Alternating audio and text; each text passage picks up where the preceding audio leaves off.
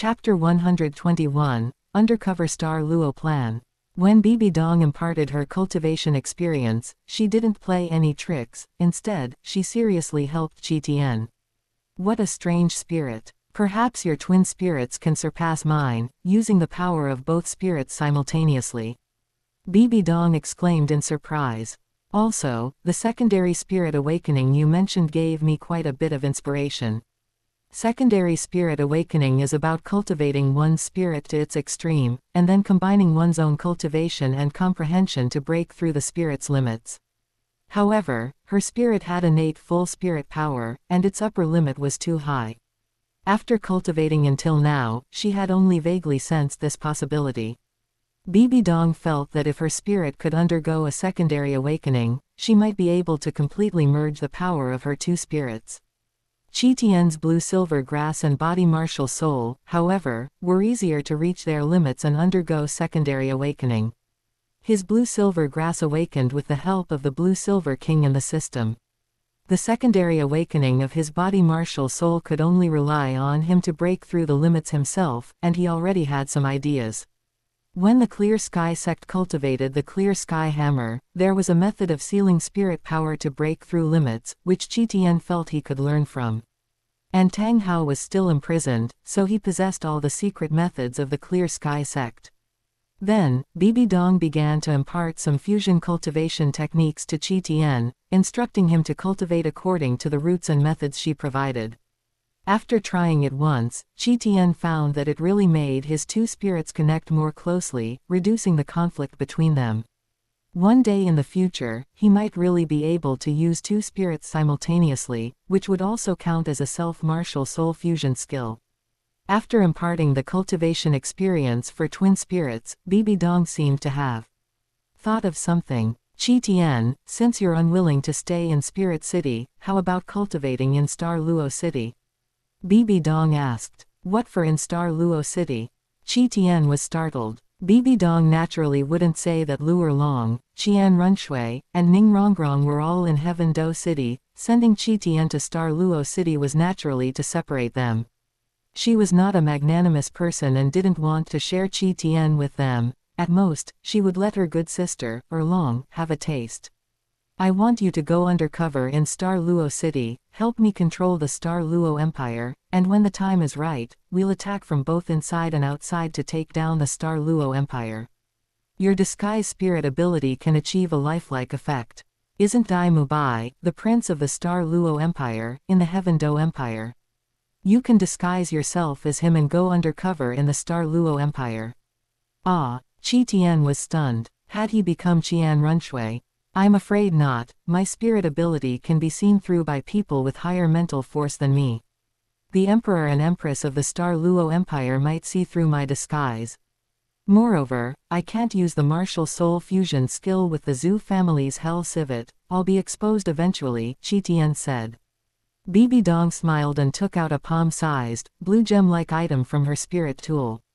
It glowed with an ethereal light, and spirit power auras emanated from it. Even though Qian had never seen this item, he knew what it was. This is a wisdom spirit bone for the head.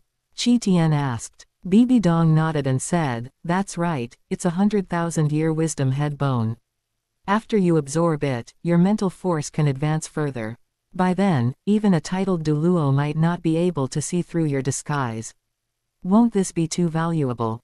Qian currently had one of Xiao Wu's spirit bones, but he wasn't in a hurry to absorb it.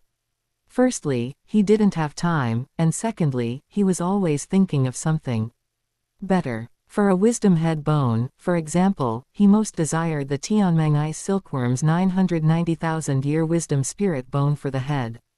Although the Tianmeng Ice Silkworm spirit beast's bloodline wasn't particularly good, it had a high age.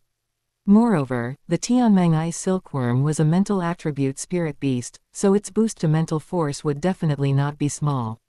Forget it, 100,000-year spirit bone is also good. I can't be too greedy. The Tianmeng Ice Silkworm was still nowhere to be found, possibly in the extreme northland or the Star Do Great Forest. Even if he found it, Qian might not be able to kill it, unless Qian was its natural enemy, the Ice Jade Empress Scorpion. And now that there was a ready-made 100,000-year head bone, Qian didn't need to look far and wide. With our relationship, is there any need to say such things? Moreover, I obtained this spirit bone by hunting spirit beasts myself, so I can control it. You don't need to worry. You are also working for Spirit Hall, so no one can criticize anything, Bibi Dong said confidently. With her evil thoughts suppressed, Bibi Dong exuded a trace of a superior's majesty, which was very charming. All right, then I won't be polite. Qian accepted the spirit bone. As for the martial soul fusion skill problem, at a critical moment, I will have someone kill all your competitors, so you won't need to display the martial soul fusion skill, Bibi Dong said. What more could Qian say? Perhaps he should go to Douluo City first, his parents were still there. Bibi Dong seemed to have thought of something and smiled. I found your long-lost parents and settled them in Spirit City. Do you want to go see them? They were in Spirit City. Qian was startled, looking at Bibi Dong with a complicated expression. Thank you, Donger. You are thoughtful. As long as they are safe, I won't see them. Qian said. His forgetful parents in this life had new children. Qian didn't need to join in the fun, let them live out their lives peacefully. Since you've made arrangements for me, I'll depart directly. Qian said. Wait a moment. Bibi Dong placed her hand on Qian's dantian. Qian felt his spirit power rapidly dissipate. He suppressed the urge to use his paragon golden body and divine weapon, asking, Donger, what are you doing? Don't go yet, stay with me for a few more days. Bibi Dong said. I've already sent people to monitor Dai Mubai. If he shows any signs of leaving the Heaven Do Empire, then you can depart. She had just tasted meat and didn't want to let Qian run away like this. Qian was a bit speechless. Donger, you could have just told me directly. There was no need to absorb my spirit power. Bibi Dong was a little embarrassed. She wanted to say that she was just afraid he would leave too quickly and she wouldn't see him for decades again. However, Bibi Dong didn't explain but compensated Qian with her actions. In this secret room, isolated from the world, Bibi Dong released her evil thoughts again and again. When Qian saw the light of day again, it was already a few days later. In the damp dungeon, Tang Hao's only 50 levels of spirit power were sealed, his limbs were all broken, and he was stuffed into a wooden barrel. In just a few days, he understood what hell was like. He, who was once a titled Douluo, was now barely holding on. Just then, footsteps approached. Tang Hao shuddered, looked up, and saw a scarred, burly man. Behind the scarred man were several other strong men, just like him. Tang Hao counted, there was one more person than yesterday. Kill me, Tang Hao said hoarsely. Chapter 122, Xiaowu's Spirit Soul, meeting Tang Hao again. A few days passed in the blink of an eye. Besides accompanying Bibi Dong and learning experience on cultivating his twin spirits. When he left the cultivation room, he also absorbed the 100,000-year wisdom spirit bone gifted to him by Bibi Dong, greatly increasing his mental force. How was it? Bibi Dong asked with concern. Although she knew absorbing a spirit bone was not dangerous, she couldn't help but worry. After several days of intimacy, she already regarded Qian as the most important person in her life. Not bad. Qian obtained 2 soul bone skills, Soul Roar and Soul Vortex. Soul Roar is a mental attack spirit ability. Soul Vortex is a spirit ability that transforms mental force into a vortex. It's strange, seeming like both a defensive and an offensive spirit ability. Of course. I obtained this after killing a 100,000-year sea spirit beast, Bibi Dong nodded. After spending some tender moments together, the two left the secret room. Bibi Dong is the supreme pontiff and had many matters to handle. Having been absent for several days, she naturally needed to assert her presence. Just then, Qian suddenly sensed that Xiaowu's soul mark was about to hatch into a spirit soul. This was the effect of Qian's strengthened mental force. If not for this spirit bone, Xiaowu would likely have taken much longer to hatch. Qian released Xiaowu's spirit soul, and a delicate, pink-skinned girl appeared before him. She looked at Qian blankly, seemingly not yet fully conscious. Qian, is that you? Am I really alive again? Xiaowu curiously sensed her state. She had just broken out of her shell, was completely naked, and looked beautiful with her delicate, pink skin. Ah, why am I not wearing clothes? With a thought, Xiaowu donned the small white dress she usually wore, leaving only a pair of long, fair legs and jade feet exposed. Qian looked her up and down, noticing that after transforming into a spirit soul, she looked like she had aged a few years. This period was her peak in appearance, much prettier than before, comparable to Bibi Dong and Qian Runshui. Xiao Wu, you should call me master. Qian reminded her. He signed a master-servant contract with Xiao Wu, he was the master, and Xiao Wu was the servant. Xiao Wu pouted, yes, master. Having signed the contract, she could not disobey Qian's orders, which is why a spirit soul is an eternal servant. Master, how is Tang Hao? Xiao Wu asked. His 4 limbs have been severed, and he is being held captive in a cell by Spirit Hall. Qian said. A thought crossed Qian's mind. He should go see Tang Hao and check if he had relented and revealed the Clear Sky Sect's secret techniques. Ah, why didn't Spirit Hall kill him? Xiao Wu muttered regretfully. Spirit Hall was too powerful. She felt that if Spirit Hall had captured Tang Hao, she would have no hope of revenge. Qian smiled, don't you think that a life worse than death is actually a greater punishment than dying? Furthermore, Tang Hao's 9th spirit ring might still contain fragments of your mother's soul. Don't you want to resurrect her? What? My mother can still be resurrected? Xiao Wu exclaimed. If you can be resurrected, why can't your mother? However, to resurrect your mother, you must become a god. Xiao Wu was excited. She originally thought her last act of resistance was sacrificing herself to Qian so he could help her take revenge. After all, with her own strength, she couldn't even defeat Tang San, let alone Tang Hao. But now that she heard her mother had a chance to be resurrected, she found a new goal. Master, I will fully assist you in becoming a god. Xiao Wu said. Do you want to go see Tang Hao? Qian asked. Didn't you say he was captured by Spirit Hall? Xiao Wu asked, confused. I am currently in Spirit Hall.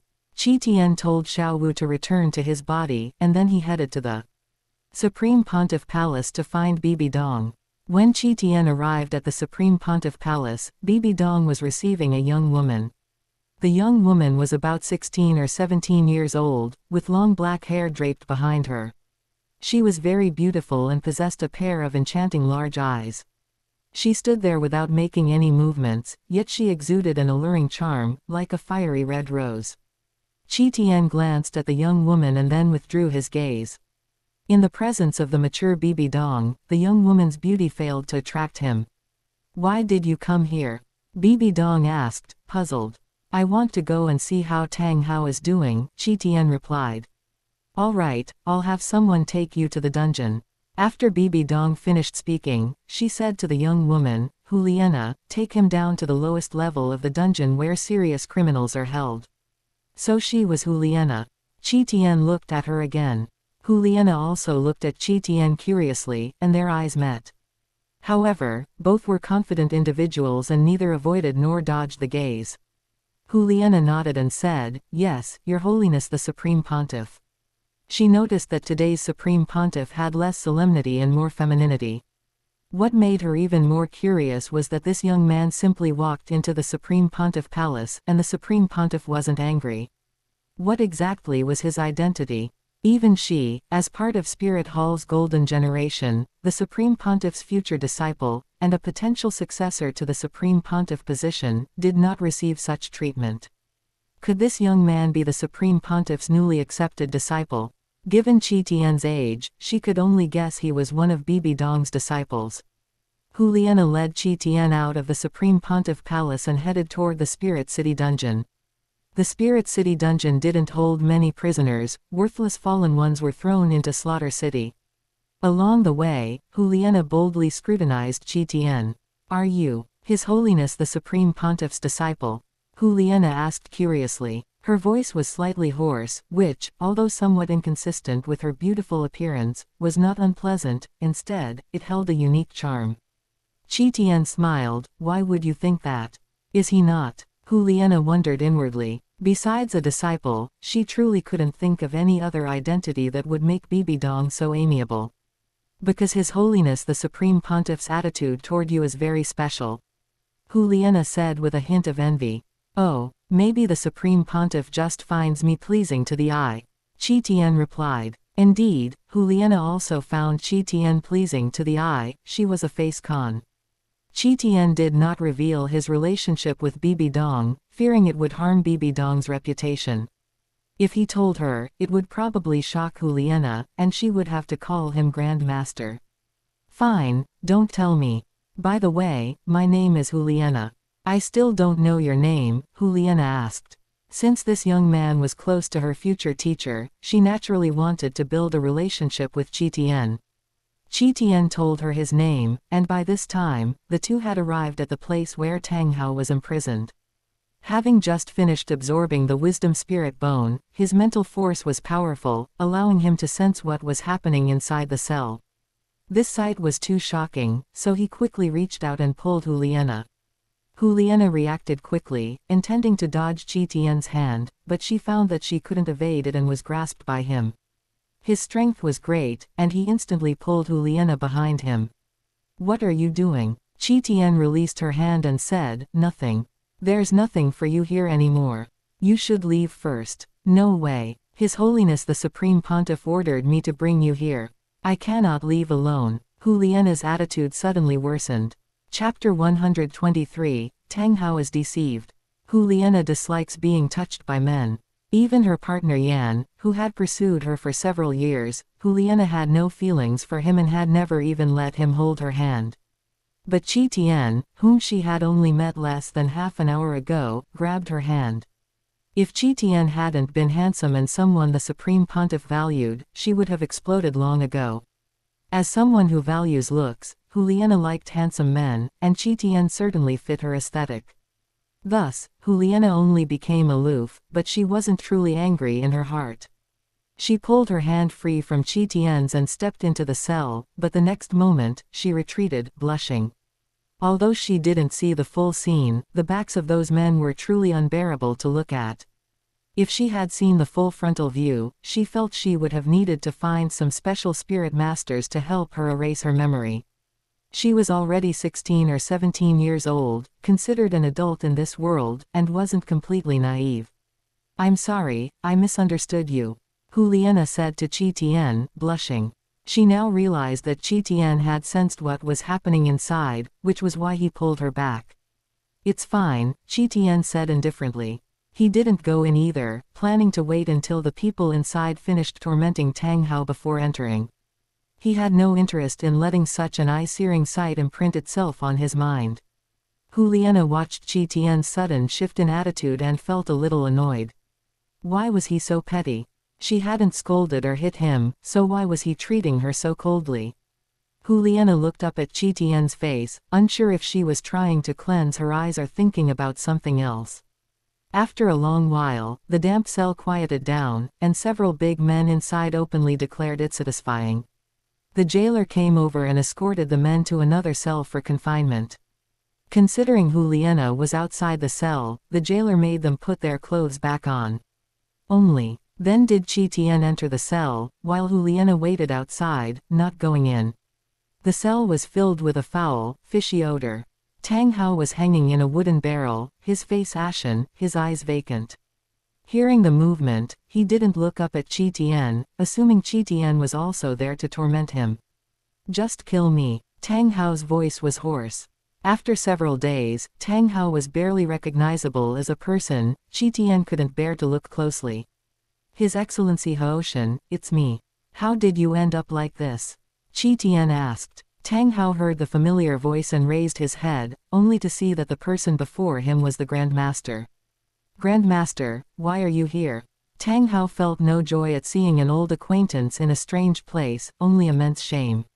His current appearance had actually been seen by an acquaintance, and his son's teacher, no less. Instantly, Tang Hao felt murderous intent, but unfortunately, his spirit power was restricted. He couldn't use spirit abilities, let alone soul bone skills. Grand Master, were you also captured by Spirit Hall? How is little San? Tang Hao asked, forcing down his shame. This Grandmaster was naturally qian, transformed using the disguise skill. Having absorbed the head wisdom spirit bone, his disguise was flawless even to a titled Douluo, much less Tang Hao, whose spirit power had dropped to level 50. Your Excellency, I was not captured, I came in myself, Qian said. You were one of them. Tang Hao was incredulous. Qian shook his head and said, Your Excellency, you misunderstand. I merely have a past connection with Spirit Hall. He wove Yu Shaoging's original fate into a story for Tang Hao. When truth is mixed with falsehood, falsehood becomes truth, and Tang Hao believed some of it. I never thought you actually had such a relationship with that woman. In this story, the most unbelievable part for Tang Hao was that Yu Shaoging had actually dated the Supreme Pontiff. Yes, that's why I've been hiding and dare not see Bibi Dong, afraid she'll blame me, or even kill me. Alas, it's all Qian Xunji's fault. He stole my theory, broke up Bibi Dong and me, and expelled me from Spirit Hall. If it weren't for him, I might have the ability to rescue you. Unlike now, where even coming here to see you requires using up my past relationship with Bibi Dong, Qian said bitterly. Tang Hao was mentally dazed and looked deeply at Qian. Grandmaster, you risked coming here to find me. You must have something important to tell me, right? Tang Hao asked. Qian nodded and said, That's right, it's about Little San. For some unknown reason, Bibi Dong discovered the true identity of the Moon Pavilion Master and has already destroyed the Moon Pavilion. Little San finally managed to find the small village outside the Clear Sky sect, but he was beaten and driven out by the Clear Sky sect disciples. Your Excellency, I'm afraid I won't be able to complete the task you entrusted to me. Tang Hao was stunned. He suddenly remembered his sister Tang Yuehua telling him that Bibi Dong had used her domain at the Moon Pavilion for psychological treatment when she was younger.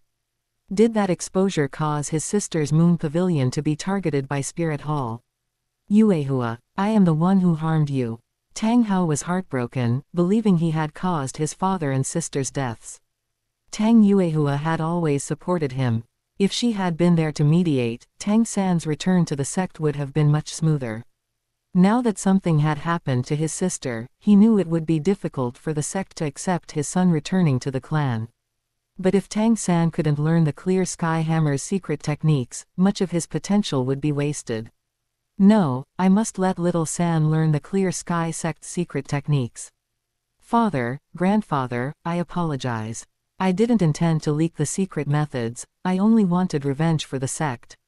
I will bear the blame for leaking the secret techniques. Tang Hao thought. Grandmaster, this isn't your fault, it's mine.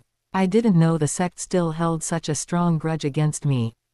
Grandmaster, if Little San cannot return to the clan, he won't be able to learn how to use the Clear Sky Hammer. I have some secret techniques for cultivating the Clear Sky Hammer here. Please, you must take them to Little San and have him cultivate in secret. When his cultivation succeeds in the future, tell him to take revenge for me, for Yuehua, and for the sect. Tang Hao said. Qian frowned, feigning difficulty, but these are the Clear Sky sect's secret techniques. Wouldn't it be inappropriate for an outsider like me to teach them? Furthermore, I don't understand the Clear Sky Hammer. How can I teach Little San properly? Tang Hao said, It doesn't matter, Grandmaster. At a time of life and death, what does a little secret technique count for? As for teaching Little San, I believe you, Grandmaster, can do it, and I also believe in Little San's talent. Upon hearing this, Qian immediately made a show of swearing an oath. Your Excellency, rest assured. I swear I will properly teach Little San to cultivate. If the secret techniques are leaked, may Yu Shaoging suffer a terrible death. Tang Hao felt even more reassured by Grandmaster, and handed over all the secret techniques he had learned to Qian. This included the Clear Sky 9 Absolutes, the method for sealing spirit power to break limits, the Great Sumeru Hammer, and even the usage method for the Slaughter God domain. The Great Sumeru Hammer secret technique was originally only qualified to be taught by the sect master, but Tang Hao couldn't worry about that anymore. He passed all these things to Qian in one go, as if he were giving his last words. Finally, he spoke, Grandmaster, send me off on my last journey.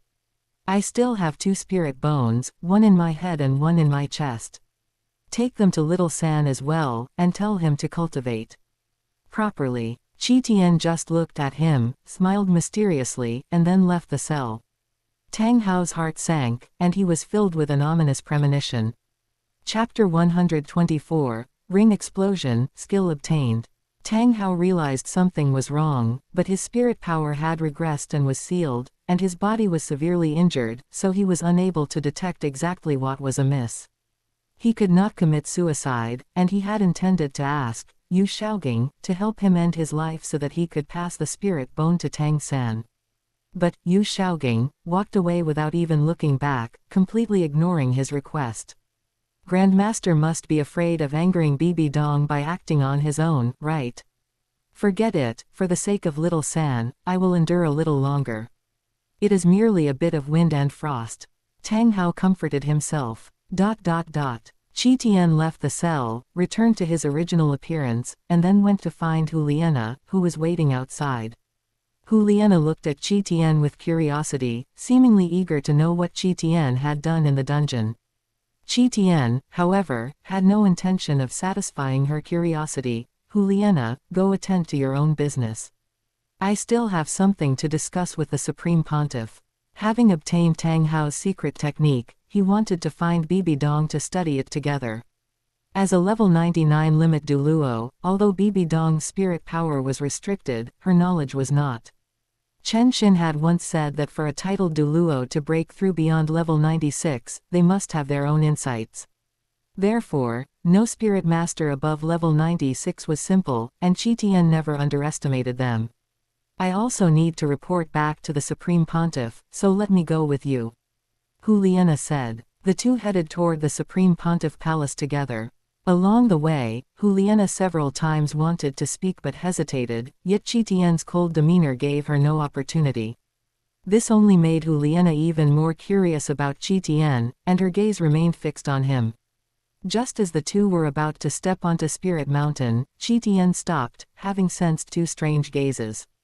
Juliana followed Qian's gaze and saw 2 young men standing there watching them. One was her brother, Xie Yu, who was looking at her and Qian with curiosity, the other was her teammate, Yan, who seemed somewhat angry. Seeing Juliana look over, Yan immediately walked forward, and Xie Yu had no choice but to follow. Nana, who is he? Yan pointed at Qian and demanded. Juliana frowned. Yan, watch your tone. I have no obligation to answer your questions. Also, in public, you must address me as vice captain. At this moment, Juliana seemed like a completely different person. The allure on her body had transformed into a sense of authority. Was this the golden generation of the Spirit Hall? Qian only glanced at them a few times before continuing up Spirit Mountain. He had no relationship with Juliana, so there was no need to waste time and energy on Yan's jealousy. Seeing that Qian did not even look him in the eye, Yan felt slighted and wanted to cause trouble for Qian, but Juliana glared at him, stopping him. Yan, we still need to see the Supreme Pontiff. You should go back and cultivate on your own. Once these words were spoken, Yan swallowed his provocative words. He dared not challenge the authority of the Supreme Pontiff. Qian, wait for me. Juliana chased after him. Yan felt quite frustrated. He had calculated that Juliana would be coming down from Spirit Mountain at this time, so he had specifically come here to wait for her. He had not expected to wait for Juliana to arrive with some pretty boy. Wasn't it just that he looked better than him? Captain, what do you think is the background of that person next to Nana? Yan asked. Xie Yu shook his head. I don't know either, but Nana has a strong will. For this person to catch her eye, he must be quite extraordinary. Although Yan did not want to admit it, he nodded, because while Juliana appeared like a vixen on the surface, she was actually extremely arrogant inside. Could someone who earned her regard be simple? But why did he feel so unhappy? Could he be becoming our new teammate? Yan was somewhat resistant to the idea. He had pursued Juliana for so long, and Juliana had never responded at all. If this new teammate had feelings for Juliana, given Nana's attitude toward him, then he would have absolutely no hope left. Xie Yu shook his head and said, I actually hope so, but Nana hasn't said anything, which means he won't be our new teammate for the time being. Let's go back and cultivate. The Spirit Master tournament starts in over a year, and we cannot slack off. Supreme Pontiff Palace. Bibi Dong looked at Qian with some surprise. You obtained the secret technique of the Clear Sky sect. She had had people torture Tang Hao for several days, and Tang Hao had refused to speak, yet Qian had obtained it so easily, which surprised her greatly. Qian nodded and said, I transformed into his son's teacher to successfully trick him. However, if Tang Hao had not been tortured to the point of mental confusion, even if he were severely injured, Qian would not have succeeded. Juliana, you may leave first. Bibi Dong waved her hand. Only then did Juliana realize that the person imprisoned in the dungeon was actually someone from the Clear Sky sect. Qian was able to pry open the mouth of a Clear Sky sect disciple. Could it be that he was valued by the teacher because he had talent in this area? Juliana's curiosity was destined to remain unsatisfied. She followed Bibi Dong's instructions and left the Supreme Pontiff Palace. Only then did Qian explain Tang Hao's secret technique to Bibi Dong one by one. Wonderful. This special spirit seal can also be used by you and the disciples of the Spirit Hall, Bibi Dong said with emotion. This method of suppressing the spirit and spirit power to break through limits was indeed excellent. The Clear Sky 9 absolutes can be practiced by the tool spirit masters of the Spirit Hall. I will hand it over to the two Douluos, Qianjin and Zhongmo. As for the core ring explosion skill of the Great Sumeru Hammer, we can use it. Moreover, since we have twin spirits, even after detonating the spirit rings of one spirit, we still have another spirit to use. It is a pity that this skill is best suited for power-type assault spirit masters. The boost of spirit power to power-type spirit masters is the most direct. However, this skill has very high requirements for physical strength, otherwise, the surging spirit power after the ring explosion might shatter the meridians and the body. You cannot cultivate it yet. Wait until I try practicing it and improving it, then I will teach it to you again. Bibi Dong said. Good. This was the purpose of Qian bringing the secret technique to find Bibi Dong. Things he would have to slowly comprehend and cultivate, Bibi Dong could quickly discern with her own experience. The ring explosion skill was naturally suited for him. His body martial soul was not only a power-type spirit but also had high physical strength. Bibi Dong said, You have performed a great service this time. What reward do you want? She wore a brilliant golden ceremonial dress, held the Supreme Pontiff scepter, and wore the 9 curved purple gold crown, fully displaying the majesty of the Supreme Pontiff. Qian greedily took a few more looks, and Bibi Dong immediately understood his meaning. Qian, not here. The Grand Elder and the others will sense it. Bibi Dong did not look like someone inexperienced in such matters at all. She was not the least bit shy. However, I can go back to the cultivation room with you while wearing this outfit. Qian found her enthusiasm a bit overwhelming. He had originally intended to leave Spirit City as soon as possible, but he ended up staying in Spirit City for a few more days to cultivate. Chapter 125, You have chosen the path of death. The real Yu Shaogang had just arrived in Heaven Do City. Looking at the familiar city gates, his eyes welled up with tears. Since being driven away more than a decade ago, he had never dared to return, fearing being killed by the mysterious person in the dark. I must find Little San first. Yu Shaogang hadn't forgotten the mission Tang Hao had given him. Thinking this, Yu Shaogang entered the city and soon found the moon pavilion that Tang Hao had mentioned.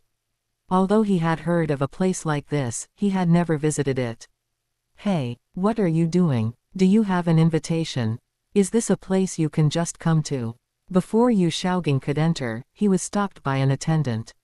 He had traveled a long distance, covered in dust, and fearing his identity would be discovered by Spirit Hall, he dared not go there to claim his subsidy. He hadn't earned much income over the past decade, relying entirely on Spirit Hall's subsidy to live. After taking Tang San as his disciple, he often took out his savings to subsidize Tang San's food, spending most of his accumulated wealth. Now that he had rushed all the way to Heaven Do City, his money was almost completely spent. He had given his spirit tool to Tang San, and having left in a hurry, many of his belongings were still in his Nuoding Academy dorm room. He didn't even have a change of clothes now, wearing a tattered hemp robe, looking like a beggar. The Moon Pavilion was a place for noble gatherings, banquets, and etiquette training. How could they let someone like him enter? The Grand Master frowned. It wasn't as if he hadn't lived a noble life before, so he immediately put on airs. Do you know who I am, to dare be so rude? The Grand Master even released a wisp of his spirit power aura. Ha ha ha, you're killing me. A beggar putting on airs and trying to enter the Moon Pavilion. Do you think you're the only spirit master here? The attendant turned out to be a spirit master himself, and he showed disdain for Yu Shaoging's spirit power aura. This was the Moon Pavilion, a place sought after by many nobles of the Heaven Do Empire. Since the attendants were responsible for security here, how could they lack cultivation level? I am an old friend of your pavilion master, Tang Yuehua. You had better inform your pavilion master. Yu Shaoging said sternly. How outrageous. He was actually being called a beggar. He hadn't suffered such humiliation even in Nuoding City. HMPH, you think I'll report just because you tell me to? Everyone knows the owner of the Moon Pavilion is Tang Yuehua. You think you can see her just by dropping her name? Get lost, or I won't be polite, said the attendant. Who enters this place without wearing formal attire? If he let this beggar in today, he would lose his job. If this person were a spirit ancestor, he might let him in, because a spirit ancestor's cultivation level was already enough to be titled a baron in the Heaven Do Empire. But even if he were a baron, he would still need to wear formal attire to enter the Moon Pavilion, otherwise it would damage the Moon Pavilion's image. Yu Shaoging pointed at the attendant, trembling all over. He, a spirit master, was actually being treated like a beggar. What do you mean, you? Hurry up and scram, or don't blame me for taking action. The attendant thought Yu Shaoging was resisting and immediately prepared to physically drive him away. His spirit was a stick, and he was actually a spirit elder in cultivation level. Just as Yu Shaoging was about to be beaten out of the Moon Pavilion, a hidden arrow shot out from the corner and directly pierced the attendant's throat. The attendant's eyes widened, blood bubbling from his mouth, making gurgling sounds. You insulted my teacher, you have chosen the path of death. Little San. Yu Shaoging was a little excited, watching an ordinary-looking youth walk out from the corner. It was Tang San. Teacher, are you all right? Tang San asked worriedly. Yu Shaoging shook his head and said, I'm fine, but little San, wasn't your attack too heavy-handed? This is the Moon Pavilion. It would be one thing elsewhere, but acting here, he was afraid of running into a master and suffering a loss. Teacher, please rest assured, I have my own plans. Tang San said. He had been observing Yu Shaoging for a long time and realized that he probably wouldn't be able to enter the Moon Pavilion either. Killing an attendant who bullied Yu Shaoging should attract the attention of the Moon Pavilion's owner, who was his aunt.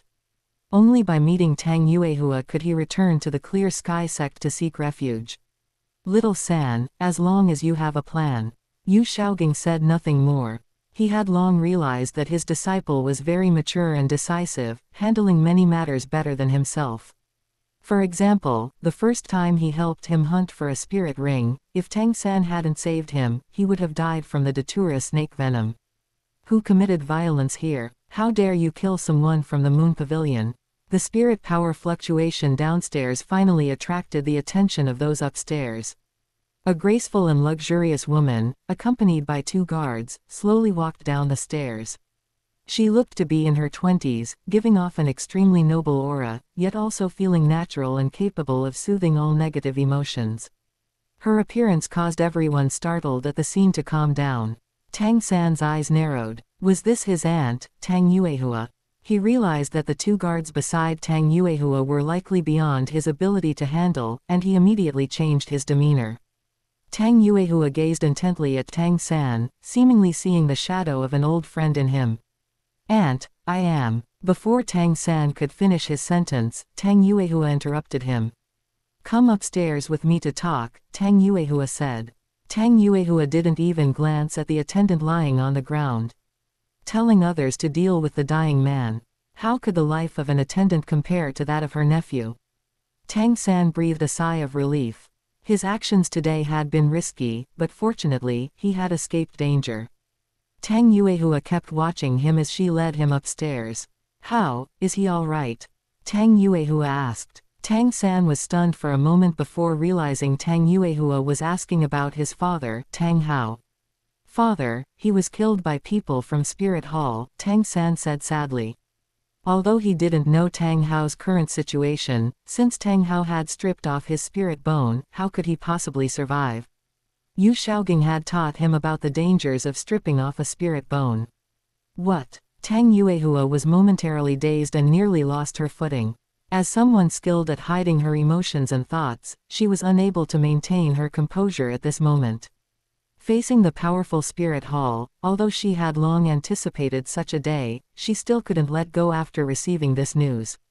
Did he say anything? Tang Yuehua asked. Tang San thought for a moment and said, Father told me to find you and return to the sect to acknowledge my ancestors. As for the matter of the spirit bone, he temporarily concealed it. Alas, come with me to see the sect master. This matter requires the sect master and the elders to decide. But I will help you. Although Tang Yuehua was somewhat reluctant to return to the sect, this matter was indeed beyond her ability to handle alone. In her eyes, Tang Hao was the one who took the blame for Big Brother Tang Xiao, so her relationship with Big Brother was not good now.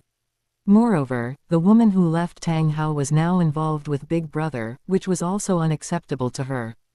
Therefore, she rarely returned to the sect in recent years. Thank you, Aunt. Tang San sighed in relief. Was he finally going to cultivate in a safe place?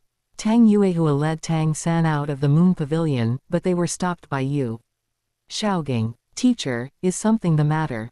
Yu Shaogang spoke the last words of Tang Hao.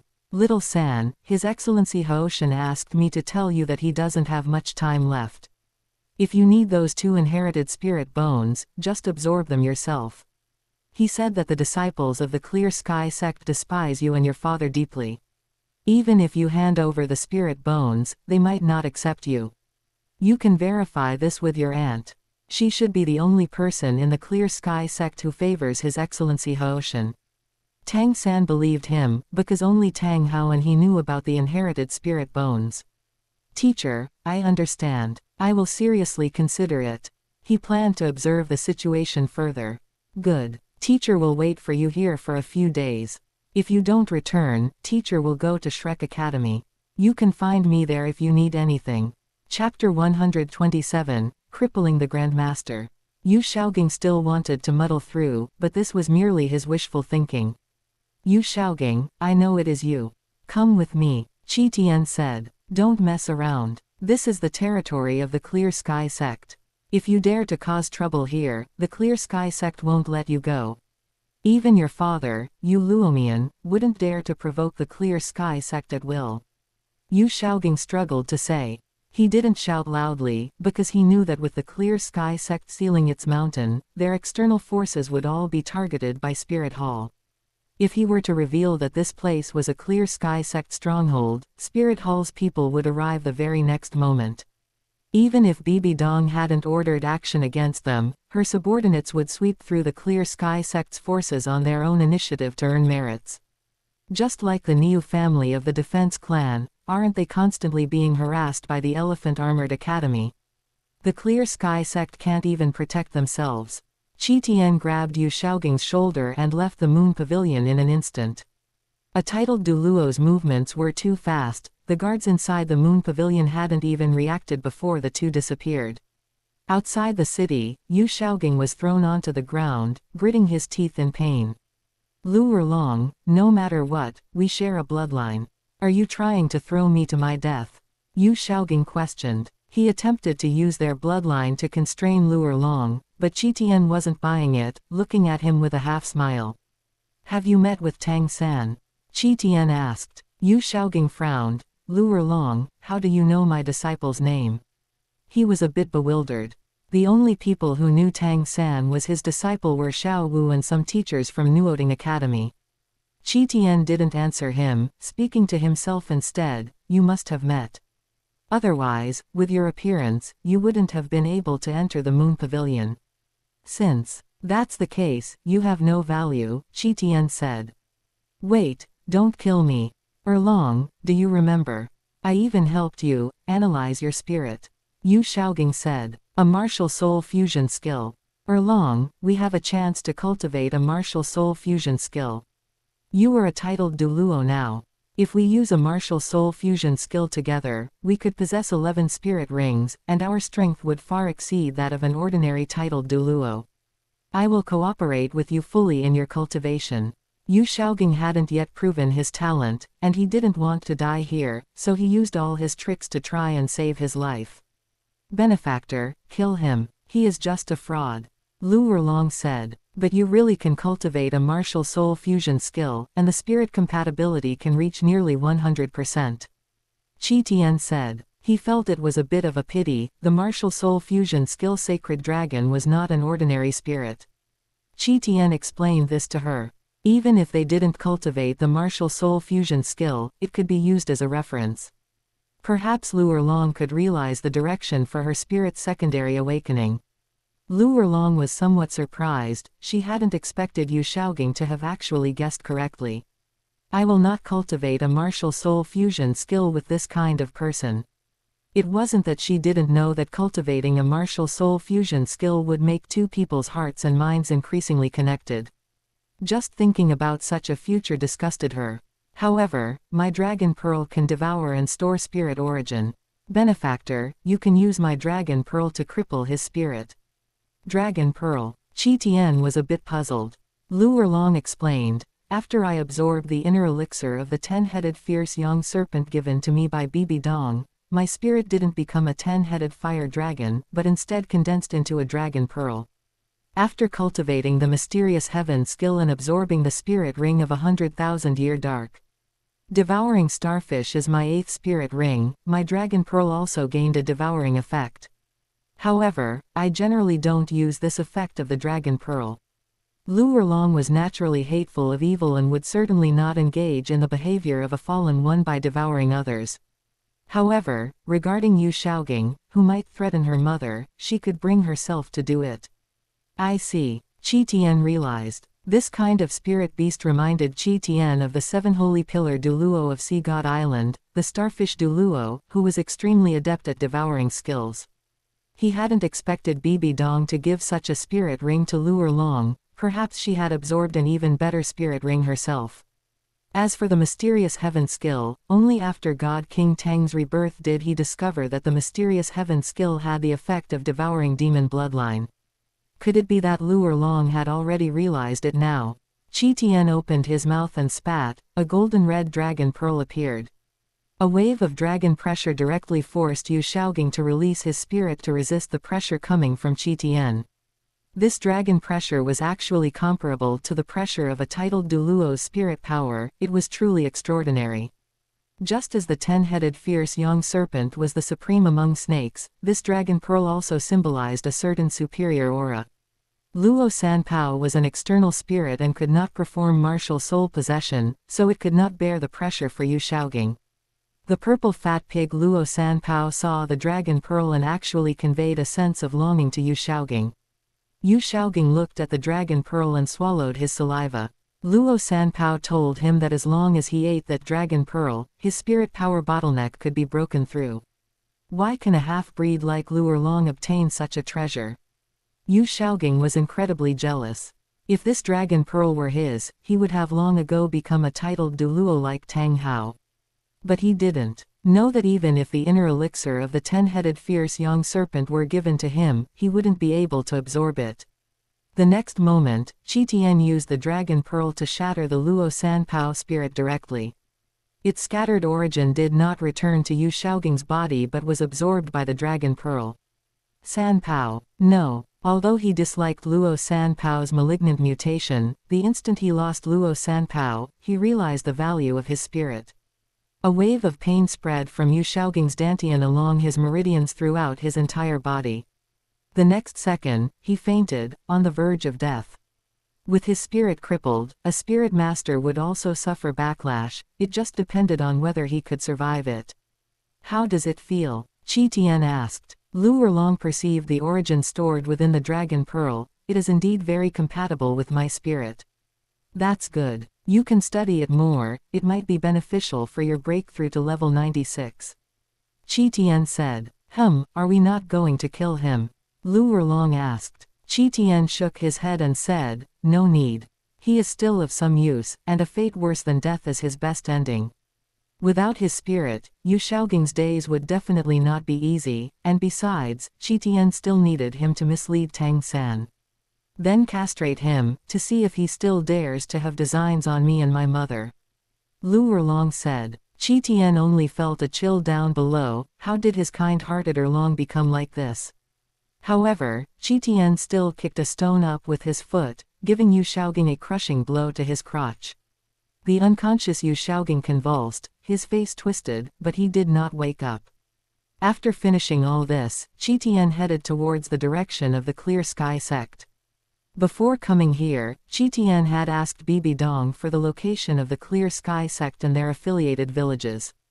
Bibi Dong had once led a team to attack the Clear Sky sect. How could she not know where the Clear Sky sect was located?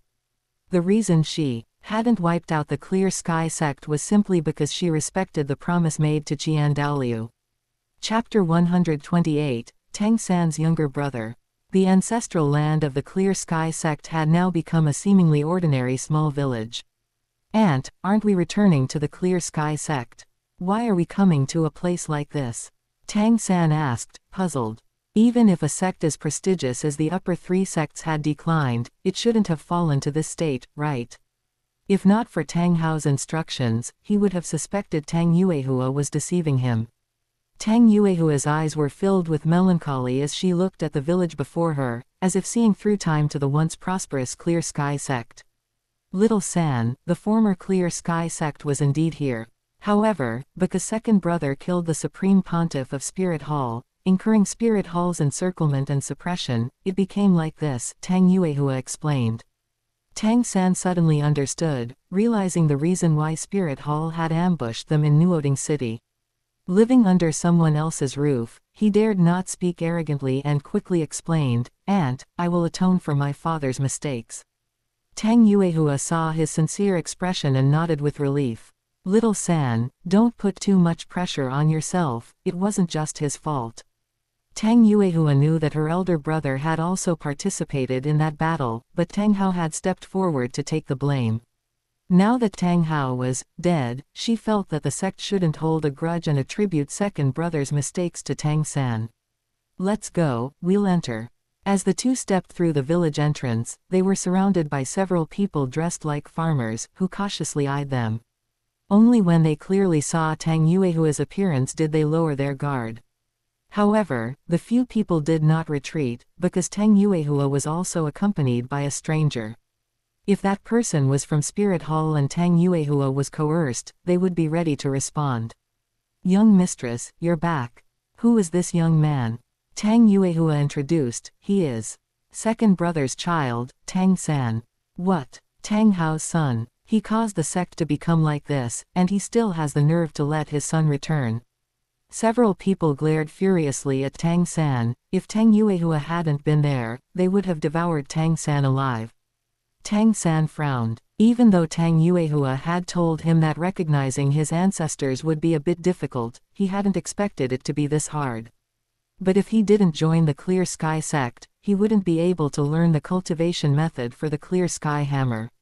Fortunately, Father told Grandmaster to inform me that if absolutely necessary, I could absorb those 2 spirit bones myself. Tang San thought to himself. Before Tang Yuehua could explain, a young man about Tang San's age walked out of the village. Greetings, Aunt. The young man first bowed to Tang Yuehua, then helped Tang San out of the predicament. Brothers, don't make it difficult for Tang San. His return to the sect is a good thing. We should work together to overcome this difficulty. Tang Yuehua nodded and introduced him to Tang San. He is your eldest uncle's son, Tang Wu. You two can get along well in the future. She actually didn't like this nephew, because he was the child of her elder brother and that woman, yet he was less than a year younger than Tang San. This meant that at a time of crisis for the sect, that woman had seduced her elder brother. Xiao Wu, you're confused. Can one more person really change the sect's situation? Even if he's a cultivation genius, he's definitely not as talented as you. A Clear Sky sect disciple said. Tang Wu feigned difficulty and could only say, how about this, Tang San and I are about the same age, so let's have a spar. If he wins, everyone won't make things difficult for him, and we'll bring him back to the sect, how about it? Aunt, what do you think? Tang Yuehua frowned, finally understanding her little nephew's intention. He wanted to step on Tang San to make a name for himself within the sect. She looked at Tang San, only to see him nod. Tang Wu, I can spar with you. Tang Wu was secretly delighted to see Tang San agree. The Clear Sky sect's great Sumeru hammer would only be passed down to the next sect master of the Clear Sky sect. He had a premonition that Tang San's return to the sect was definitely not for the sect itself, but for something else. His mother still had a mysterious spirit bone, which he heard was left by second uncle Tang Hao for Tang San. If he could just prove himself more talented than Tang San, he might be able to contend for ownership of that spirit bone. He wanted to make a name for himself and establish his authority, becoming a candidate for the next sect master. Moreover, even if he lost, he wouldn't suffer any losses, because he was a year younger than Tang San, so no one could say anything. Tang Wu cupped his hands and revealed his spirit, which turned out to be a blue-silver grass. Tang Wu, 27th level battle spirit master, please enlighten me. What, his spirit is also blue-silver grass? And he actually cultivated to 27th level. Tang San's pupils contracted, greatly astonished. He was able to cultivate to 30 levels because of his innate full spirit power, as well as mysterious heaven skill and Grandmaster's guidance. But this Tang Wu was even younger than himself, yet possessed such a cultivation level. Could he also have innate full spirit power? Tang San put away his contempt and also revealed his spirit. Tang Wu, 30th level 2 ring battle spirit master, please enlighten me. Tang San had been rushing under pressure and had broken through to level 30 on the way, but hadn't had time to absorb a spirit ring and break through to spirit elder. It's also blue-silver grass. Tang Wu's pupils constricted. He had already realized that Tang San might, like himself, possess twin spirits. He made the first move, his blue-silver grass transforming into a long whip that lashed towards Tang San, making Tang San stare in surprise. Can a blue-silver grass martial soul spirit ability be used like this? Didn't Grandmaster say that blue-silver grass should develop towards the control system? Tang San felt that Tang Wu might be following the attack system cultivation path, and quickly activated Ghost Shadow Perplexing Track to dodge the whip. The whip cracked loudly, kicking up earth and stones from the ground where Tang San had stood. What powerful force! Watch ma blue-silver bind. Tang San felt his own spirit ability seemed a bit low-grade. Tang Wu clearly understood blue-silver grass well, dodging Tang San's skill in advance, and continued to whip Tang San. And Tang San's parasite seeds were also detected and dodged by the opponent. For a moment, Tang San actually suffered a setback in spirit abilities. Grandmaster is right, I don't just have one spirit, blue-silver grass. No matter how strong its attack, can it compare to the Clear Sky hammer? Tang San comforted himself. The next moment, he used the Ghost Shadow Perplexing Track movement technique combined with Mysterious Jade Hand, circling behind his opponent when he whipped. Where is he? The Ghost Shadow Perplexing Track movement technique was comparable to the speed of an agility attack system Spirit Master, and Tang Wu was disoriented by Tang San. Enough, Xiao Wu, he's behind you. You're not his opponent. Tang Yuehua stopped the spar. She could tell that Tang San had held back. If Tang San had launched a sneak attack just now, Tang Wu would definitely not have been able to resist. No, Aunt, I haven't lost yet. Tang Wu refused to concede. But the next moment, a thick blue-silver grass appeared at his feet, wrapping around him. This blue-silver grass also carried Datura snake venom and the parasite seeds of the ghost vine. In a short while, Tang Wu collapsed powerlessly. At this point, Tang San cupped his hands and said, "You've yielded." Chapter 129, Tang San finally absorbs the spirit bones. His spirit is blue-silver grass martial soul. Could he be Tang San's younger brother? Qian frowned. He was using Lu Erlong's body. As a titled Douluo, it was easy for him to hide in the dark and spy on a few spirit masters who weren't even spirit emperors. Therefore, he witnessed the entire battle between Tang San and Tang Wu. Could this be the butterfly effect caused by me? Qian speculated. Since this Tang Wu is so highly regarded by the Clear Sky sect disciples, he probably doesn't just have the blue-silver grass martial soul. He should also possess twin spirits. A spirit master with only the blue-silver grass martial soul would definitely not be held in such high esteem by so many Clear Sky sect disciples. Therefore, there is only one truth: he, like Tang San, possesses twin spirits. If that's the case, if I kill Tang San, will the God realm forcefully promote Tang Wu to become a god? Qian wondered. If Tang Wu becomes a god, since he lacks the mysterious heaven treasure record, he should be much easier to deal with than Tang San. Once Bibi Dong and the others become gods, Tang Wu should not be their match. However, Qian decided to wait a little longer, let the Asura god and Sea god make some additional investments, and then move to kill Tang San. That way, if they forcefully promote a new god later, it will be difficult for that person to compete with Bibi Dong. This is the Clear Sky sect. Are those people disciples of the Clear Sky sect? Lu Erlong asked curiously, communicating with Qian using her soul. Qian nodded. That's right, but they moved long ago. Then why did you come here? Lu Erlong asked. Just to scare them a bit. We can leave soon, Qian said.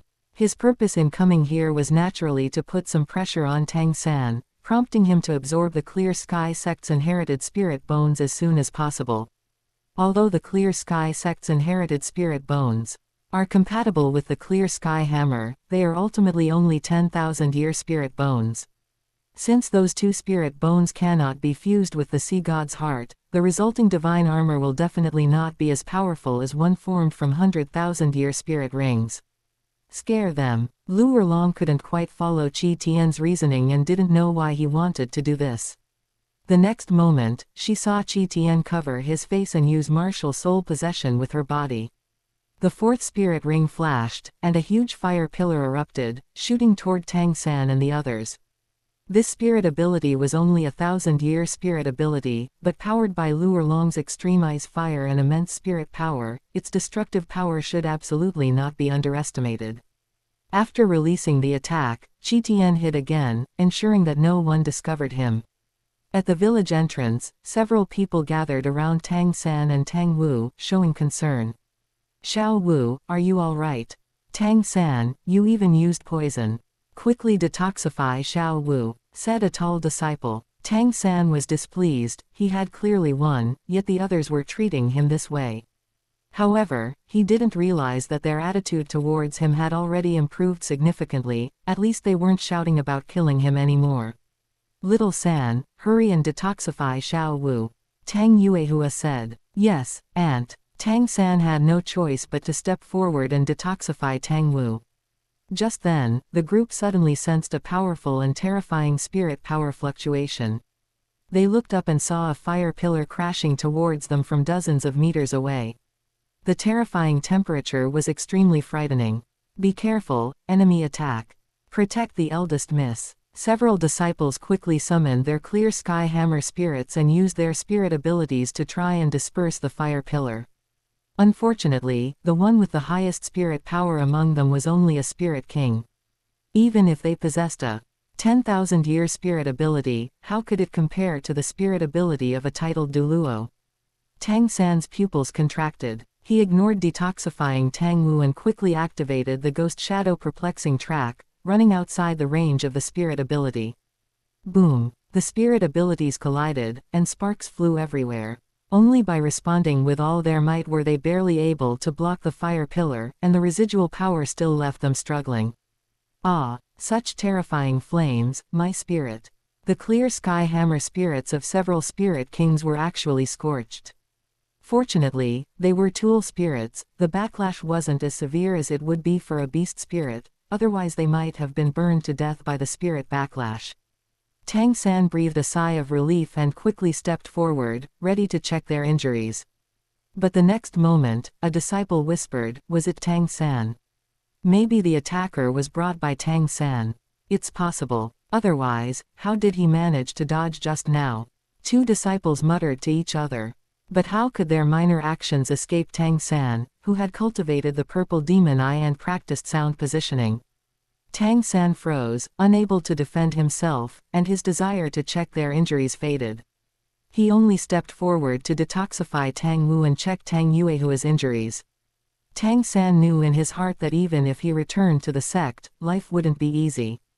Once I learn the method for cultivating the clear sky hammer, I will leave this troubled place. Tang San thought to himself. He had decided to gain power as quickly as possible. He prepared to absorb the 2 spirit bones left to him by Tang Hao, following his father's dying wish.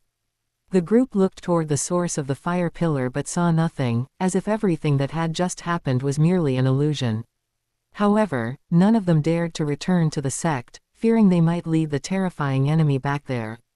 Ultimately, the disciples decided to first send Tang Wu back to the sect, and then have the sect master arrange for powerful individuals to return and fetch Tang San. They originally wanted to take Tang Yuehua away too, but she refused, insisting on staying with Tang San. In the end, Tang San, Tang Yuehua, and 2 disciples stayed in the village overnight. Night fell, inside a house. Teacher said that spirit bones are extremely precious, over 10,000 times rarer than spirit rings, especially those from 10,000-year spirit beasts. If I take the spirit bones back to the sect, I definitely won't be able to keep them, so I can only absorb them here. Father, forgive me for this offense. I will definitely avenge you in the future. Tang San took out his father's severed arm and leg and used poisonous corpse-dissolving powder to dissolve the flesh and blood on them. The 2 black spirit bones emitted powerful spirit power auras, enveloped in black spirit power radiance. Tang San picked up the spirit bones, pressed them against his right arm and left leg, and circulated his spirit power to absorb them. The moment he began absorbing the spirit bones, the people outside the house quietly left. You came here just to watch him absorb the spirit bones. Lu Erlong truly couldn't understand. If Qian had made a move and snatched Tang San's spirit bones, she could have understood, but letting him absorb them just like that. I have 2 extra strength-enhancing spirit bones here. Do you want them? Qian asked. Although her fire dragon is fire attribute, it also possesses strength attributes, making it a genuine power-type spirit. Therefore, the 2 remaining spirit bones of Tang Hao are also a good match for her. I don't need them. You should keep them for yourself. I already have 2 spirit bones. Lu Erlong replied. With Bibi Dong's help, she had absorbed 200,000-year spirit rings, so how could she not have spirit bones? I can't use these 2 spirit bones, and their locations are different from the spirit bones you already possess. Qian said. Qian still activated the divine artifact, the sea-calming divine pearl, and transferred the spirit bones over, the left arm bone and the right leg bone. He placed them inside Lu Erlong's spirit tool, deeply moving her. These were 10,000-year spirit bones, priceless treasures that couldn't even be measured in gold coins, yet Qian just gave them to her. Erlong, I'm leaving now. I'll see you in a few days. After saying this, Qian left Lu Erlong's body. Because a notification had arrived from Bibi Dong's side, Dai Mubai was about to set off back to the Star Luo Empire. Chapter 130, Replacing Dai Mubai. Suotuo City, Shrek Academy, in front of the dilapidated wooden archway. Mubai, are you really going to drop out? Flender looked at the decadent Dai Mubai, appearing extremely reluctant. This was his benefactor. After all, if he had no money to run the academy, he wouldn't be able to bleed Dai Mubai dry anymore. Behind Flender, Ma Hongjun had a trace of guilt on his face, feeling very reluctant to see Dai Mubai leave. No other reason, Dai Mubai would occasionally take him to the city to eat something good, so he didn't have to just stick with his village girlfriend every day. Boss Dai, I'm sorry. It was my impulsiveness last time that brought trouble to everyone. Ma Hongjun tried to persuade Dai Mubai to stay. He thought it was because he had provoked Ning Rongrong, leading to the 3 of them being beaten up and violated, and even Zhao Wuji going missing, that made Dai Mubai want to drop out. Dai Mubai waved his hand and said, "It's all in the past. Besides, that matter wasn't your fault. I didn't expect her status to be so complicated either. I am leaving because of family matters. Even if I stay here, it would just be self-deception." Dai Mubai sighed. He had hidden here originally because he didn't want to face Dai Wixi and wanted to enjoy himself until Dai Wixi turned 25. But he didn't expect to hit a wall twice here. It was worse than having fun in Star Luo City. In Star Luo City, as long as his skin was thick enough, he could continue to have fun under the noses of Dai Wixi and his father. But in Suotuo City, there was a threat to his life, once when Zhu Zuqing came to break off the engagement, and once when he provoked Ning Rongrong and was retaliated against. Both times he was beaten until he was covered in bruises. He had figured it out now. Instead of having fun here, it was better to go back. "Mubai, no matter what difficulties you have, Shrek Academy will always have a place for you. The teachers are all willing to support you," Flender said. He, Flender, was a spirit saint, so he definitely wouldn't be that polite to ordinary students. If someone dared to drop out from him, he definitely wouldn't let it go easily, but this person was Dai Mubai, his big benefactor. In order to keep the academy running, Flender's bottom line could be very flexible. "Dean, thank you for your guidance over these 3 years." Dai Mubai sighed silently, thinking that if there wasn't the pressure of the succession struggle for the throne, it would be fine. He still liked it here. Just at this moment, Oscar also spoke up. "Dean, I also want to drop out." He had joined Shrek Academy because Shrek Academy had a food system spirit saint who could answer his questions about cultivation.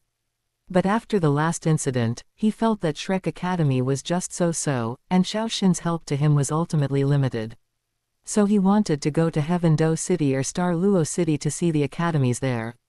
As someone with innate full spirit power, was he afraid of not finding a good place? "What? You want to drop out too?" Flender was dumbfounded. "Oscar, you need to think clearly. In other places, there is no food system spirit saint who can teach you. If you are willing to continue staying here to study, I can persuade Teacher Xiao to accept you as a personal disciple. How about it?" He glanced at Dai Mubai. With Dai Mubai setting this bad precedent, it was hard for him to forcibly stop it. "Dean, I have already thought it through," Oscar said with a firm tone. This place was his place of sorrow. He felt that if he cultivated here, he would always remember that painful night. Flender sighed and said, "Forget it, I'll give you 3 more days. Give me your answer in 3 days. If you still have this idea by then, I will agree to your dropping out." Flender was thinking of a stalling tactic. Once Dai Mubai left, he would have plenty of ways to handle Oscar. "Want to drop out? Fine, pay back the tuition subsidies from these 2 years. Besides, with the guidance of so many spirit saints, 10,000 gold coins isn't too much, right?" If it wasn't for Dai Mubai's status not being simple, he wouldn't have let Dai Mubai drop out so easily.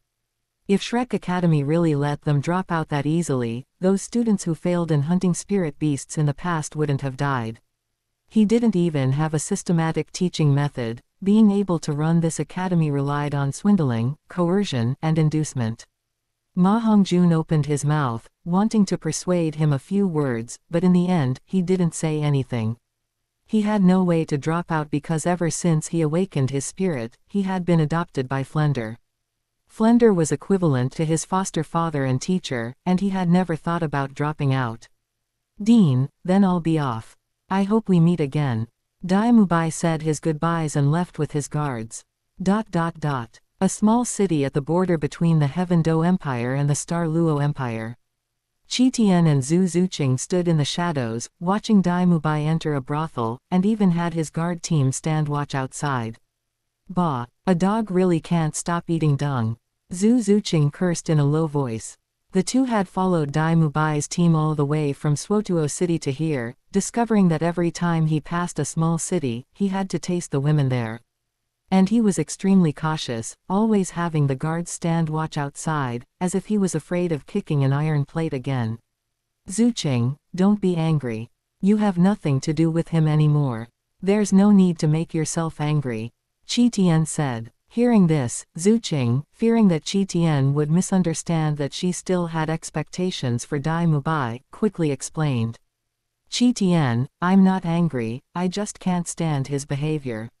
She couldn't help it either, the education she received from childhood made it very difficult for her to change her mindset. Seeing her former fiancé so decadent, she couldn't bear to watch. Fortunately, she met Qi Tian when she was 10 years old, otherwise, the idea of relying on the Dai family might have been even more deeply ingrained.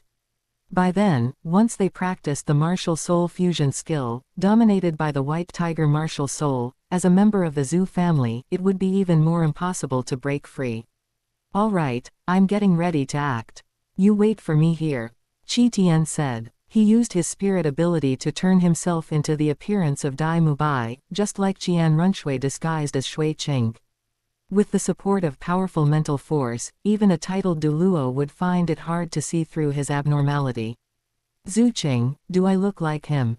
Qi Tian asked. Zhu Zuqing frowned, very unaccustomed to Qi Tian looking like this, always feeling it was weird, but she still helped Qi Tian check. You need to act a bit more decadent, but your eyes should shine when looking at women. Yes, that's it. Zhu Zuqing felt nauseous and pushed Qi Tian, telling him to hurry up and do it. Qi Tian hid his aura and arrived outside Dai Mubai's room, slipping inside. With his current cultivation level, Dai Mubai and his guard team could hardly discover him. After all, Dai Mubai was basically an abandoned prince, and the guard team he hired had very average spirit power ranks. Dai Mubai, who was still fighting and tormenting the person beneath him, suddenly felt a chill behind him, and before he could turn his head, he lost consciousness. This soul bone skill for mental attack is not bad, Qi Tian thought to himself. This kind of skill was too easy to use to bully low-level losers like Dai Mubai. There were Spirit Hall spirit masters waiting outside to pick up, and they would handle the aftermath and take Dai Mubai back to Spirit Hall. Waiting for him might be the same treatment as Tang Hao. After Qi Tian took Dai Mubai's spirit tool, he left the room and reunited with his guard team. Chapter 131, Sister-in-law Zhu Zuyun. Qi Tian's actions went smoothly, without any hitches. Zhu Zuqing, under the guise of searching for her fiancé, joined Qi Tian's team without arousing any suspicion.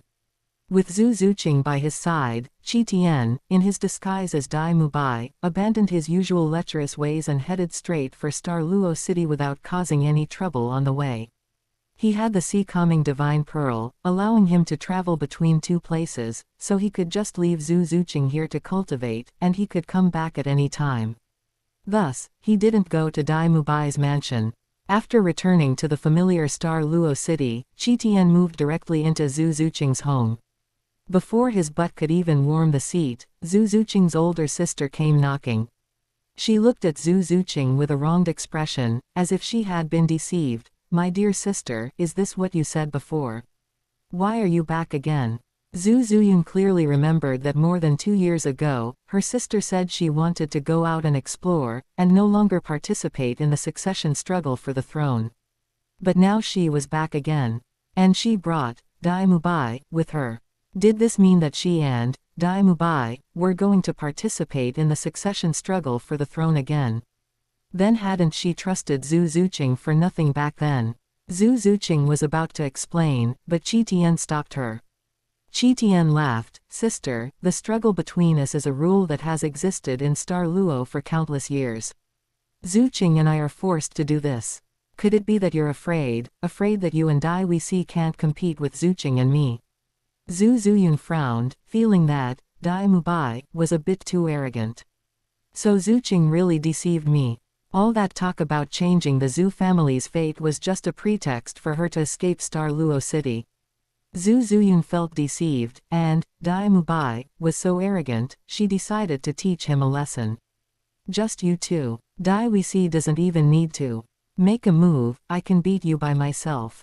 Zhu Zuyun said angrily. In the succession struggle for the throne, one couldn't resort to underhanded tactics, but sparring and challenges were allowed, as they also promoted their growth and strength. Oh, then would you like to try with me, sister? Qi Tian chuckled. HMPH, try it then. Zhu Zuyun was looking for a punching bag, and Qi Tian seemed quite suitable. She performed martial soul possession. After 2 years, she had matured even more, her two long, fair legs even more slender and rounded. Zhu Zuyun's cultivation level had also broken through level 40, making her a 4-ring spirit ancestor. "Where is your spirit? Why don't you dare to show it?" Zhu Zuyun asked. Qian chuckled, using his disguise skill to mimic the white tiger martial soul. However, this white tiger only had the form, but lacked the corresponding abilities. HMPH, someone in their 30s dares to speak so arrogantly. Zhu Zuyun said disdainfully. She transformed into a black shadow and swiftly charged forward, a sky full of claw shadows formed by black spirit power grabbing at Qian. As Zhu Zuyun's attack landed on him, Qian used the powerful physical perception and strength of his body martial soul to directly grab Zhu Zuyun's wrist with a backhand. Through the powerful physique cultivated by his body martial soul and his level 58 spirit power, Qian instantly subdued Zhu Zuyun. Zhu Zuyun felt as if her hand was clamped by iron tongs, unable to move. She immediately turned her other hand into a sharp claw, aiming to stab Qian, but it was again caught by Qian's backhand. To prevent her from moving, Qian directly embraced her. 2 years ago, he had seen Zhu Zuyun completely naked using Zhu Zuqing's body. While helping her heal, they even had skin-to-skin contact, so it could be said that there was no part of her skin that Qian was unfamiliar with. Thinking of that scene, Qian's mind began to wander. This was his sister-in-law, how exciting. "Let go of me." Zhu Zuyun was held by the powerful force, almost unable to maintain her spirit. "Sister, how about it? Do you concede?" Qian asked. Zhu Zuyun knew very well what happens to an agility attack system battle spirit master after being caught by an attack system battle spirit master. Therefore, she had already lost. "You clearly only have the cultivation level of a spirit elder, so why do you have such powerful strength?" Zhu Zuyun was puzzled. She had sparred with Dai Wuxi, so it wasn't like she didn't know the power of the white tiger martial soul. Even Dai Wuxi, without using the white tiger Vajra transformation, didn't possess such immense power. Qian said, "That's my secret, but if you want to know, sister, I can tell you." "What secret?" As soon as Zhu Zuyun asked, she felt something was wrong. She seemed to have been teased. Zhu Zuyun felt Qian's hot body in front of her and also heard his teasing tone. This pervert actually dares to tease his future sister-in-law. Zhu Zuyun had long learned about Dai Mubai's character through her informants among his guards. She knew that Dai Mubai was lustful and most liked to find twins or sisters as female companions. Suddenly, Zhu Zuyun's heart skipped a beat. He likes sisters, could it be that he wants me and Zuqing to share one husband? Finding sisters as female companions in Suotuo City, could that mean he was having a substitute for her and her sister? Thinking of this, Zhu Zuyun felt a chill. She and Dai Wuxi hadn't even reached that point, yet he had taken advantage of her. Even if Dai Mubai just thought about it, that was unacceptable. Even thinking about it was against the law. "Let go of me quickly." Zhu Zuyun struggled. "If you're willing to concede, sister, I'll let go of you," Qian said, holding her. Although Zhu Zuyun wasn't as aloof as her sister, being from the Zhu family, she was equally strong-willed and wouldn't concede so easily. "Zuqing, aren't you going to control Dai Mubai?" Qian looked at Zhu Zuqing and saw that she didn't show any signs of disgust, which made him sigh in relief, and at the same time, he released Zhu Zuyun. He had gotten carried away just now and forgotten Zhu Zuqing's feelings. HMPH, you just wait. Zhu Zuyun straightened her clothes, which Qian had disarranged, and fled from Zhu Zuqing's house. Qian watched Zhu Zuyun leave, not caring. He was hoping Zhu Zuyun would go back and bring reinforcements. As Zhu Zuyun disappeared, Qian retracted his gaze. Turning his head, he saw Zhu Zuqing's small, knowing smile. Cough tilde Zuqing, it's getting late. Let's rest early. We need to make up for the cultivation we missed these past few days. Change your appearance back first, Zhu Zuqing said. When she was alone with Qian, she was no longer as cold as before, showing the warmth of a normal person. Her heart was even more passionate than ordinary women, and she was very clingy. Qian sensed his surroundings. After confirming there were no prying eyes, he removed his disguise. After using this spirit ability for so long, Qian felt like he was going to cultivate it into his bones. This appearance is still better looking, Zhu Zuqing said. Qian smiled, observing Zhu Zuqing's expression, wanting to know if she was angry, but unfortunately, she remained that ice beauty. Qian, why don't you also get my sister? How about it? Zhu Zuqing said. Huh. Qian was stunned, thinking to himself, what does she mean? Does she want to harm me? He and Yin, Bibi Dong, Ning Rongrong, and the others developed feelings or possessiveness out of necessity due to spirit possession. But he had nothing with his sister-in-law. Would Zhu Zuqing allow it? Zuqing, don't joke around. I'm not the real Dai Mubai, who likes to find sisters. Zhu Zuqing looked at Qian seriously and said, I'm serious. Chapter 132, Zhu Zuqing's Reason. Qian was a bit confused. Although he was quite greedy, he hadn't expected Zhu Zuqing to voluntarily speak up for him and even suggest that he win over Zhu Zuyun. Zhu Zuqing continued her analysis. When you told me the other day that you wanted to impersonate Dai Mubai to usurp the Star Luo Empire, I had already thought about it. To usurp the throne, one must win over and subdue the various nobles, the military, and the forces of the lower three sects within Star Luo. However, your personality and mine are aloof, we aren't good at socializing. My sister is different, she would definitely be able to handle these things well. Therefore, you must take her down and make her work for you. Only then can you slowly erode the forces of the Star Luo Empire. Qian suddenly realized, so that was what Zhu Zuqing was considering. He truly hadn't thought about how to control the forces of the Star Luo Empire, he had just come over to help Bibi Dong. If he didn't handle it well, he would likely fall short of success just like the original Qian Runshui. Without completely controlling the forces of the Star Luo Empire, even if he beheaded the Emperor and Empress, he wouldn't be able to pacify Star Luo in a short time, and it would only cause Spirit Hall to suffer unnecessary casualties. And if the usurpation could succeed, the Star Luo Empire would be like those small principalities, instantly leaning towards Spirit Hall when Spirit Hall made its move. Zuqing, you are still the one who thinks things through.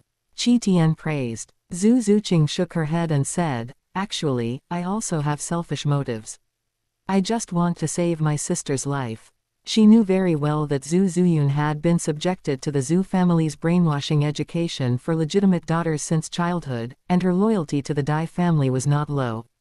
If Dai Wisi were to die, she would likely follow the same thoughts she once had and commit suicide to follow him in death. This is the way of the women of the Zhu family, even if they have never met their fiancés and have no feelings for them, they can still commit suicide for them. If Zhu Zuqing hadn't met Qian, she would likely have become extreme as well. Rest assured, your sister will be fine, Qian said. Just at this moment, two people suddenly appeared outside the door. Qian looked closely and realized he recognized both of them. One was Yang Wuxuang, whom he had seen when he possessed Qian Runshui, and the other was Ling Yuan, whom he had seen when he possessed Bibi Dong. When Zhu Zuqing saw them suddenly appear, she was like a little cat, her fur stood on end, she was ready to spring into action, and she looked at the newcomers with vigilance. Qian patted her and said, don't be afraid, they are from Spirit Hall and are here to help us. Ling Yuan and Yang Wuxuang greet you, little friend. The two did not look down on Qian because of his cultivation level or age, instead, they bowed respectfully. Qian pretended not to know them and asked, who are you two? Little friend, I am the Spirit Hall Guardian Elder Ling Yuan, and this is Yang Wuxuang. The Supreme Pontiff has ordered me to protect the young master's safety. Qian asked, I have heard that the Yang family is skilled in refining medicine and using poison. Since the Supreme Pontiff sent you here, is it to poison Dai Wisi and the Emperor? Yang Wuxuang nodded and said, yes, my use of poison is very subtle. Even if someone finds out, it is difficult to cure. Qian frowned, wouldn't that make it very easy to be exposed? That method could be used in the Heaven Do Empire because the Shui family of the Heaven Do Empire was too weak and lacked powerful spirit masters. But the Dai family and the Zhu family are different, when they use their martial soul fusion skill, they possess the combat power of a titled Douluo. How about this? Within these 2 days, Dai Wuxi will definitely challenge me to a duel, and I will defeat and humiliate him.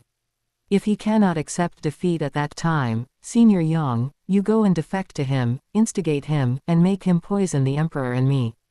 Then I will inadvertently let the Emperor discover it, and by then, I might be able to reap the benefits. Ah, the three looked at Qian, not expecting that Qian would actually want to use this method.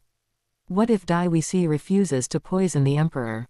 Yang Wuxuang asked. As for whether he could defect and join Dai Wuxi's camp, Yang Wuxuang hadn't really thought about it.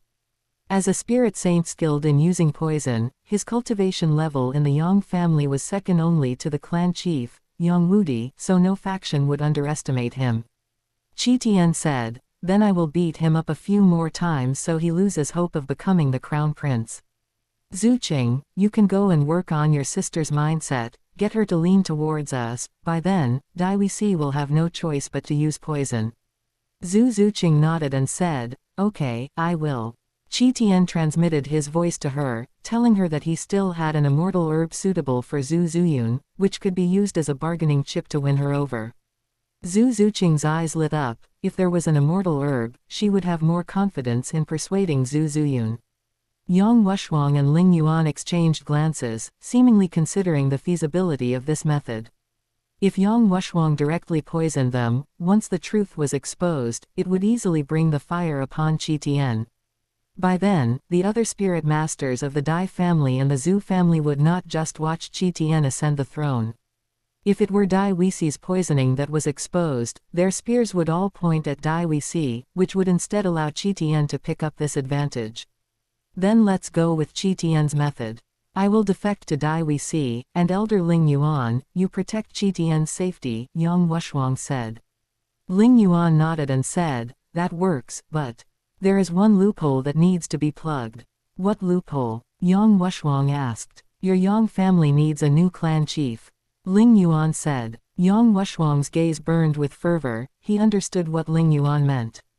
This was to kill Yang Wudi, then let him take the position as the Yang family clan chief, leading the entire family to completely lean towards Spirit Hall. He was initially forced to defect to Spirit Hall, but after tasting the sweetness, he became content with his situation. Now he realized that the resources possessed by Spirit Hall were far greater than those of the Yang family. For someone who likes refining medicine, Spirit Hall was enough to satisfy his needs. When he first defected to Spirit Hall was wary of him everywhere. After more than 10 years of dedication, he finally gained the trust of Spirit Hall. "Many thanks, Elder Ling Yuan." Yang Wuxuang thanked him sincerely. Although he and Yang Wudi had deep fraternal feelings, defecting to Spirit Hall would allow him to gain more. Moreover, Bibi Dong had something extremely attractive to him, which was her immunity to all poisons physique. For those in the Yang family who like refining medicine, this possessed unparalleled attraction. "You should thank the Supreme Pontiff, it is with her authorization that you can become the clan chief of the Yang family." Ling Yuan said. Yes, many thanks to the Supreme Pontiff." Yang Wuxuang bowed towards Spirit Hall. Then, he took out a bottle of pills and handed it to Qian. "This is the antidote for our Yang family's deadliest poison, 7-colored splendor. Only I and my elder brother, Yang Wudi, can formulate it. Please keep it safe." Although Qian was immune to all poisons, he still accepted the antidote for the 7-colored splendor. He took out an unknown poisonous plant from the miniature ice and fire yin-yang well within the divine artifact, the sea-calming divine pearl, and handed it to Yang Wuxuang as a return gift. "Many thanks, Senior Yang. This is a poisonous herb I obtained by chance. Please accept it, Senior." Yang Wuxuang was originally a bit dismissive of Qian's poisonous herb, but after seeing clearly what was in Qian's hand, his expression changed instantly. "Hiss, this is a 3,000-year-old bone-rotting grass," Yang Wuxuang said in shock. In the Yang family's treasury, he had never seen a poisonous herb that had grown for thousands of years. He had not expected Qian to have such good fortune. Yang Wushuang carefully accepted the poisonous herb and looked at Qi Tian with a burning expression, thinking to himself that defecting to Spirit Hall was indeed the right choice. Chapter 133, Possessing the Ice Empress, A New Mission. After the arrangements were made, Qi Tian had nothing pressing to do for the time being. His most urgent mission now was still to cultivate his spirit power and comprehend the twin spirits' experience that Bibi Dong had imparted to him. He still had a long way to go if he wanted to use both spirits simultaneously. Late at night, Qi Tian and Zhu Zuqing used their fiery body temperatures to warm up her long unoccupied house before falling asleep. At midnight, the system, which had been quiet for a long time, finally surfaced again. The person he possessed this time was finally no longer in a state of slumber. When Qi Tian's split soul awoke, he found himself in a world of ice and snow, a vast expanse of white that stretched as far as the eye could see. In such an environment, night was as bright as day. What the hell is this place?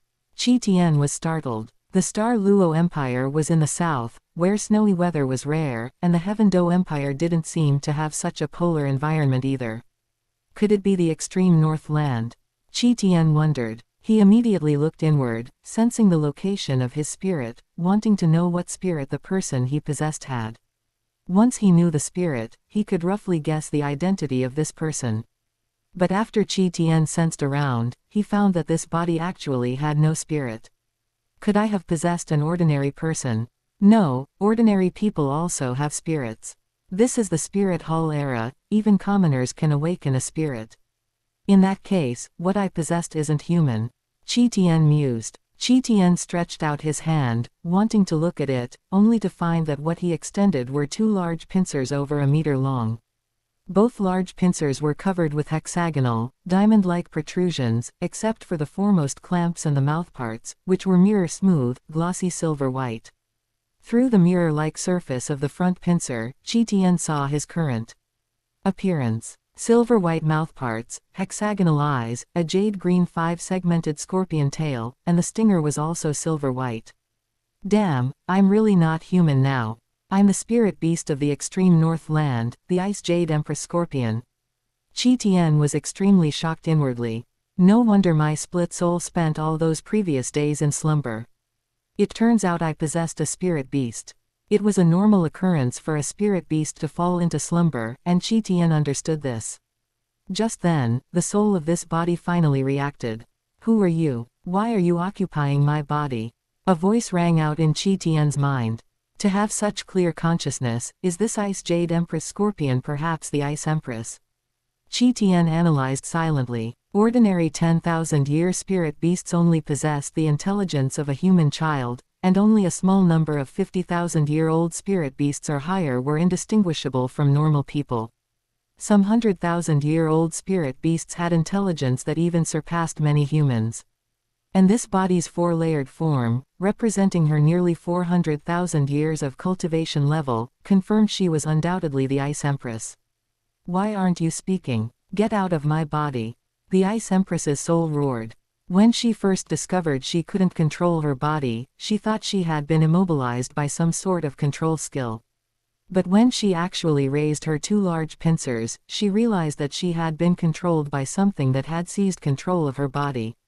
The ability to seize the body of a 390,000-year-old spirit beast was terrifying, causing her to panic slightly. At this moment, Qi Tian finally spoke. I am a human. Are you the Ice Empress of the extreme north land? Qi Tian asked. Human. Are human spirit abilities so bizarre now? They can actually invade my body. The Ice Empress was startled. If he controlled her body to sacrifice itself, wouldn't she be doomed? Don't panic. I can't control this skill that possessed your body myself. You will regain your body tomorrow.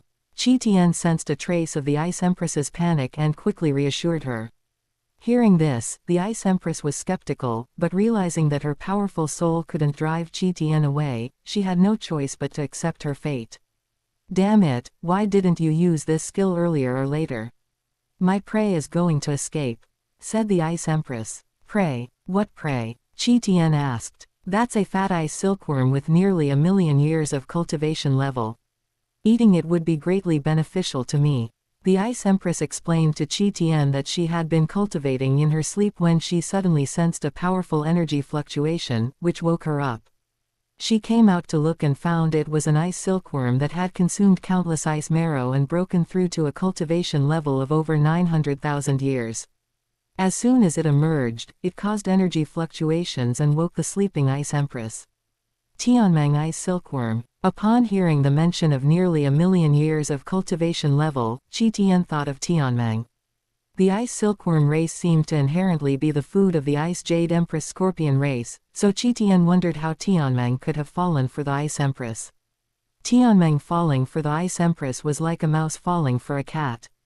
Although their cultivation level was powerful and they were indistinguishable from humans, it was still fantastical. Did it have Stockholm Syndrome, liking its natural predator? Hearing this, the Ice Empress immediately replied, yes, yes, yes, its name is Tianmeng. It just emerged from the ice abyss. How do you know it? Qian did not answer her question, but instead asked, which direction did it run towards? To eat that fat worm, the Ice Empress immediately pointed the way for Qian. Qian chased in the southwest direction. The Tianmeng ice silkworm seemed to have fled from the sea and finally entered the Star Doe. Great forest. No, I can't miss the Tianmeng ice silkworm. I need to think of a way. Just then, the system finally spoke up. Open black lens bracket current mission, change the destiny of the Ice Empress, close black lens bracket. Open black lens bracket stage reward. Cultivate using the Ice Empress's body, and the spirit power can be fed back to the main body, close black lens bracket. Open black lens bracket final reward, soul core condensation method. This method includes the soul core condensation technique, the yin-yang complementary soul core method, and others, allowing for the condensation of up to 3 soul cores, close black lens bracket. Open black lens bracket mission details. 1. Capture the Tianmeng ice silkworm and gain the potential to pass the 400,000-year heavenly tribulation. 2. Conquer the Snow Empress, close black lens bracket. Qian looked at the suddenly appearing system mission and felt somewhat powerless. Never mind capturing the Tianmeng ice silkworm, just helping the Ice Empress conquer the Snow Empress, the difficulty was too high. The Snow Empress's nature was truly cold, unlike Zhu Zuqing, who was cold on the outside but warm on the inside. Conquering her would be incredibly difficult. Not to mention, the Ice Empress was a female scorpion, she had absolutely no appealing qualities that would attract the Snow Empress. If it were my main body, it might be possible. Qian complained. Although the Snow Empress was cold, he knew that the naturally born ice and snow elf loved the atmosphere of the mortal world. As long as the Snow Empress felt the warmth of the mortal world, she could be won over. But the Ice Empress couldn't do any of those things.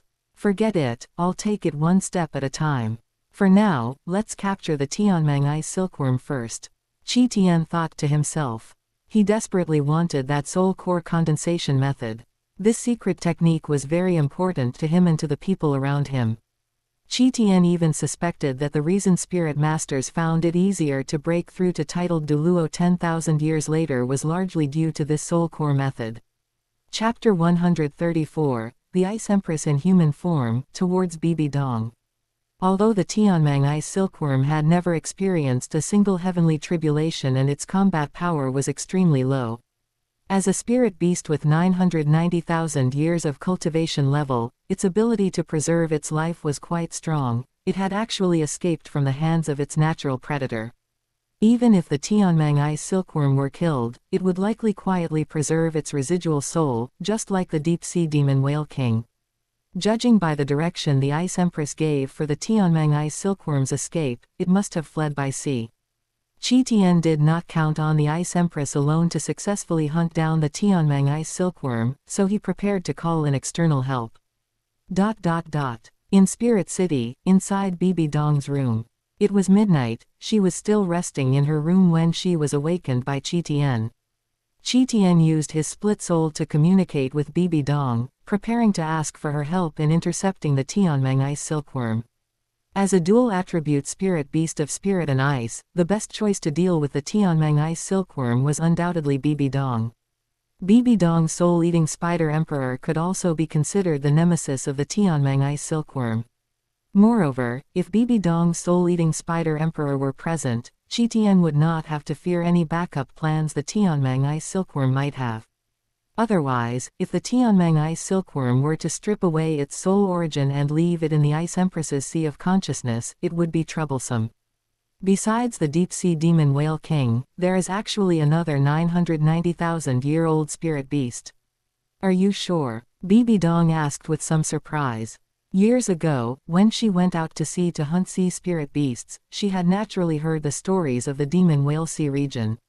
If she were a sea spirit master, she would likely have tried to find a way to target the deep-sea demon whale king's spirit ring.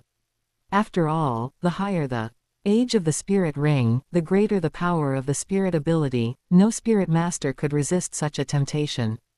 However, her combat power was reduced in the ocean, so she had abandoned the idea of hunting the deep-sea demon whale king. I am certain, however, that spirit beast has not experienced a heavenly tribulation. It just has strong escape skills, so we don't need to fear it, Qian said. There is actually such a spirit beast. Then wouldn't its spirit ring be very powerful? You still have empty slots for spirit rings on your twin spirits, right?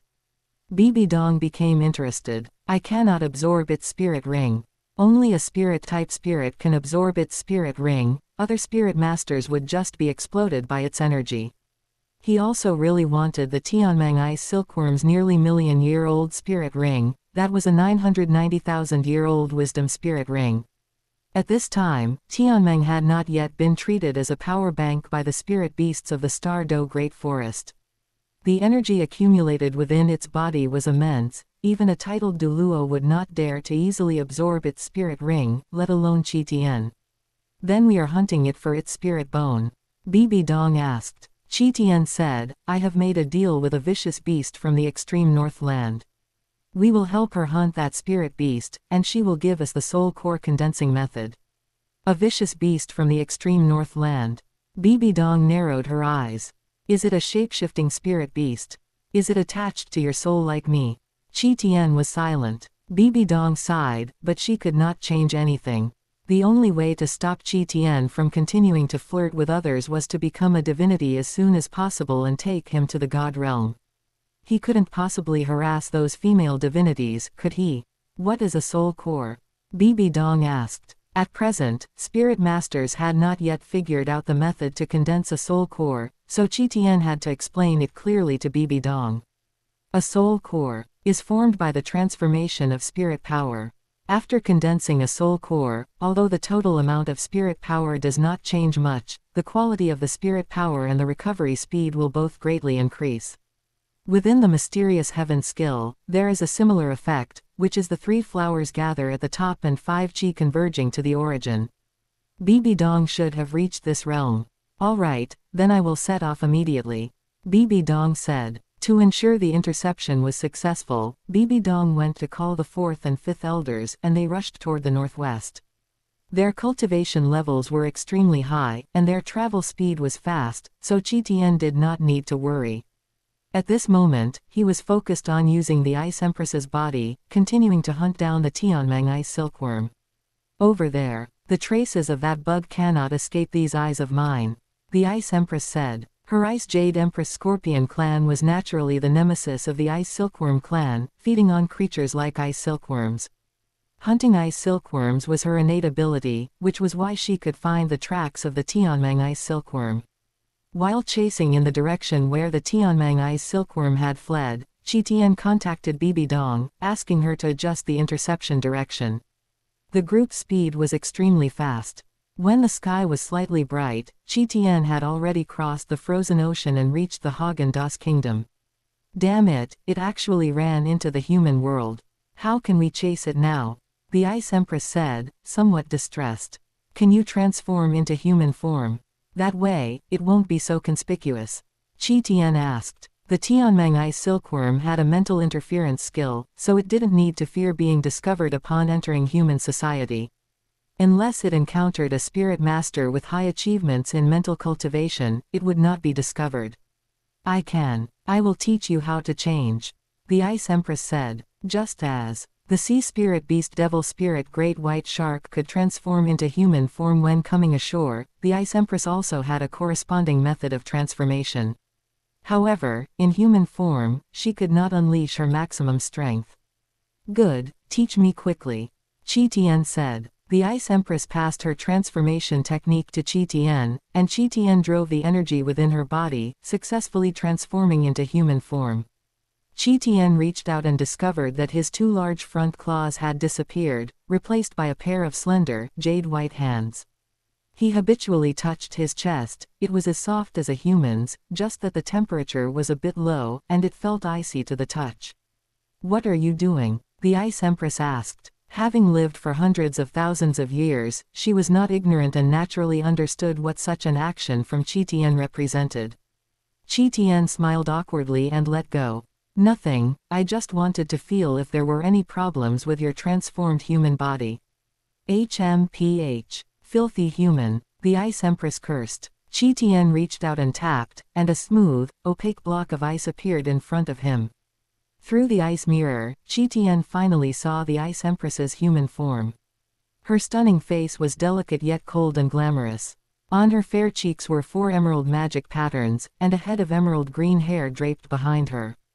The skin beneath her emerald green dress was snow-white and translucent, with emerald light occasionally flowing beneath the skin, making her look like a bewitching woman. It had a unique charm. "What are you looking at? Hurry up and chase, that bug is about to run away," the Ice Empress said. If it were just her, perhaps she would not have continued the chase after reaching this point. But with the help of a human soul, she found that she didn't seem to be so resistant to entering the human world. "Rest assured, it can't escape. Come to think of it, your human form is actually quite beautiful," Qian said. The Ice Empress was stunned. It seemed to be the first time she had been complimented on being beautiful. For some reason, she felt a strange sensation in her heart. "If only the Snow Empress also complimented me like this," the Ice Empress thought. 7 Qian changed direction and chased toward the southeast. The Tianmeng ice silkworm would eventually enter the Star-Do Great Forest and be treated as a power bank by that group of vicious beasts hidden in the dimensional space. And Spirit City just happened to be guarding the edge of the Star-Do Great Forest. The Tianmeng ice silkworm would not be able to escape. Chapter 135, Intercepting the Ice Silkworm. On the other side, a chubby white worm was fleeing at an extremely fast speed. With its mental interference skill, almost no one could detect its whereabouts, except for its natural enemy, the Ice Empress. This big fat worm was over a meter in diameter and more than 7 meters long. Its entire body was jade white, crystal clear, with a flowing glow beneath its skin, and a pair of glittering golden eyes on its head. Golden patterns encircled its body, 9 in total, representing its 900,000-year cultivation level. "Damn Ice Empress, Brother Tianmeng, I will definitely return. Making Brother Tianmeng so miserable. When Brother Tianmeng returns, I'll make sure you pay." The Tianmeng ice silkworm ran towards the southeast. Its cultivation level had broken through to 990,000 years, but its experience was like a blank slate. Its mind only contained some simple knowledge from its bloodline, such as information about its natural enemy, the Ice Empress. However, along the way, it had overheard a lot of useful information from human conversations. As the largest spirit beast forest on the continent called the Star-Do Great Forest, there shouldn't be any ice jade empress scorpions living there, right? A good forest without natural enemies was the spirit beast forest suitable for it. It decided that it would go live in the Star-Do Great Forest. Once there, it wouldn't have to worry about harassment from natural enemies. But it didn't know that it had devoured countless ice marrow, and its body was like a precious medicine, full of vital energy. Spirit beasts that ate it would greatly increase their cultivation level. Even if it went to the Star-Do Great Forest, it couldn't escape the risk of being eaten. It's just that the spirit beasts in the Star-Do Great Forest might practice sustainable fishing, and wouldn't eat it all at once. Tianmeng passed through the Haagen-Dazs Kingdom and entered Fanuo's province. According to the information obtained from its super-strong soul force, its utopia, the Star-Do Great Forest, was almost within reach. Just then, its soul detected several terrifying auras appearing. The Tianmeng Ice Silkworm was about to investigate the source of this aura when suddenly, a light arrow came from the east. This light arrow was precisely from Light Plume Douluo, who was with Bibi Dong. Bibi Dong, accompanied by the lion Douluo and Light Plume Douluo, intercepted the Tianmeng Ice Silkworm's path according to Qitian's guidance. The 5 consecrators cultivated archery, and their perception and eyesight were extremely powerful. The slightest movement could attract his attention. The light arrow just now was an arrow he shot following his perception. Your Holiness the Supreme Pontiff, I found it, it's right there. He reminded. Good, surround it, don't let it escape. Bibi Dong said. The Tianmeng Ice Silkworm barely blocked the arrow with an ice shield, but it also exposed its location.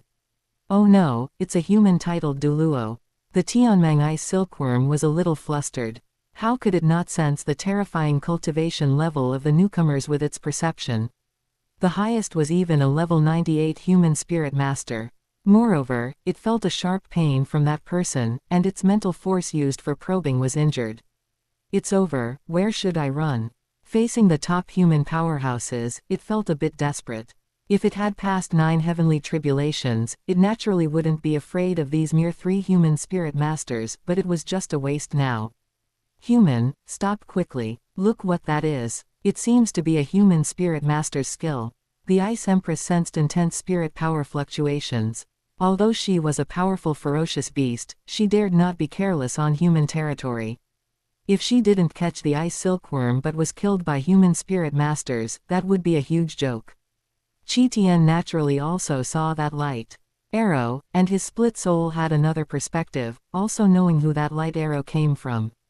Don't be afraid, those human spirit masters were invited by me. Qitian said. What? Despicable human, are you trying to control my body to sacrifice to them? The voice from the Ice Empress's soul was a bit harsh. Despicable human, you broke your word. I knew you wanted my spirit ring and spirit bone. The Ice Empress's soul struggled continuously, but no matter how she tried, she couldn't regain control of her body. What kind of skill is this? Can even I not resist it? The Ice Empress despaired. She hadn't expected to die in this manner. Qitian chuckled. Ice Empress, what are you thinking? Those 3 humans were invited by me to help you hunt the Tianmeng Ice Silkworm. You, a single spirit beast, can't possibly catch up to the Tianmeng Ice Silkworm. It's about to escape into the Star Do Great Forest. Is what you say true? A glimmer of hope rose in the Ice Empress's heart. But she could only trust Qitian, because she had no other choice. However, after this scare, even if she safely returned to the extreme Northland, she would keep her distance from the human world. Qitian rushed towards the place where the battle was happening, and soon, he saw Bibi Dong chasing the Tianmeng Ice Silkworm. In the other 2 directions, the lion Douluo and Light Plume Douluo were guarding. The Tianmeng Ice Silkworm's chubby white body quickly accumulated several wounds, and the unfully digested ice marrow vital energy seeped out from the injuries. That blood was a good thing comparable to spirit medicine, calling it Tang Monk's flesh would not be an exaggeration. Damn humans, Brother Tianmeng's mental force can't affect her at all. Her spirit can even devour my mental force. Brother Tianmeng has truly fallen this time. The Tianmeng Ice Silkworm was completely unable to resist Bibi Dong's attacks. Bibi Dong's soul-eating spider emperor was naturally its nemesis. Moreover, Bibi Dong had a full set of spirit bones, and the wisdom spirit bone protected her soul, making her unafraid of Tianmeng's mental impact. As soon as Qitian arrived, he immediately alerted the 3 titled Douluo. A spirit beast, and a very powerful one. The 3 looked at Qitian. Even Bibi Dong felt a hint of danger, and Light Plume Douluo even raised his spirit in his hand. Qitian, is that your partner? Bibi Dong asked. Precisely, it's her, a 390,000-year spirit beast, one of the spirit beast kings of the extreme Northland, Qitian said. Bibi Dong looked at the Ice Empress's appearance. Although she was somewhat unusual, she was still in peerless beauty. She felt a little displeased. Qitian, why not kill her, interrogate her for the method of condensing a spirit core, and then let her become your spirit ring? No, absolutely not. Qitian was startled. If Bibi Dong were to act, the Ice Empress might not fare well, let alone the Ice Empress he controlled. HMPH, you're really not picky, you even fancy an untransformed spirit beast. Bibi Dong snorted coldly, saying nothing more. How could she not see that Qian must have some mysterious relationship with that spirit beast? Donger, I'm doing this for our future path to godhood. Qian could only say a few kind words to coax her. Ice Empress, save me. The Tianmeng Ice Silkworm saw the Ice Empress and actually cried out to its natural enemy for help. The next moment, it saw the Ice Empress make a move. Indeed, as a fellow spirit beast, the Ice Empress still loves me. The Tianmeng Ice Silkworm breathed a sigh of relief. Be careful, Donger, that spirit beast is the Ice Silkworm's natural enemy, and its skill also counters this Ice Silkworm. She's attacking, Qian said. Actually, it was Qian who attacked, sending a pillar of emerald green light towards the Tianmeng Ice Silkworm. This was the ultimate ice, the Ice Empress's wrath. The injured Tianmeng Ice Silkworm was instantly frozen into a large block of ice. Chapter 136, Dividing Tianmeng. Even Bibi Dong was slightly surprised by the power of Ice Empress's extreme ice. However, she wasn't afraid of Ice Empress's spirit abilities. Unless Ice Empress became a god, she couldn't do anything to her. Because Bibi Dong had consumed the octagonal mysterious ice grass and the fierce fire apricot sweet vegetable, forging the ice and fire golden body, she was completely immune to ice attribute energy attacks. Even if it was extreme ice, at most it could only freeze the environment around Bibi Dong, but it couldn't harm her. In Bibi Dong's eyes, the offensive power of Ice Empress's extreme ice was inferior to that of her two diamond-like great front pincers. Seeing that the Tianmeng Ice Silkworm was frozen, Qian walked toward Bibi Dong. Ice Empress watched, terrified, and couldn't help but advise, "Human, why don't we just forget it and let them have this Ice Silkworm?" Facing 3 Super Douluo, Ice Empress felt immense pressure. "Don't be afraid, I invited them." Qian comforted her. "As long as you don't cause massive slaughter in the human world, they won't do anything to you out of respect for me." All 3 of Bibi Dong's group had full spirit rings, so there was no need to create complications. Moreover, even if they attacked, they might not be able to stop Ice Empress. Even if they could stop Ice Empress, Qian was still there, and he could completely transfer Ice Empress away. HMPH, if human spirit masters don't provoke me, I naturally won't kill indiscriminately. Ice Empress said. She wasn't a spirit beast that cultivated by devouring life, so she naturally wouldn't easily provoke powerful enemies. Next, she remained silent, watching Qian approach Bibi Dong and the Tianmeng Ice Silkworm. Bibi Dong narrowed her eyes slightly, observing the nearby Ice Empress with a somewhat dangerous gaze. Qian was fearless, and using Ice Empress's body, he proactively said, "Let me kill this Ice Silkworm. If you act, its body's energy will transform into a spirit ring, eventually dissipating between heaven and earth. If I kill it, its energy will remain stored in its flesh and blood, and everyone can share the benefits." Bibi Dong didn't say anything. She could have actually taken the Tianmeng Ice Silkworm away and left it for others in Spirit Hall to absorb its spirit ring. However, she was afraid that doing so would ruin Qian's plan, so she gave up the idea. "Don't kill me, Ice Empress, we are both spirit beasts. How could you conspire with humans to kill me?" The Tianmeng Ice Silkworm cried out. It was frozen, but its mental force was strong enough to communicate with those outside. Qian said indifferently, "Ice Silkworm, our Ice Jade Empress Scorpion clan naturally preys on spirit beasts like Ice Silkworms. How could I let you go? Wait, Ice Empress. I know where there is 10,000-year ice marrow. You can cultivate by consuming ice marrow, don't eat me." The Tianmeng Ice Silkworm said. "Oh, where is it?" Qian asked. The Tianmeng Ice Silkworm stammered, unable to speak clearly. When it entered the ice abyss, its intelligence had not yet awakened, and it didn't even know how it got in. Inside, it ate and slept and ate. By the time it gained intelligence, most of the ice marrow there had been consumed by it. How much could possibly be left? HMPH. You dare to lie to me?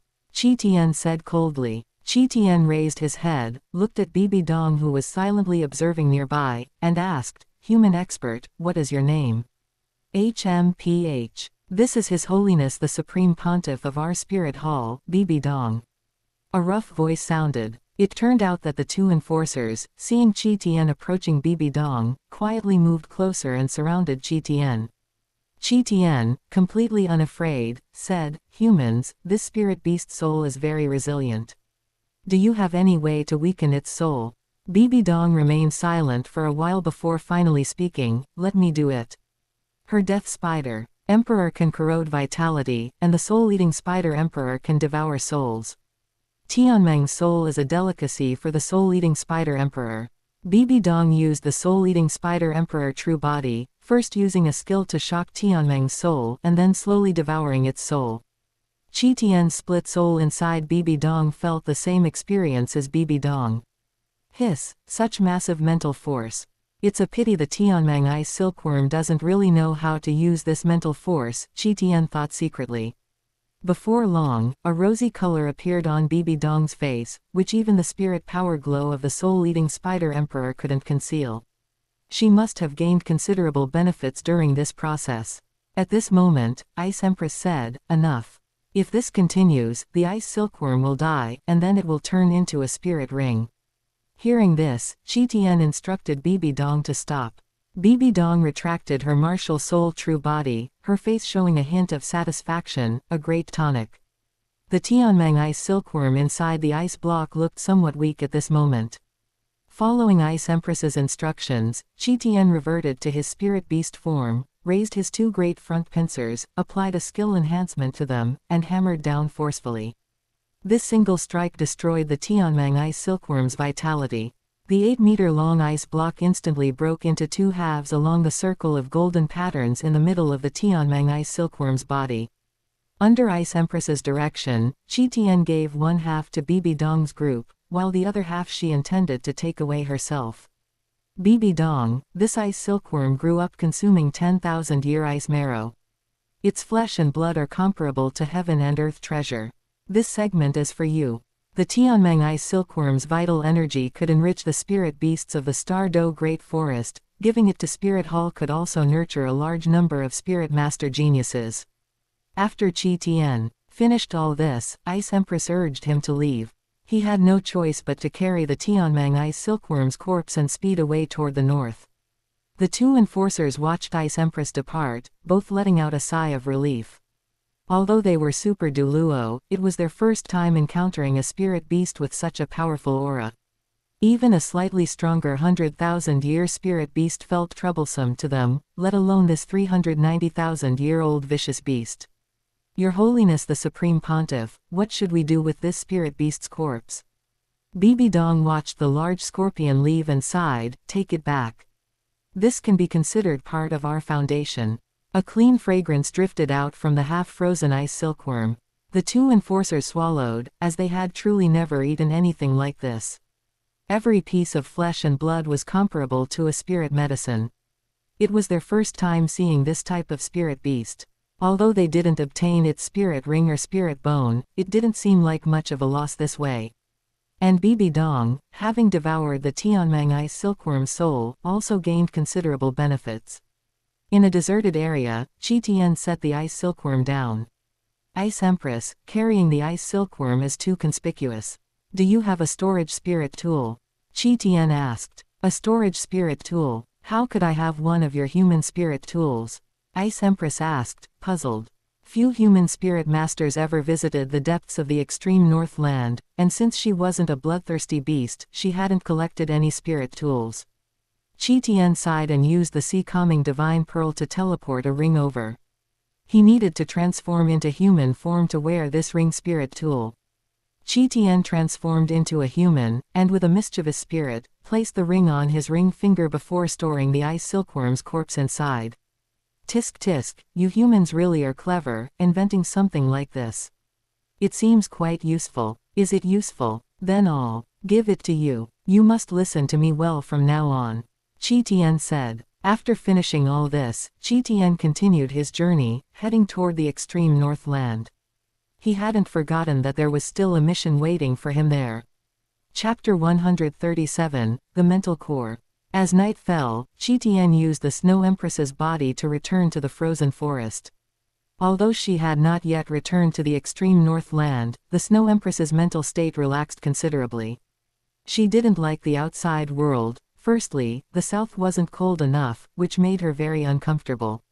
Secondly, she was accustomed to the ice plains of the extreme north land and disliked the human world. Qian returned control of the body to the Snow Empress, and upon realizing she could move, the Snow Empress was immediately overjoyed. "Phew, did you finally leave my body? HMPH, that bastard human who controlled my body, don't let me find you. Otherwise, I'll chop you into 8 pieces, just like this ice silkworm," the Snow Empress said coldly. She wanted to revert to her spirit beast form, but seeing the storage spirit tool ring on her finger, she forcibly restrained herself, afraid of bursting the ring. In the end, the Snow Empress merely clenched her fair fists and vigorously waved them in front of her, as if Qian were standing there. After venting, the Snow Empress calmed down and had other thoughts. "Forget it, this human isn't too bad. If it weren't for him, I wouldn't have caught up to this ice silkworm. If I catch him, I'll just lock him up on the extreme north ice plain and keep him as my slave for life." She mimicked Qian's method of using the storage spirit tool and took the Tianmeng ice silkworm's corpse out of the spirit tool. Looking at the Tianmeng ice silkworm, whose origin qi was dissipating, the Snow Empress swallowed. This was a 990,000-year-old ice silkworm. She had never tasted such a delicacy before. "It's a pity I gave half to those humans, otherwise I could have enjoyed this feast all by myself," the Snow Empress sighed. The Tianmeng ice silkworm's corpse continuously released origin qi. The Snow Empress didn't wait any longer, immediately dismembered it, and prepared to eat it right there. It's a shame the Snow Empress doesn't eat things like this, or I could have saved some for her. The Snow Empress is a natural ice and snow elf, who does not consume ordinary food, or only consumes ice and snow, so naturally, she wouldn't care for this kind of flesh and blood. The Snow Empress carefully took off the ring, reverted to her scorpion form, and began to feast heartily. Qian watched this scene leisurely, finding the Snow Empress, who was eating raw meat and drinking blood, a bit hard to stomach. He felt empathy with the Snow Empress, as if he were also eating the Tianmeng ice silkworm's flesh and blood. Fortunately, the Tianmeng ice silkworm wasn't hard to eat, it was like cold jelly. After a long time, the Snow Empress unknowingly ate half of the Tianmeng ice silkworm's body. She wondered how her body, which was less than 2 meters tall, managed to eat a 4-meter-long ice silkworm. After eating, the Snow Empress reverted to her human form, carefully putting the ring Qian gifted her back onto her ring finger. This item was quite useful, she couldn't bear to throw it away. Instantly, the Snow Empress returned to her enchanting ice beauty appearance, as if the one who had just eaten raw meat was not her. What is this? The Snow Empress squatted down and picked up a translucent crystal from the ground. The moment it was picked up, the crystal shot into the air, heading straight for the center of the Snow Empress's brow. "Haha, brother Tianmeng is still superior in skill, I easily fooled that human. HMPH, Snow Empress, is it? Watch how I take revenge on you." Right at this moment, a 5-colored brilliant light flashed, appearing in the crystal's path. "What is this?" The Tianmeng ice silkworm was stunned, then drilled into the 5-colored brilliant light, losing consciousness. "Who?" The Snow Empress was startled. She hadn't expected the Tianmeng ice silkworm to have a backup plan. If its sneak attack had succeeded just now, she didn't know what the consequences would have been. No matter how weak the Tianmeng ice silkworm was, it was still a 990,000-year-old spirit beast. Fortunately, that 5-colored brilliant light saved her, but the next moment, she blushed. Because she remembered that this kind of 5-colored brilliant light had appeared when Qian gave her the ring. The identity of the person who just saved her was obvious. "Human, you didn't leave?" the Snow Empress asked. She felt a bit awkward, having just spoken ill of Qian right in front of him and even mentioning revenge. Fortunately, she wasn't in her spirit beast form right now, and the feet stepping on the ground were those coveted, fair, jade-like feet. If she were in her spirit beast state, her scorpion claws could have dug a 3-bedroom, 1-living-room apartment out of the frozen soil. Snow Empress, if I had left, wouldn't you have been ambushed by the Tianmeng ice silkworm? You can call me Qian. I said I would leave tomorrow, and only after midnight is it considered tomorrow. Qian said. He guessed that the Tianmeng ice silkworm wouldn't die so easily, so he kept a trump card, waiting for the Tianmeng ice silkworm's counterattack, and indeed, he waited for it. He hadn't expected to overhear the Snow Empress complaining about him behind his back. But precisely because of this, Qian could gauge the Snow Empress's attitude towards him, which, for now, wasn't too bad. I understand. Thank you, Qian. The Snow Empress was too embarrassed to speak and continued heading north. Qian didn't continue teasing her. Instead, he withdrew his consciousness back to his main body and began studying the crystal left behind by the Tianmeng ice silkworm. This crystal seemed to be a core condensed from mental force, about the size of a baby's fist. When Qian input spirit power, it showed no reaction. Qian called out his spirit soul. A pair of slender, shapely legs appeared before Qian. Moving further up, there was the mysterious absolute domain, a waistline that could be grasped with one hand, a full bosom, and a delicate, rosy face. It was precisely the spirit soul, Xiao Wu. Qian, you finally decided to let me out. Xiao Wu complained. She was originally a rabbit, and the inside of Qian's body was like a rabbit cage, keeping her locked up. How could she endure that? Fortunately, Qian really avenged her and let her see Tang Hao's current miserable state, finally lifting the heavy burden in her heart. Xiao Wu, try to see if you can devour the soul imprint inside this crystal. Qian said seriously. Spirit souls can cultivate and grow by devouring other spirit souls. Qian wanted Xiao Wu to try and deal with the Tianmeng ice silkworm's residual soul. The Tianmeng ice silkworm had a lot of its soul force absorbed by Bibi Dong, so it should be in a weakened state now. I'll try. Xiao Wu took the crystal. Her current goal was to assist Qian in becoming a god, and then try to resurrect her mother. Therefore, she was now dedicated and devoted to Qian, and would not resist his requests. Xiao Wu held the crystal, activating the power unique to a spirit soul, and attempted to devour the soul imprint within the crystal. The method of the spirit-soul contract evolved from necromancy, and spirit souls are considered a type of undead. It is a normal ability for the undead to devour each other, and it is their instinct. Xiao Wu quickly found the knack and began tearing at the Tianmeng ice silkworm's residual soul. The Tianmeng ice silkworm, which had lost consciousness after being shaken by the sea-calming divine pearl, slowly woke up at this moment. After seeing clearly that it was Xiao Wu devouring its soul, it quickly begged for mercy. Although it had not experienced 10,000 years of bestial wisdom and worldly affairs, this was its nature, it could yield and adapt. Stop, don't kill me. We are both spirit beasts, let's talk this out properly. Xiao Wu didn't stop. She found that devouring the Tianmeng ice silkworm's residual soul was quite beneficial to her. Who is a spirit beast? Your sister Xiao Wu is now the master's spirit soul. Xiao Wu said. What is a spirit soul? I can also be a spirit soul, and I can also serve the master. The Tianmeng ice silkworm said earnestly. Chapter 138, Mental Force Improvement. This 990,000-year spirit beast can really live a long time. Qian looked at the somewhat comical Tianmeng remnant soul, feeling a surge of emotion. The deep-sea demon whale king was even more terrifying, its remnant soul even had the potential to usurp the sea god deity position. If Tianmeng had survived the heavenly tribulation for vicious beasts, then its soul would probably have transformed into a divine soul, right? However, he didn't intend to take Tianmeng in. Even after 10,000 years, Qian didn't like the opportunity that Tianmeng ice silkworm presented. The thought of it using its powerful mental force to probe and copy its master's memories made Qian feel uncomfortable all over. Even a saint's thoughts and memories are bound to be filled with unsightly things, let alone a layman like Qian. In his previous life, he used incognito browsing for his browser.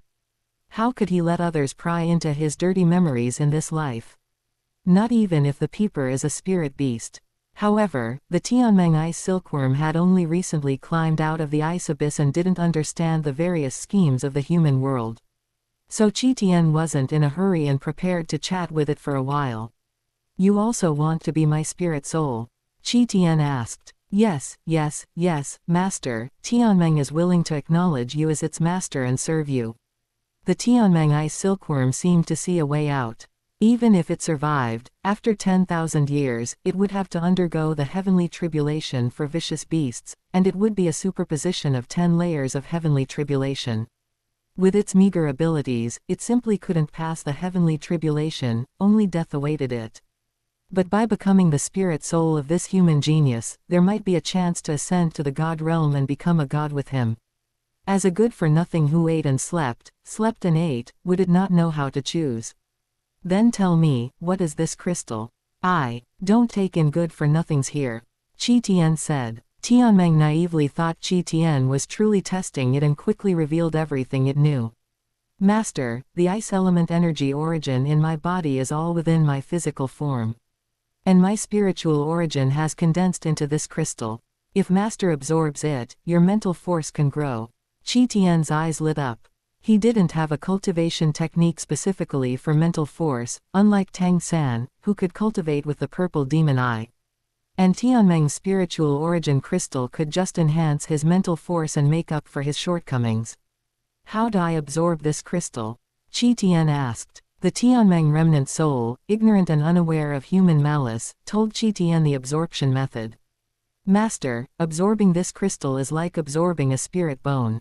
However, human spirit masters use spirit power to absorb spirit bones, but to absorb this crystal, you need to place it on your glabella and then input mental force. Qian suddenly understood. No wonder the crystal didn't react when he input spirit power earlier. It was somewhat similar to the sea god's heart. If spirit power was input, the sea god's heart would just be an ordinary spirit tool. But if mental force was input, the sea god's heart would be a divine artifact, and it eventually merged with God King Tang's wisdom spirit bone.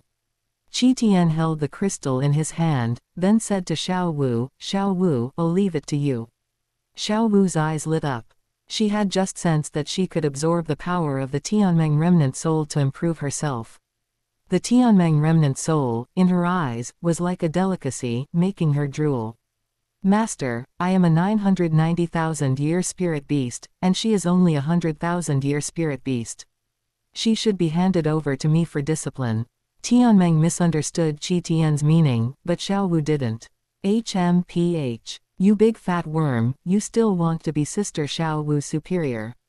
You're courting death. Xiao Wu directly used the power of the undead contract and continued to devour the Tianmeng remnant soul to increase her cultivation level.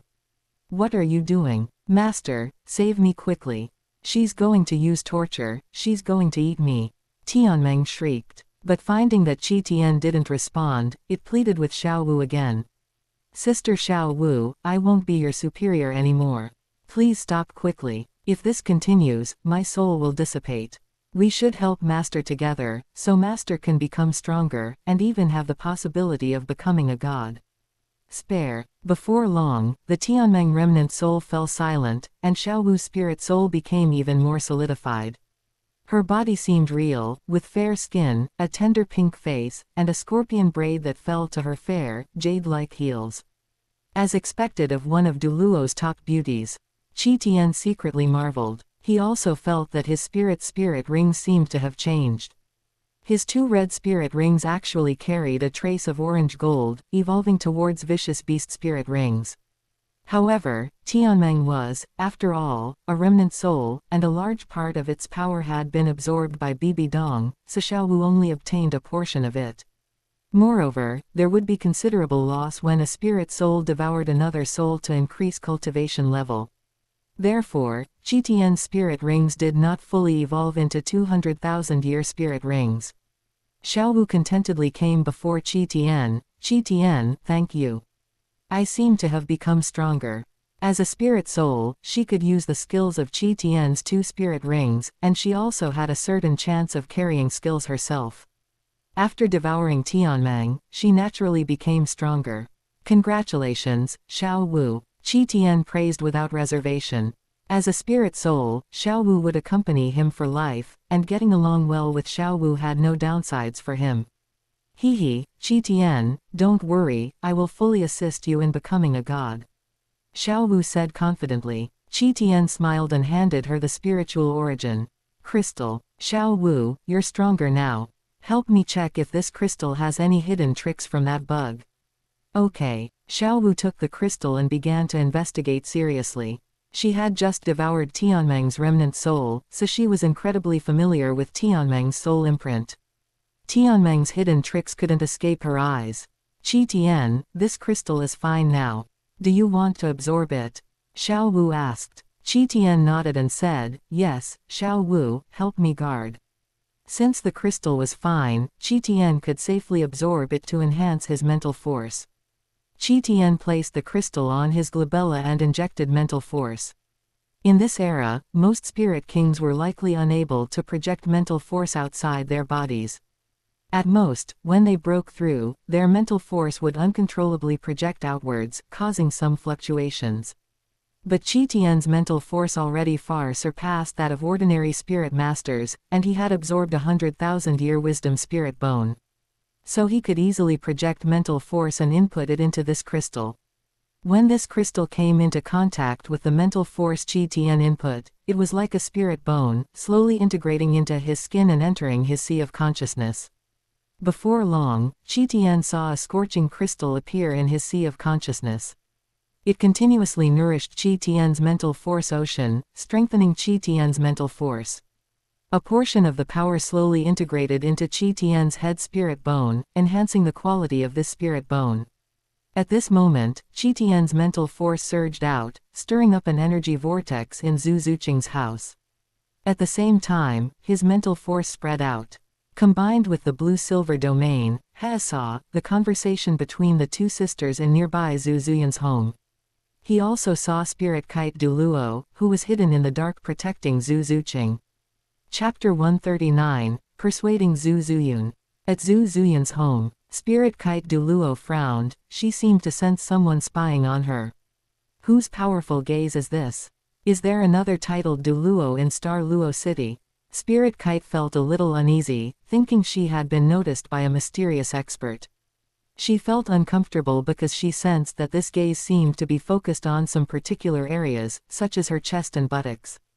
She cultivated the blazing spirit kite beast spirit, and as a bird-type spirit, her chest was already well developed, making her figure quite voluptuous and fiery. But she was a guardian elder of Spirit Hall. How could anyone dare to spy on her with such a gaze?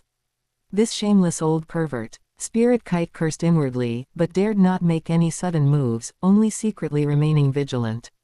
Fortunately, in the next moment, the owner of this gaze shifted their attention, and she secretly breathed a sigh of relief. No, the source of this mental force seems to be at Zhu Zuqing's house. Spirit kite was startled. Bibi Dong had specifically instructed her to ensure Qi Tian's safety.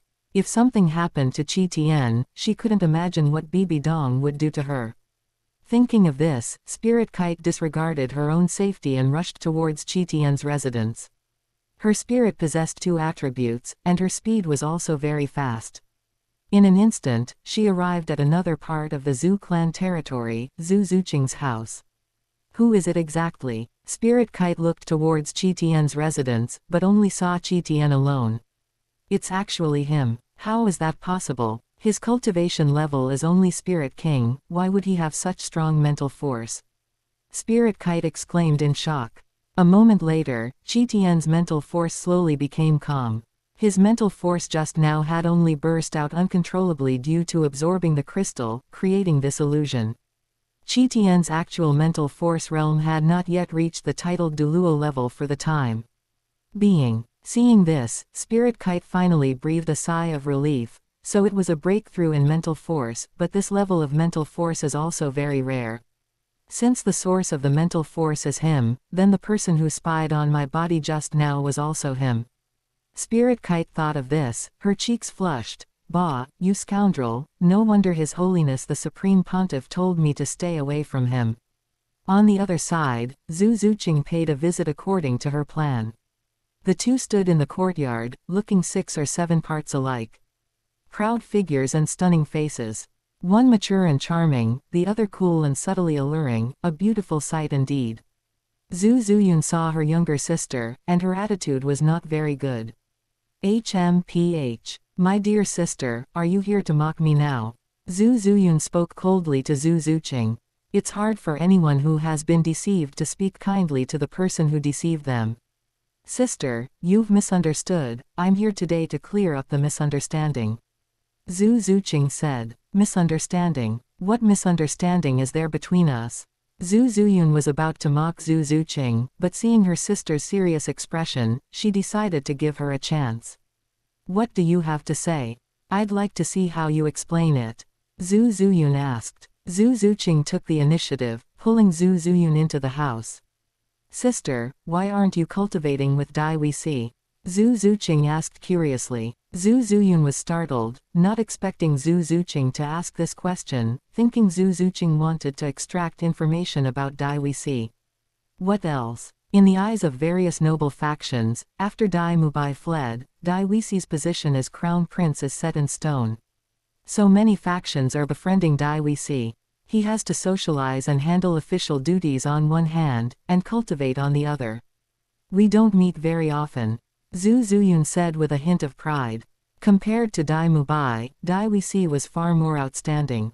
Zhu Zuyun believed her fate was better than Zhu Zuqing's. Is that all you wanted to ask?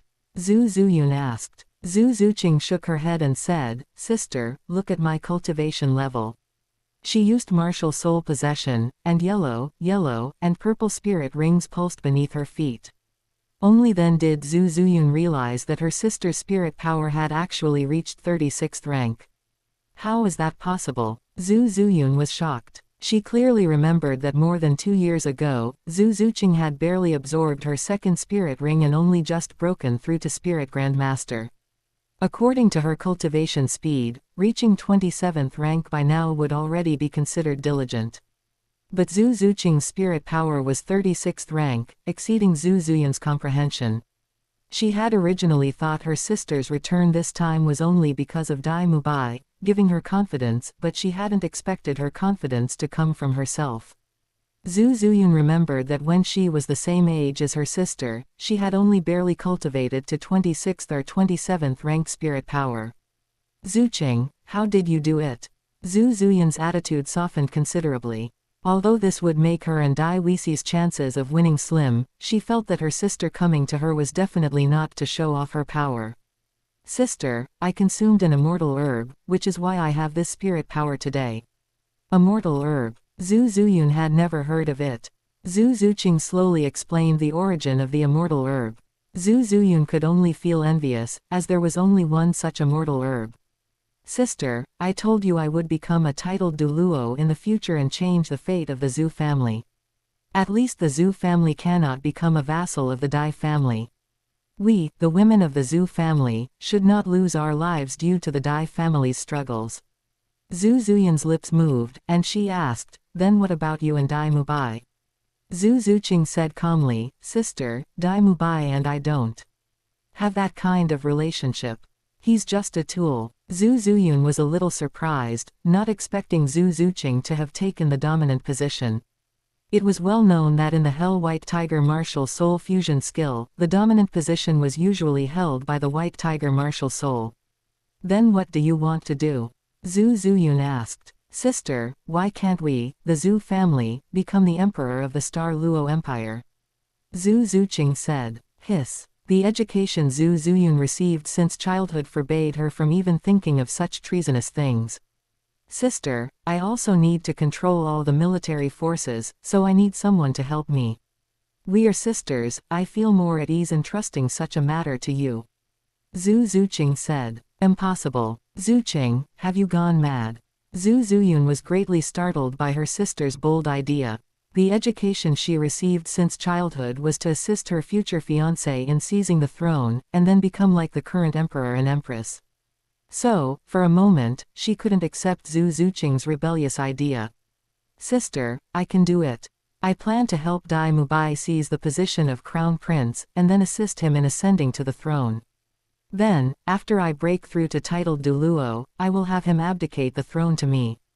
At that time, I will be the empress of the Star Luo Empire, and you, sister, will be a prince of the empire. In the future, I can even pass the throne to you. Zhu Zuyun stared at Zhu Zuqing. If it weren't for her still having that cold tone, she would probably have thought her sister was impersonated.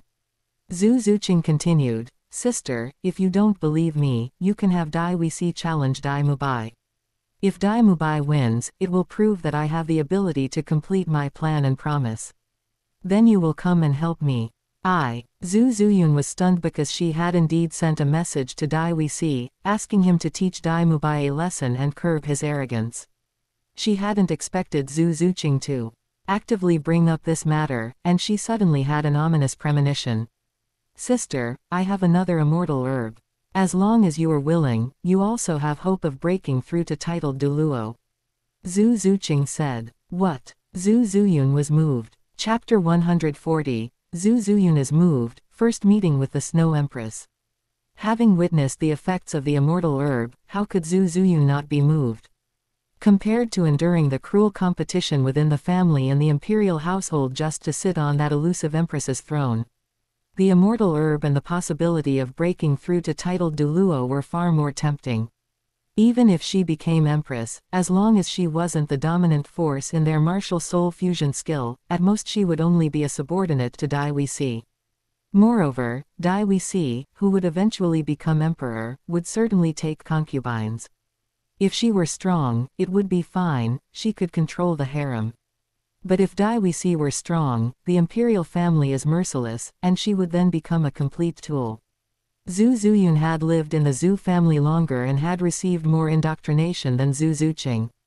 But precisely because she had more exposure, she saw things more clearly, what she would face and what she truly wanted. Compared to Zhu Zuqing, she pursued more things: power, strength, family affection. She wanted it all. She was very tempted by Zhu Zuqing's proposal. "Zuqing, is what you're saying true?" Zhu Zuyun asked, somewhat agitated. Zhu Zuqing nodded and said, "Sister, I've told you the whole plan. Can't you trust me?" "Yes, my sister even told me such rebellious words. As long as I tell Dai Wuxi what she said, the imperial family will probably immediately investigate my sister." Zhu Zuyun thought to herself. Zhu Zuqing had handed over her leverage, and Zhu Zuyun felt her sister's trust. The gloom in Zhu Zuyun's heart caused by her sister's deception was swept away. Now, she only feared that her sister's plan would not succeed. "Zuqing, thank you. Sister believes you. If Dai Mubai can defeat Dai Wuxi, I will fully assist you." After speaking, Zhu Zuyun stepped forward and tightly embraced her sister. Compared to Zhu Zuqing's coolness, Zhu Zuyun's body was somewhat warm, but Zhu Zuqing felt a different kind of warmth. Because the future of the Zhu family might be about to change. After Zhu Zuqing left Zhu Zuyun's house, she told Qian about their conversation. Qian did not let down his guard. He found Spirit Kite Douluo and asked her to help keep an eye on Zhu Zuyun. Although the two were sisters, Qian wasn't so naive as to completely trust Zhu Zuyun. If things were exposed, although Qian could protect himself, it would ruin Bibi Dong's plan. To prevent Zhu Zuqing from having any misgivings, he would be the villain. A few days later, in the core circle of the extreme north land, deep within the ice plain, Qian possessed Ice Empress for the second time. She had just emerged from seclusion after digesting Tianmeng Ice Silkworm's vital energy. Her cultivation level had also broken through to 400,000 years, and at the latest, her fourth heavenly tribulation would descend in 1,000 years. However, after absorbing Tianmeng Ice Silkworm's vital energy, Ice Empress felt she now had the confidence to overcome the 400,000-year heavenly tribulation. At midnight, she suddenly felt her body was out of her control again. Damn it, another human skill. Ice Empress was somewhat alarmed. She had now become a 400,000-year spirit beast, yet she was still controlled by this human. This human seemed a bit too terrifying, didn't he? Soon after, she felt herself transform into a human form, and her hands even pressed against her chest and squeezed. "Qian, what are you doing?" Ice Empress roared. Although she was a spirit beast, having a bloodline inheritance meant she wasn't unaware of what that area meant to humans. Places that even Snow Empress hadn't touched had all been touched by Qian these past few days, and Ice Empress felt a surge of anger. "It's a habit." "Oh, you're awake. Qi was a little embarrassed. What habit? You clearly just want to take advantage of me. Ice Empress accused. Qi lowered his hand and didn't continue to argue with her about this, as he was in the wrong. As a king of spirit beasts, you live in this place? Qi asked, looking at the surroundings. Everything around them was white, without even a single house. In Qi imagination, as the king of spirit beasts, Ice Empress should at least have a place to live, even if not a luxurious ice crystal palace. My residence isn't here. Ice Empress was indeed distracted and explained to Qi. As a scorpion, her dwelling was naturally a cave in the glacier. Ice Empress secretly cursed Qi ignorance, while saying, I'm going to find Snow Empress now. Give me back control of my body. After the last possession, she already knew that Qi skill could last for one day. However, during this day, Qi could return control of her body to her. She was going to see her beloved Snow Empress now and didn't want to give Qi control of her body. See Snow Empress. Great, quickly show me the way. Qi eyes lit up. His mission was progressing so quickly. Was he finally going to meet the next mission target? No, quickly give me back my body. Ice Empress said. She was an Ice Jade Empress Scorpion, not a Sky Azure Bull Python. She didn't have a bull's head, nor would she say, yay. Unlike the Sky Azure Bull Python, which could watch its beloved Xiaowu fall in love with a human and then sacrifice herself for that human. One could only say that the Sky Azure Bull Python was the ultimate cuckold. Why not? I'm using your body right now, and I have a way to make Snow Empress reciprocate your feelings. Qi said. Ice Empress suddenly felt a little flustered when Qi revealed her thoughts. But compared to making Snow Empress love her, everything else was not a problem and could be ignored. What are you saying? Is that true? Ice Empress asked. Of course it's true. I'm human, and I have more experience in love and romance than you spirit beasts. Qi said. Ice Empress thought about it, and it seemed to be true. As a spirit beast, she simply didn't have this kind of ability. Having lived for hundreds of thousands of years, her wisdom and emotions also developed gradually. Without seeing or experiencing it, she naturally couldn't learn. All right, I'll show you the way. Ice Empress's tone softened considerably. Qi followed the path indicated by Ice Empress, heading towards another place in the core area of the extreme Northland. Her and Snow Empress's residences were not far apart. As Qi traveled, he asked her about her progress with Snow Empress. But Qi didn't expect Ice Empress to be so useless, only developing a friendship with Snow Empress. Moreover, because Snow Empress's nature was too cold, the two rarely communicated, and Ice Empress felt more admiration than love for Snow Empress. Soon, Qi arrived at Snow Empress's location. Look, Snow Empress is right there. Ice Empress said, somewhat agitated. Qi looked in the direction Ice Empress pointed and indeed saw Snow Empress, like a goddess, standing aloof and independent amidst the ice and snow. Snow Empress's pure white long hair cascaded down her back to her feet, and her sky-blue eyes were ethereal and clear, as if they could see through everything in the world. Her slender, delicate body was flawless, and her white dress, though without any embellishments, made her appear so noble and beautiful. Her cold demeanor perfectly matched this icy world, yet it was utterly out of place with the mortal world Qi had seen. Snow Empress was too ethereal, like a goddess who didn't partake in worldly affairs. But Qi knew that Snow Empress was just too lonely, and Ice Empress, as a spirit beast, didn't possess much humanity, so she couldn't possibly win over Snow Empress. Chapter 141 Mutual Feeding with the Snow Empress. Snow Empress, I've come to see you. A crisp voice rang out. The Snow Empress felt that the Ice Empress seemed a bit different today. However, she was cold by nature, with few thoughts or concerns, so she didn't overthink it and just watched the Ice Empress approach calmly. Qi didn't mind the Snow Empress's cold attitude, that was just her nature. Perhaps she was like Zhu Zuqing, cold on the surface but extremely passionate inside. Snow Empress, look at my cultivation level. Qi revealed his aura to the Snow Empress. The Snow Empress then opened her mouth to respond. Your cultivation level has broken through 400,000 years. Her voice was as cold as her appearance, and only then did Qian feel how difficult it was to get close to the Snow Empress. However, he wouldn't be discouraged. The mission had to be completed, and quickly. That's right, I came over to ask for your advice on how to survive the fourth heavenly tribulation. Qian said. The Snow Empress nodded and said, good. Qian arrived in front of the Snow Empress and stared at her for a while. The Snow Empress had an exquisite appearance and flawless skin, wearing only a simple white dress. Her pair of fair, jade-like feet stepped on the cold ice and snow like a work of art. As expected of an elf of ice and snow, there are no flaws in her appearance or figure. It's just that she's a bit too cold and arrogant, Qian thought to himself. She let Qian stare, without any discomfort, as if everything had nothing to do with her. Snow Empress, do you know how I broke through? Qian started looking for a topic. The Snow Empress looked at Qian, seemingly waiting for his follow-up, and Qian didn't keep her in suspense. I discovered an ice silkworm that had grown to a 990,000-year cultivation level by eating ice marrow, and it hadn't even experienced a single heavenly tribulation. The Snow Empress was enlightened. She knew that the Ice Empress was the natural enemy of ice silkworms, so she didn't feel the need to stand up for the ice silkworm. However, her focus wasn't here. Ice Empress, do you know how that ice silkworm managed to avoid the heavenly tribulation? The Snow Empress asked. What to do, what to do? The Ice Empress was a little anxious because she didn't know how to answer the Snow Empress. She had only been busy eating delicious food and hadn't thought about this point at all.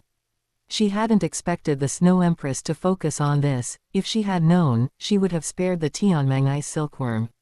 Fortunately, Qian knew the reason. It hid in a place that cut off the heavenly Tao, where there was no heavenly tribulation.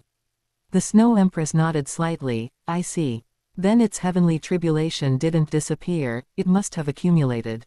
If it hadn't been eaten by you, the power of the heavenly tribulation it would encounter in the future would be unprecedented. After learning the truth about how the Tianmeng ice silkworm avoided the heavenly tribulation, the Snow Empress lost interest. Snow Empress, did you know? That ice silkworm was so good at running that it actually ran into the human empire. The Snow Empress listened quietly, while Qian continued to tell her about some things in the human world. The Ice Empress watched Qian using her body to chat with the Snow Empress and seemed to realize something. So, it's possible to chat with the Snow Empress like this.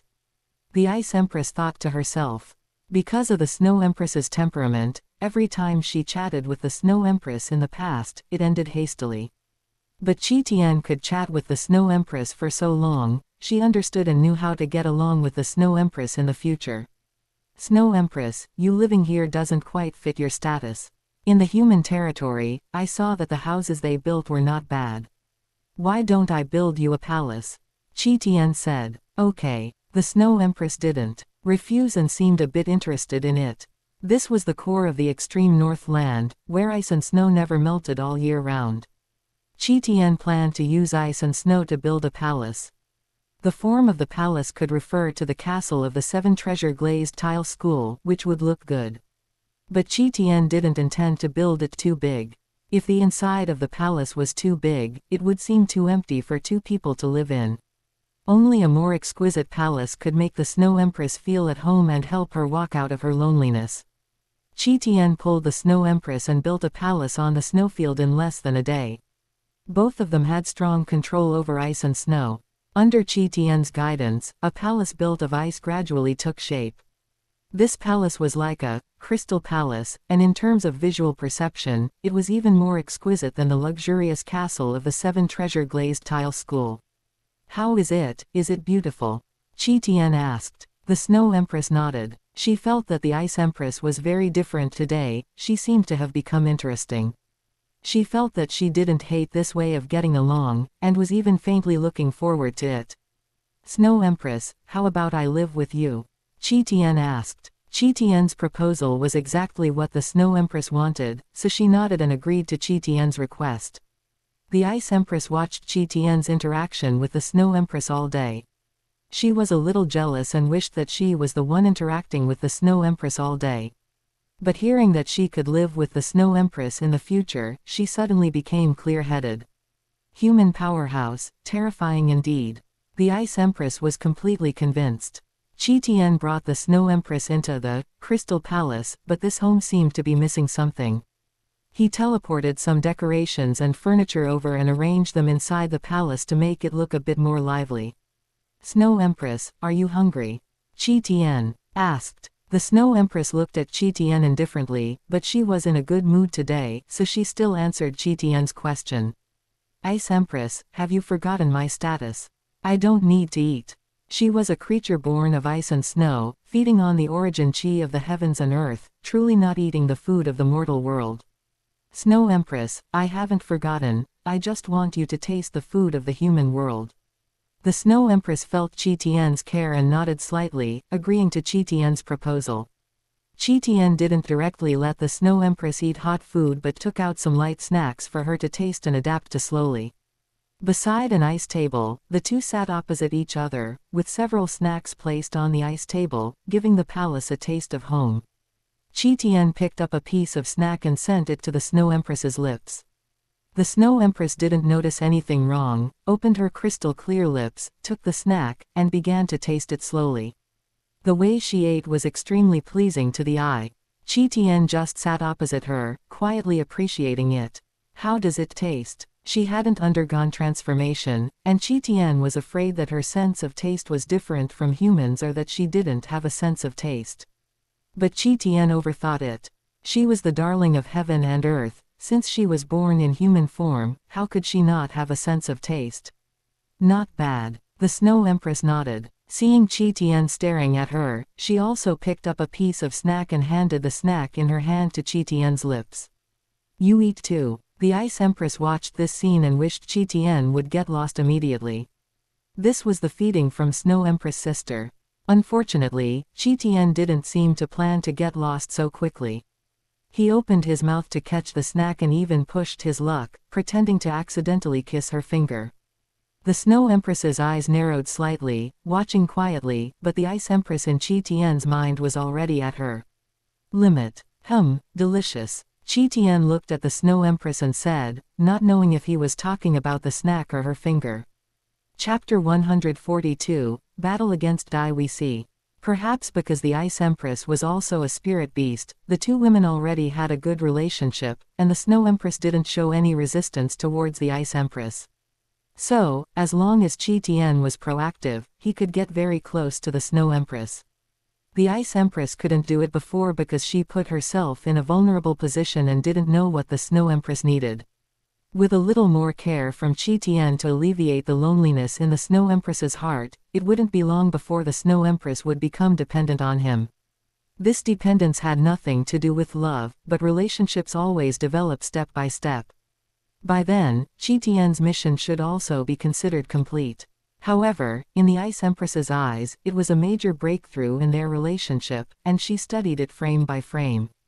After finishing the snacks, Qian pulled the Snow Empress and, under the pretext of experiencing a human bed, they slept together. As night fell, Qian held the Snow Empress, his hands exploring restlessly. Ice Empress, what are you doing? The Snow Empress's face was expressionless, her voice cold, seemingly rejecting him. Qian was already used to the Snow Empress's expression and tone, knowing that she wasn't rejecting him, but genuinely asking a question. Snow Empress, don't you think it feels more comfortable to sleep while hugging? I've seen humans sleep like this, Qian said. Is that so? The Snow Empress seemed to want to try, and hugged Qian back. It really seems nice. She had lived alone for who knows how long and had never felt this way before. But Qian broke her state of solitude, and she felt quite good, so she quietly enjoyed Qian's care. Qian looked at the Snow Empress's perfect face, so close, and his heart actually started to pound. She's truly beautiful, Qian thought to himself, holding the Snow Empress a little tighter.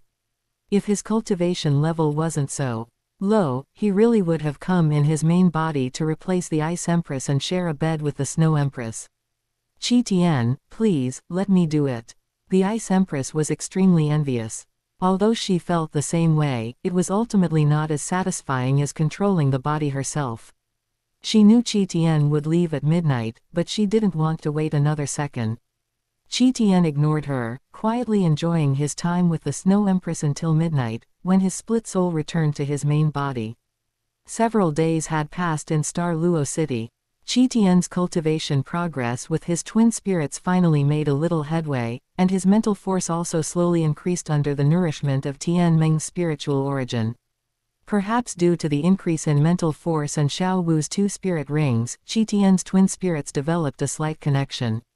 Although he couldn't use the spirit abilities of both spirits simultaneously yet, he could maintain the blue-silver grass's disguise spirit ability while in his body martial soul state. In this state, he could leverage the strength advantage of his body. And the Dai family's white tiger martial soul was also a power-type assault spirit, allowing Qian to better impersonate Dai Mubai. Qian believed that one day he would be able to use the spirit abilities of both spirits simultaneously, achieving the effect of a martial soul fusion skill. Days later, Dai Wuxi finally finished his tasks and prepared to teach his useless younger brother a lesson. Under the surveillance of Spirit Kite Douluo, Zhu Zuyun did not leak Zhu Zuqing's plan. Early in the morning, Zhu Zuyun took Dai Wuxi to Zhu Zuqing's house to block the door. Dai Mubai, get out here. Dai Wuxi used his spirit power, and his voice echoed throughout the Zhu family's territory. He did this on purpose, wanting to establish his authority by humiliating his useless younger brother. He had done this many times before, otherwise, Dai Mubai wouldn't have been scared into fleeing to the Heaven Do Empire to idle away his days in Suotuo City.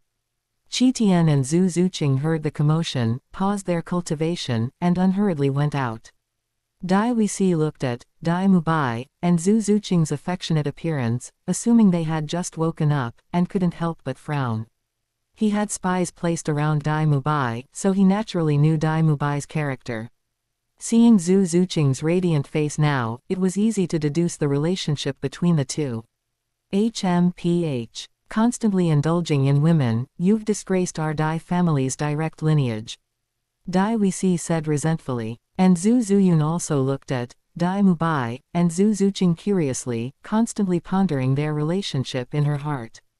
Didn't Zuqing say she wasn't in that kind of relationship with Dai Mubai?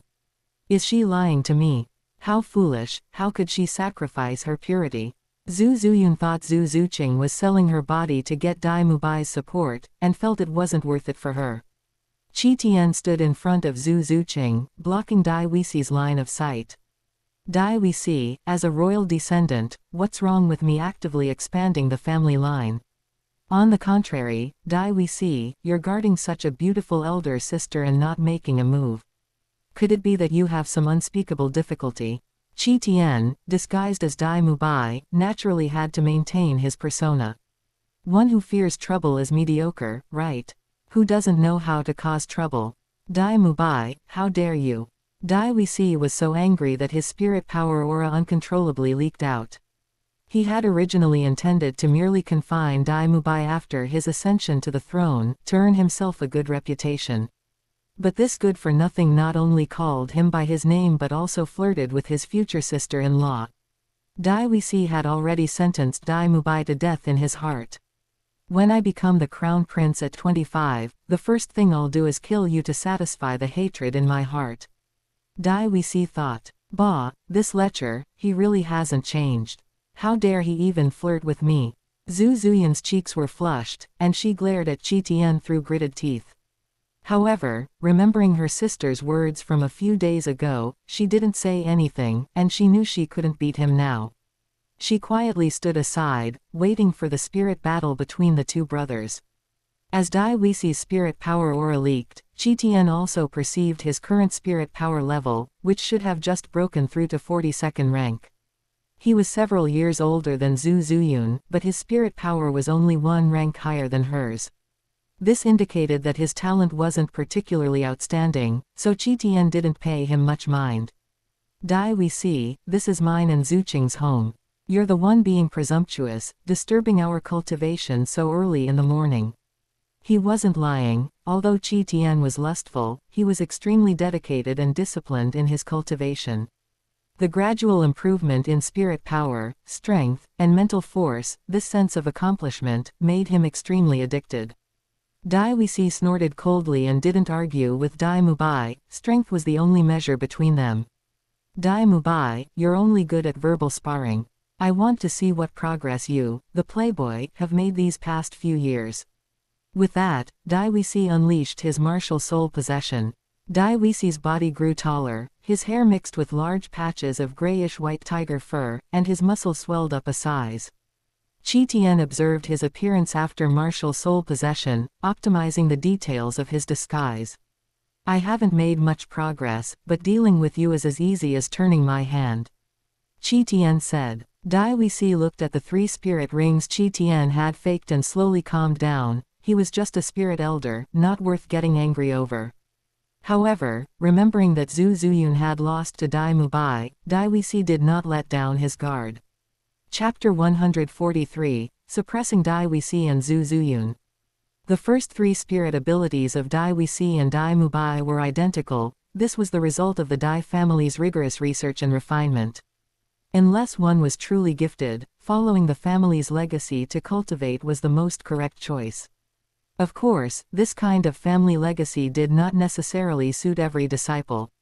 For instance, Yu Shaogang, his Luo San Pao spirit, when cultivated according to the family's methods, ultimately stopped at level 29, unable to achieve any further breakthrough. After Dai Wuxi calmed down, a trace of the majestic dominance of a superior emanated from his body.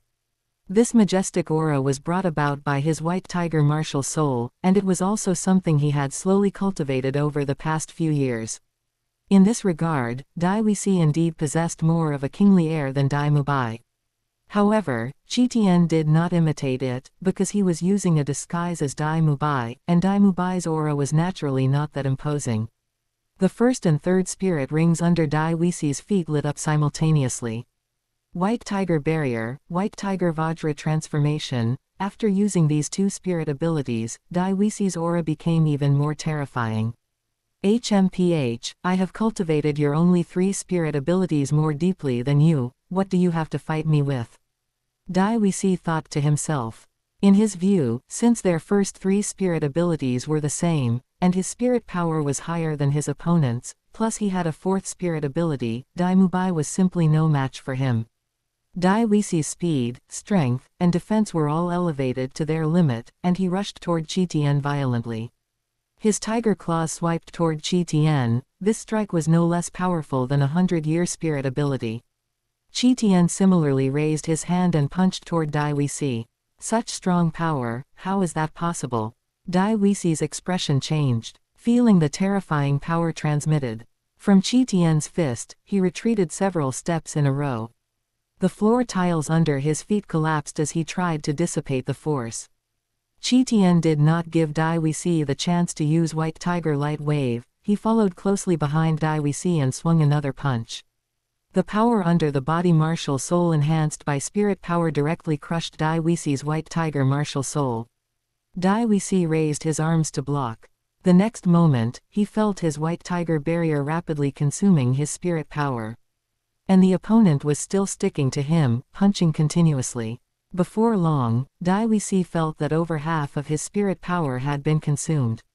Only then did Dai Wuxi realize how terrifying Dai Mubai's strength was, which was why his defensive skill was consuming so much spirit power.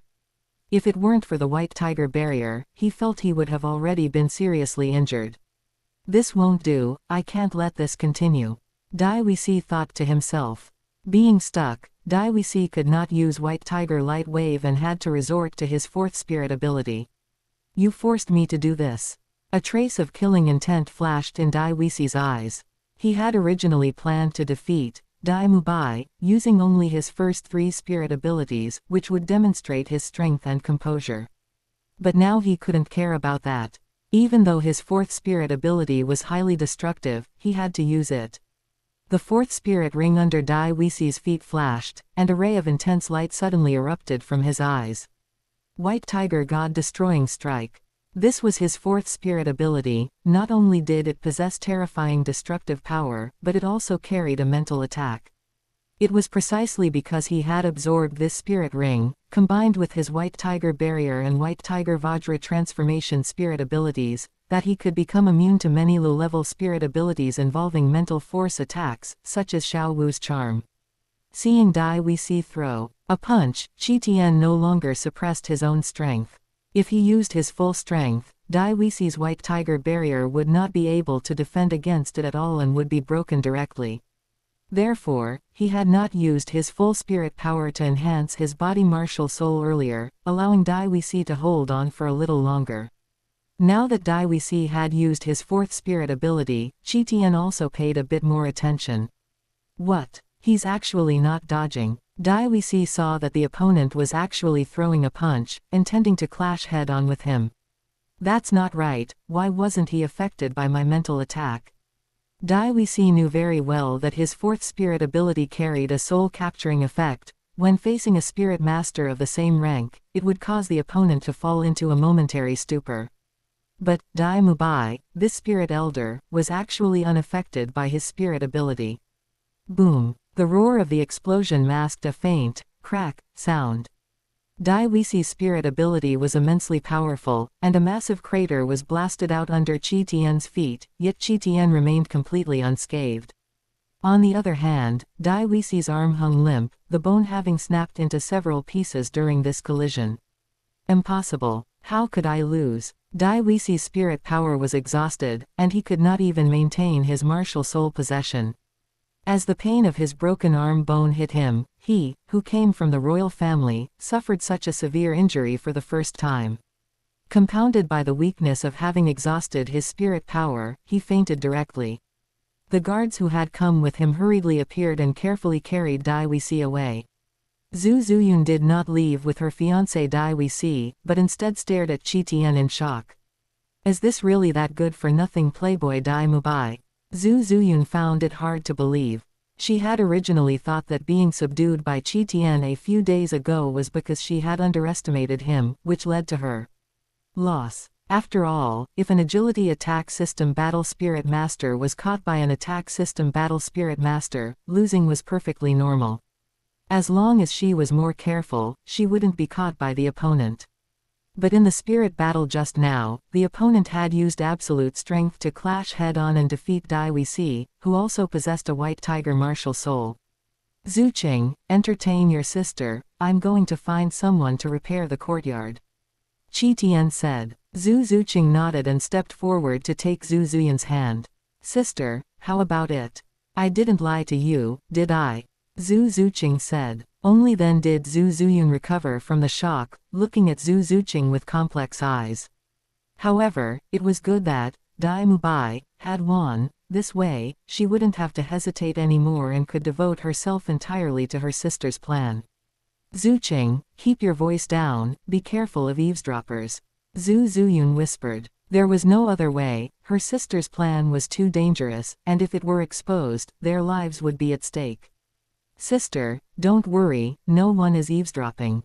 Zhu Zuqing said. There was a spirit kite Douluo guarding in the shadows. If anyone were really eavesdropping, she would have already sent a voice transmission to tell her. Zhu Zuyun was still a bit nervous and pulled Zhu Zuqing into her room. Sister, Dai Wuxi has lost, have you made up your mind? Zhu Zuqing asked. Zhu Zuyun nodded. Since she had already decided long ago, she would not be indecisive now. That's good. In the future, leave those annoying trivial matters to me. Qian, in his disguise as Dai Mubai, had defeated Dai Wuxi, and soon some aristocratic forces would come to make contact. And neither Qian nor Zhu Zuqing was good at this, which was why they thought of leaving it to Zhu Zuyun to handle. Zhu Zuyun nodded and asked cautiously, Zuqing, what about that immortal herb of mine? Zhu Zuqing smiled rarely and said, Sister, rest assured, the immortal herb will not be missing. When Dai Mubai returns, go ask him for it. Ah, ask that rogue for it. Zhu Zuyun's heart skipped a beat as she thought of how he had teased her earlier. Zuqing, didn't you say that you and Dai Mubai didn't have that kind of relationship? Zhu Zuyun asked. Zhu Zuqing nodded and said, that's right, I don't have any relationship with Dai Mubai. Then how can you give the immortal herb to him? Zhu Zuyun was somewhat skeptical. Zhu Zuqing, harboring mischief in her heart, only said, Sister, you'll know in a moment. Chapter 144, The Current Situation of Tang San. Star Luo City, at the residence of Dai Wisi. With the help of a support spirit master of the healing type, Dai Wisi soon woke up. This was, of course, also related to the fact that Qian had not used his full strength, otherwise, it would not have been as simple as just breaking one arm. Dai Wisi sat on the hospital bed, recalling the details of the sparring match with Qian. How could he possess such powerful strength? Could it be a spirit bone? Apart from a spirit bone, Dai Wisi could not think of any other answer. And he was certain that Dai Mubai had at least 2 spirit bones. One was an arm bone that enhanced strength, allowing Dai Mubai to surpass him in power. The other was a wisdom spirit bone, allowing Dai Mubai to defend against the mental attack of his 4th spirit ability. Damn it, my spirit bone. The opportunity for a spirit bone should have belonged to me, so how could it have fallen into his hands? Dai Wisi thought to himself. Dai Wisi took a deep breath and pondered his current situation. Since the opponent had absorbed a spirit bone, unless he could achieve a breakthrough to Spirit King before the age of 25 and possess a 10,000-year spirit ability, it would be difficult to win. The only thing he could rely on was having Zhu Zuyun cooperate with him to cultivate their martial soul fusion skill. With the support of the martial soul fusion skill, the opponent's 10,000-year spirit bone would not play a decisive role. Thinking of this, Dai Wisi hurriedly asked his subordinate where Zhu Zuyun was. Your Royal Highness, young Miss Zhu has remained at the residence of the second young Miss Zhu and has not come out yet. There are rumors that the young Miss Zhu and the second young Miss Zhu have reconciled. What? Dai Wisi's face turned gloomy. Zhu Zuyun, do you not know that this is a life and death struggle? Dai Wisi thought to himself. According to his understanding, the 2 sisters, Zhu Zuyun and Zhu Zuqing, had turned against each other years ago and were like fire and water. He was enemies with Dai Mubai, so Zhu Zuyun, as his fiancé, was naturally also an enemy to Dai Mubai's fiancé. Now that the 2 sisters had reconciled, it meant she might have defected, which was not good news for Dai Wisi. Once the seed of suspicion was planted, it would surely take root and sprout in the future. In Dai Wisi's heart, even if Zhu Zuyun were to come and help him, he could no longer completely trust her.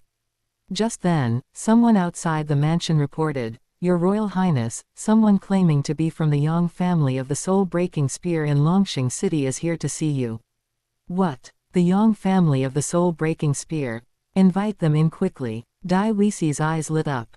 As far as he knew, the Yang family was a spirit Douluo family. If the Dai family did not unite with the Zhu family, they would be on par with the Yang family. If he could win over the Yang family, then his position as crown prince would be secure. Once he became crown prince, he would immediately kill Dai Mubai. By then, those 2 mysterious spirit bones on Dai Mubai would just be wedding garments made for him, Dai Wisi. Qian was currently impersonating Dai Mubai and had subordinates, so naturally, he would not do everything himself. After arranging for his subordinates to repair the courtyard, he did not immediately return to Zhu Zuqing's house. Every day, he would use the open black lens bracket divine descent close black lens bracket skill rewarded by the system to separate a split soul to spend time with the various women in turns. This was also a form of cultivation.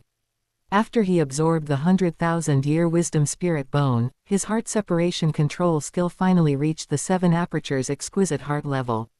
Now he could divide his attention to control 7 thoughts, and his control over his spirit and spirit abilities had also been greatly enhanced. Today, he separated a split soul and attached it to Ning Rongrong, and unexpectedly, he encountered Tang San selling hidden weapons. What a coincidence! Qian thought to himself. Brother Tian, is this the hidden weapon you once told me about? Ning Rongrong asked while holding a silent sleeve dart. Qian had once given Ning Rongrong a dragon beard needle and had taught her the firing technique he had explored himself, so Ning Rongrong knew about the concept of hidden weapons. Correct, this is indeed a hidden weapon. Qian said. This hidden weapon is truly amazing. It doesn't require spirit power, yet it can actually injure a spirit grandmaster. Sigh, it's just a pity I don't know who is selling the hidden weapons, otherwise my father would definitely be overjoyed. Ning Rongrong said. Ning Rongrong was currently at the Heaven-Do City Grand Auction House. For her, appraising treasures was also a form of cultivation. Therefore, coming to the Grand Auction House allowed her to relax while not falling behind in her cultivation, which could be considered killing two birds with one stone. And this silent sleeve dart was something she had bought at the auction. She had even asked the staff at the auction house, but the person selling the hidden weapons had no intention of communicating with her. I know whose handiwork this hidden weapon is, Qian said. Oh yeah, I almost forgot. Qian was the first person to tell her about the existence of hidden weapons, so he naturally knew their source. Thinking of this, Ning Rongrong hurriedly pleaded, Brother Tian, please help me. I will go ask my father for a sum of gold coins to purchase the hidden weapons, and I'll share half of the gold coins with you. Ning Rongrong said. Qian said somewhat helplessly, what kind of young sect master takes kickbacks from their own sect like you? What does it matter? My father is so rich that it's useless if he can't spend it. Ning Rongrong said. She actually did not lack money because her spirit was the 9 treasure glazed tile pagoda, and she could easily find some rare gemstones. Even if she left the 7 treasure glazed tile school, she could still make a fortune. However, Ning Rongrong was very interested in scamming Ning Fengji. After all, Ning Fengji had suppressed her from childhood until now, so she naturally wanted to retaliate. Moreover, doing this would not cause any loss to the sect and could even enhance the sect's strength. Even if Ning Fengji found out, he would probably be willing to be scammed. Qian said, I can tell you who that person is, but you must be careful, that person is not simple. He did not intend to hide it from Ning Rongrong. Since Tang San had started selling hidden weapons would definitely flow into the 7 treasure glazed tile school. By then, if Ning Fengji took the initiative to seek cooperation with Tang San, he would not be able to stop it. Since that was the case, it would be better to intervene now, otherwise, wouldn't that just let Tang San earn the money for nothing?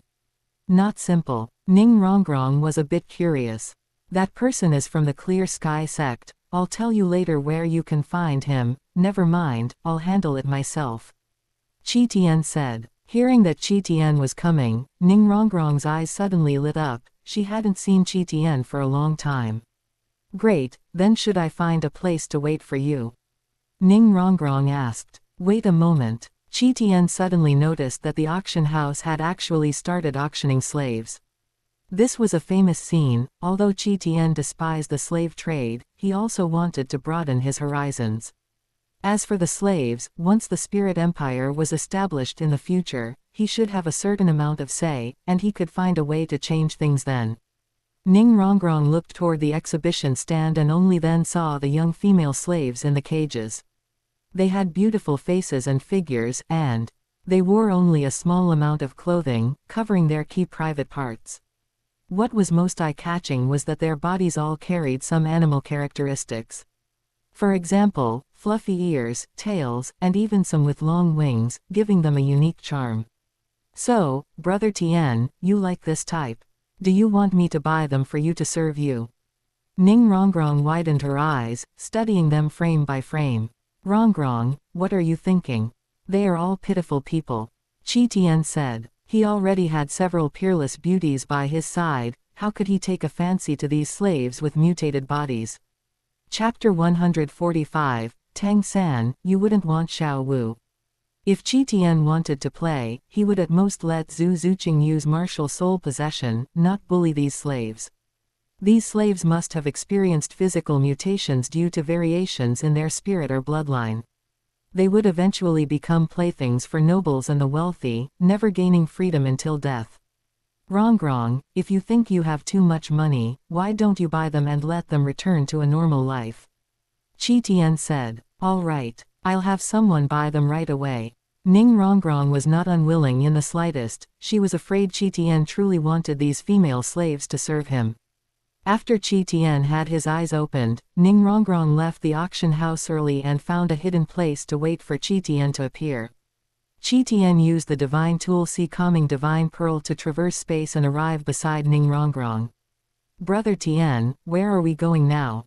Ning Rongrong asked. To Moon Pavilion. Qian said. Tang San dared to leave the Clear Sky sect and even enter the Great Auction House to sell hidden weapons. Qian didn't believe he could do this without the help of Moon Pavilion.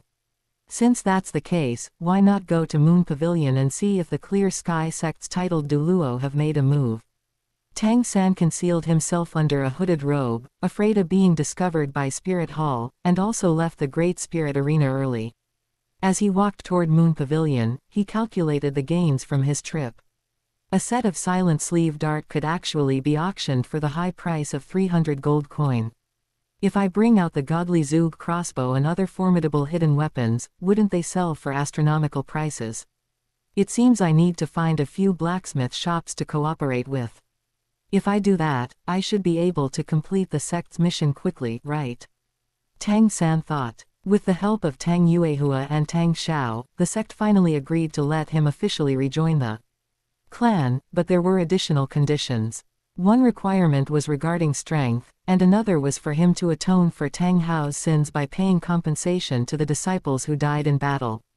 Although Tang Yuehua's Moon Pavilion secretly provided financial support to the Clear Sky sect, the Clear Sky sect disciples also needed money for cultivation. That is why the clan elders made this demand.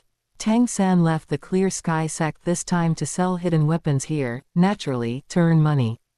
Once the compensation was gathered, Tang San could learn the Clear Sky Hammer's cultivation methods, such as the Clear Sky 9 Absolutes, Spirit Power Seal, and so on. And once his strength met the requirements, he could officially rejoin the clan. It wasn't long before Tang San returned to Moon Pavilion. Suddenly, a white figure caught his attention. Xiao Wu. Wasn't she killed by father? Why is she here? Tang San's heart was thrown into chaos, and he cautiously chased after the direction the white figure had disappeared. In his heart, only 3 people in this world were worthy of his attention: Tang Hao, Grandmaster, and Xiao Wu. Therefore, as soon as he saw Xiao Wu's figure, he couldn't help but want to follow and see, even if the person only strongly resembled Xiao Wu. Before long, he tracked the figure to a semi-abandoned compound. Why would Xiao Wu be here? Tang San frowned, sensing that something was wrong. Out of caution, he immediately prepared to leave, intending to ask Tang Yuehua for help before returning to investigate. But just then, with his sensitive hearing, he suddenly heard Xiao Wu's voice. Xiao Wu's voice seemed to carry a hint of a sob. "Please, don't hit me, I really didn't try to run away." "It's Xiao Wu. It really is Xiao Wu. My love, sister." Tang San was exceptionally agitated. Tang San's face flushed red, having lost his rationality. He prepared his hidden weapons, activated Ghost Shadow Perplexing Track, and vaulted into the courtyard. As soon as he entered the courtyard, he saw the Xiao Wu he had been longing for, tied to a pillar. Her white dress was torn and messy, and there were bloody marks on her calves and arms, looking as if she had been whipped. Xiao Wu. His Xiao Wu was actually bullied like this. Tang San's expression darkened as he looked at the masked man beside Xiao Wu. "Third brother. Is that you? Hurry and leave, you're not his opponent." Xiao Wu's voice was hoarse and urgent, sounding genuinely concerned for Tang San. "This person is the little lover you've been searching for. Tisk tisk, he doesn't look like much. What a waste of a beautiful flower on cow dung." Tang San's expression grew even darker. He stared furiously at Qian. Regardless of how Xiao Wu survived, he had to rescue her. The next moment, his eyes glowed purple, and his palm turned jade-colored. But he saw the masked man place his hand on Xiao Wu's fair, tender neck. "Be honest, or I'll snap her neck.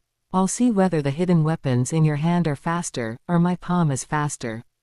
Qian said. "Spirit King." Tang San's pupils contracted. He saw the 5-spirit ring beneath Qian's feet. Although he was confident he could contend with a Spirit King, he wasn't sure he could rescue Xiao Wu from a Spirit King's grasp. And he had only just started selling hidden weapons a few days ago, so how was he already targeted? Could it be the Great Auction House?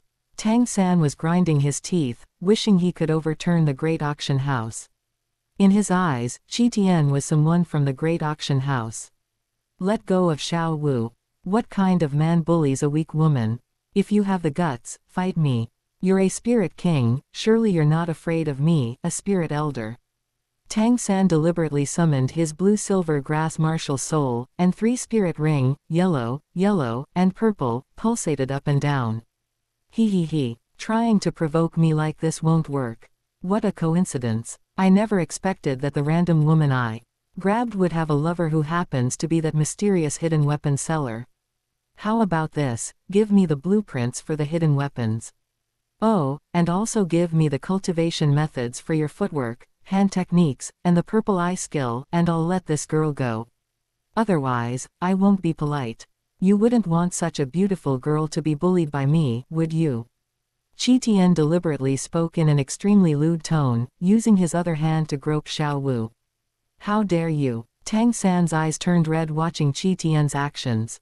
He finally understood that he didn't just see Xiao Wu as a sister, he had fallen deeply in love with her. But now, someone was molesting Xiao Wu right in front of him, and he was going crazy with rage. Xiao Wu feigned a look of humiliation, her voice hoarse as she said, "Third brother, hurry and leave, don't worry about me." Provoked by Xiao Wu, Tang San felt even worse. Take your dirty hands off her. I'll give you the blueprints and the skill cultivation methods. Tang San gritted his teeth. Smart move. Qian released the hand that had been molesting Xiao Wu. Xiao Wu quickly cooperated, saying, "Third brother, run. Don't give him anything. He's a dishonest bad guy. If he dares to defile me, I will find a way to kill myself. When that happens, third brother, just remember to avenge me." Tang San was moved in his heart, never expecting Xiao Wu to still think of him at such a moment. But ever since Tang Hao tried to kill Xiao Wu last time, he understood Xiao Wu's importance in his heart. Xiao Wu, for you, what do these external things matter? Tang San took out a few sheets of paper and a packet of Tang sect's exclusive poison from the 24 moonlit bridges. Chapter 146, Tang San, whose value was completely exploited. These past few days, Qian's mental force had been steadily growing by absorbing the Tianmeng silkworm's spiritual origin, making his perception extremely keen. He used his mental force in conjunction with the blue-silver domain. Even an ordinary titled Douluo couldn't evade his perception. So, after ambushing Tang San at the Moon Pavilion, he specifically sensed the Spirit Master auras around the Moon Pavilion. He discovered that Tang San didn't have a titled Douluo protecting him, which sparked his idea of tricking him out of his cultivation techniques.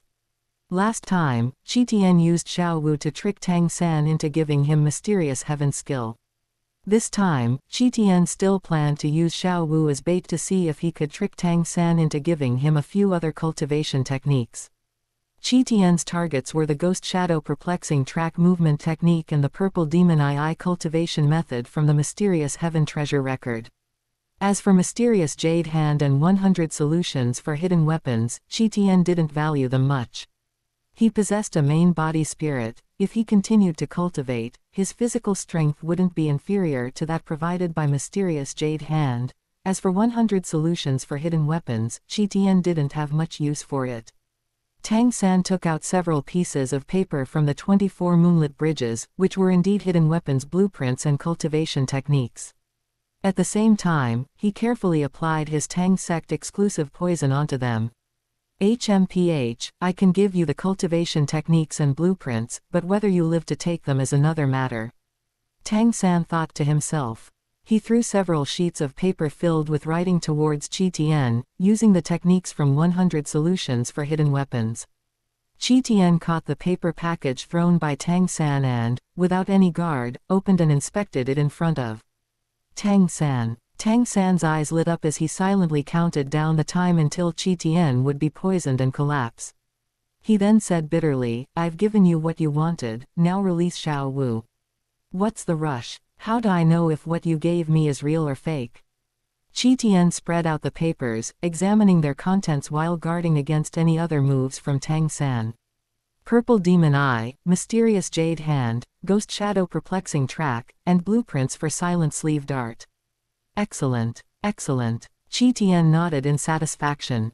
These cultivation techniques were connected to Mysterious Heaven skill, so Qian could roughly judge their authenticity.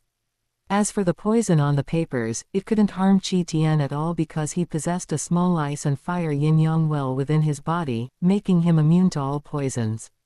Tang San was exasperated because he realized that his countdown had ended, but Qian hadn't been poisoned and collapsed. How is this possible? How can he show no signs of poisoning?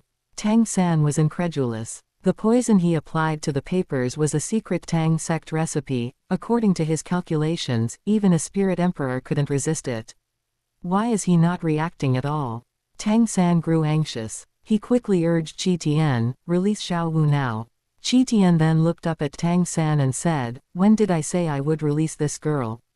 Tang San was stunned. The other party really hadn't said he would release Xiao Wu. He had only said that if Tang San didn't comply, he would defile Xiao Wu. Seeing this, Tang San prepared to act and rescue her. In his opinion, Qian must have been poisoned by his unique toxin, merely suppressing it from acting up.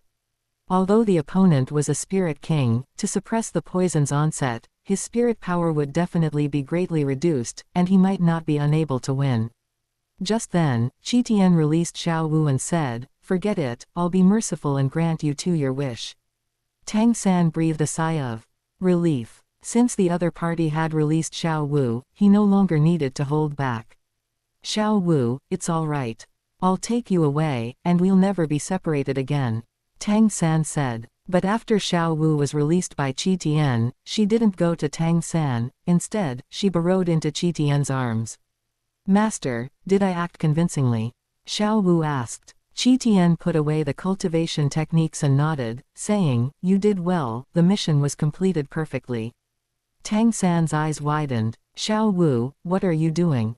Xiao Wu then looked at Tang San and said, Tang San, you should leave. We won't kill you this time. The kindness you've shown me these past few years is now completely repaid. If we meet again, we will be enemies.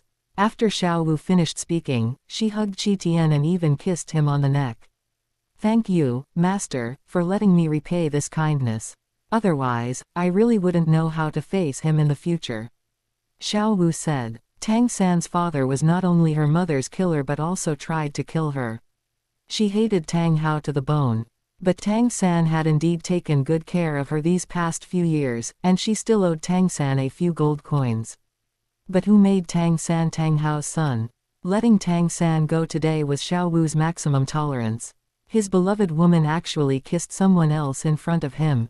Tang San watched Xiao Wu kiss Qian, which was more painful than killing him. No, Xiao Wu, you're lying to me for my safety, aren't you? He's already poisoned, and now he's at the end of his rope. Xiao Wu, come with me, he can't do anything to us.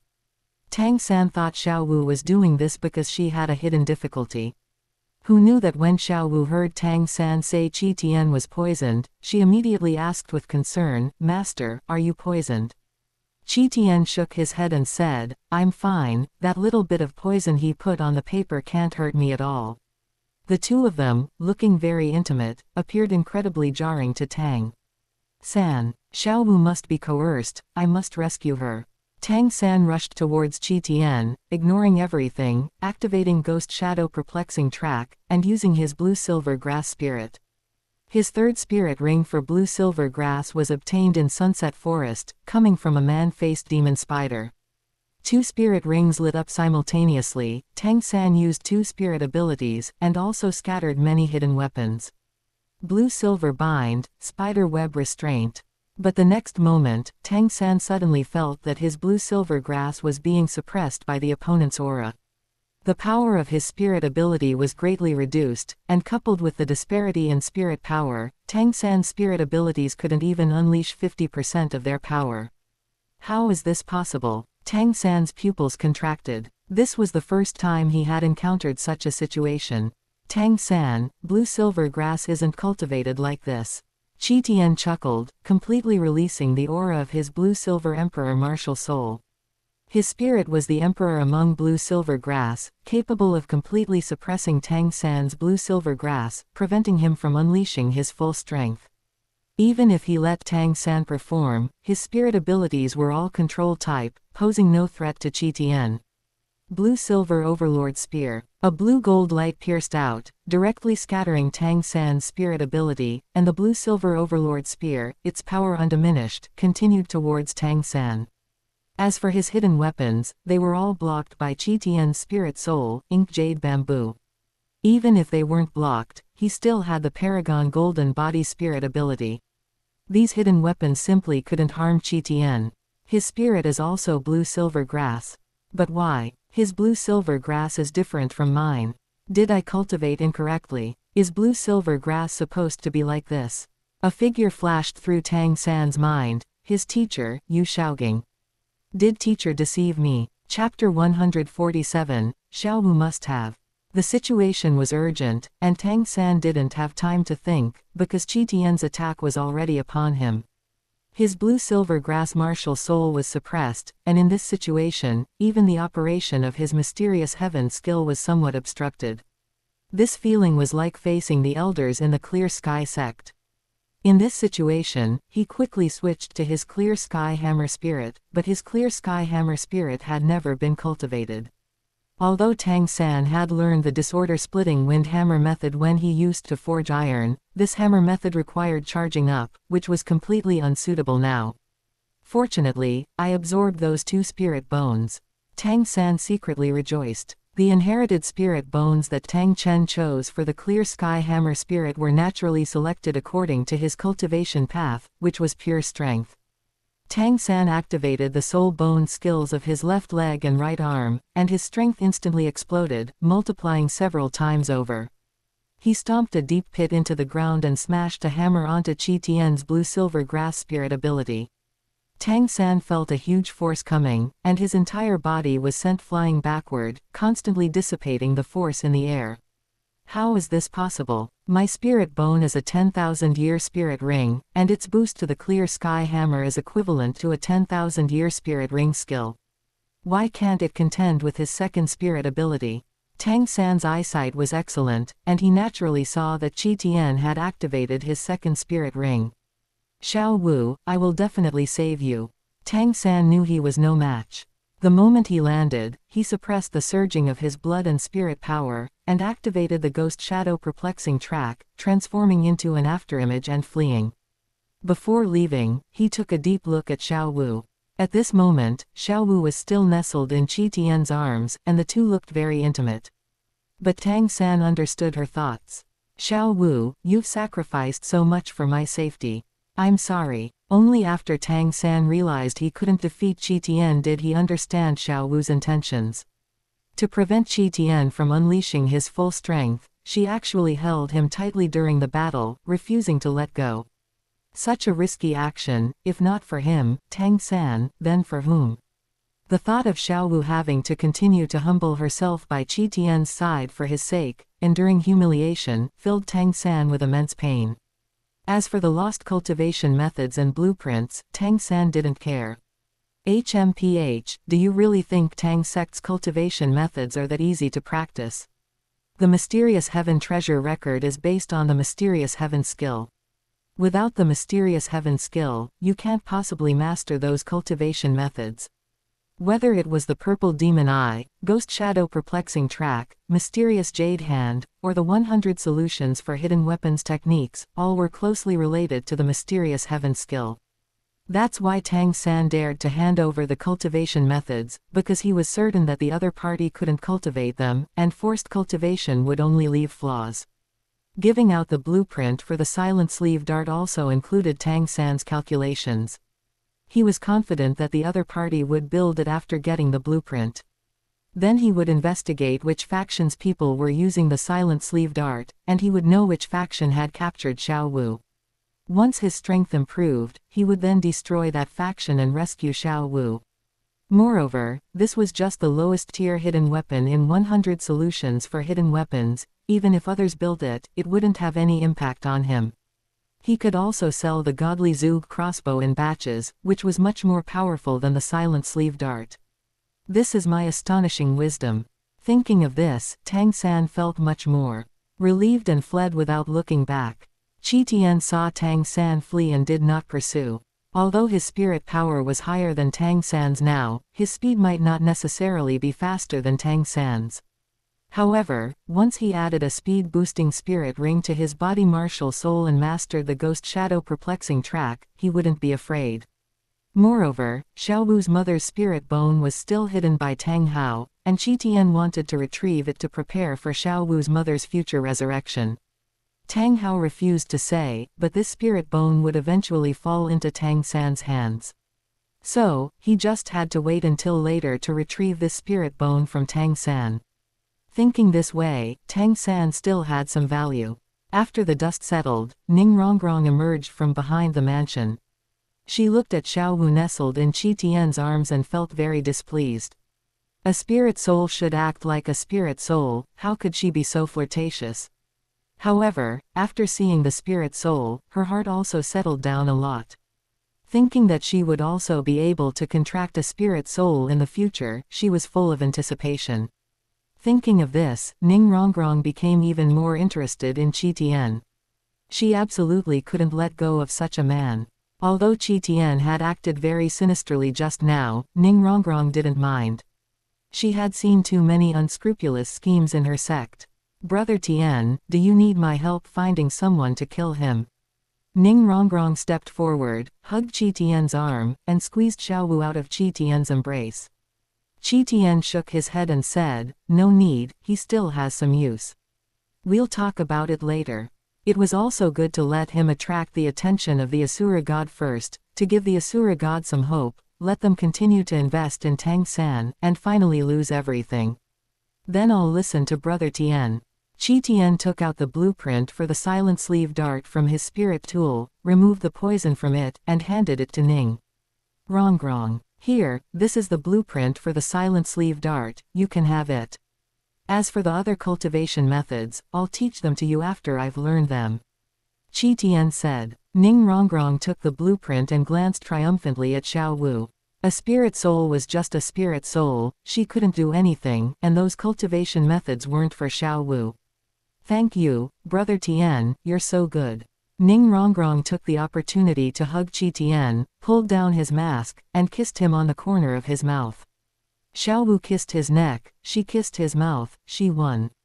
Ning Rongrong's body was very soft, and she carried a hint of tulip fragrance, which was also a kind of enjoyment for Qi Tian.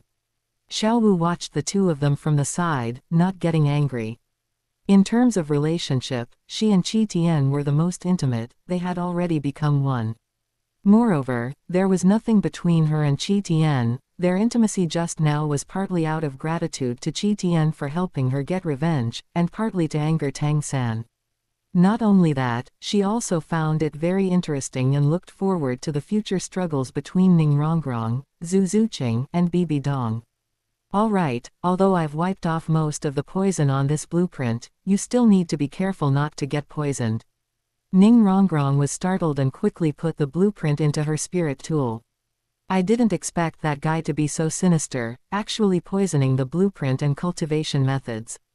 "Brother Tian, you weren't poisoned, were you?" Qi Tian shook his head and said, "I'm fine. Let's go, I'll send you back to your sect."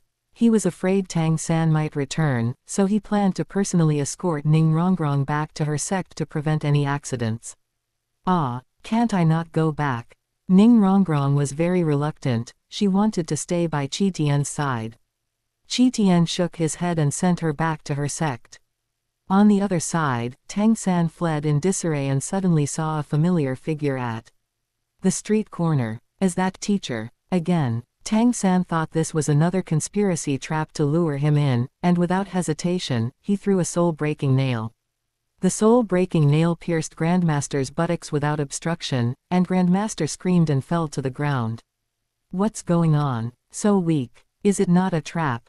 Tang San quickly ran forward to check and found that it was indeed Yu Shaogang. "Oh no, it really is teacher." Chapter 148, Grandmaster's Suggestion, Zhu Zuqing's Mischief. Yu Shaogang lay on the ground, unconscious. Tang San checked Yu Shaogang and found that he was extremely weak, his body feebler than those who could not cultivate. "Why is teacher so weak? My soul-breaking nail shouldn't have this effect, right?"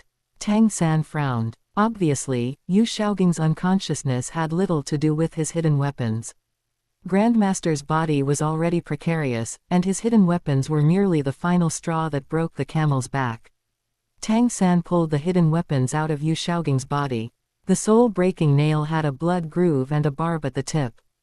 Pulling it out like that, tearing through flesh, caused blood to pour profusely from Yu Shaoqing's body. This pain woke Yu Shaoqing up again. Little San, it's you. He looked back, saw that the person behind him was Tang San, and felt so wronged he almost wanted to cry. Even during the time he was expelled from his sect, he hadn't suffered this kind of hardship.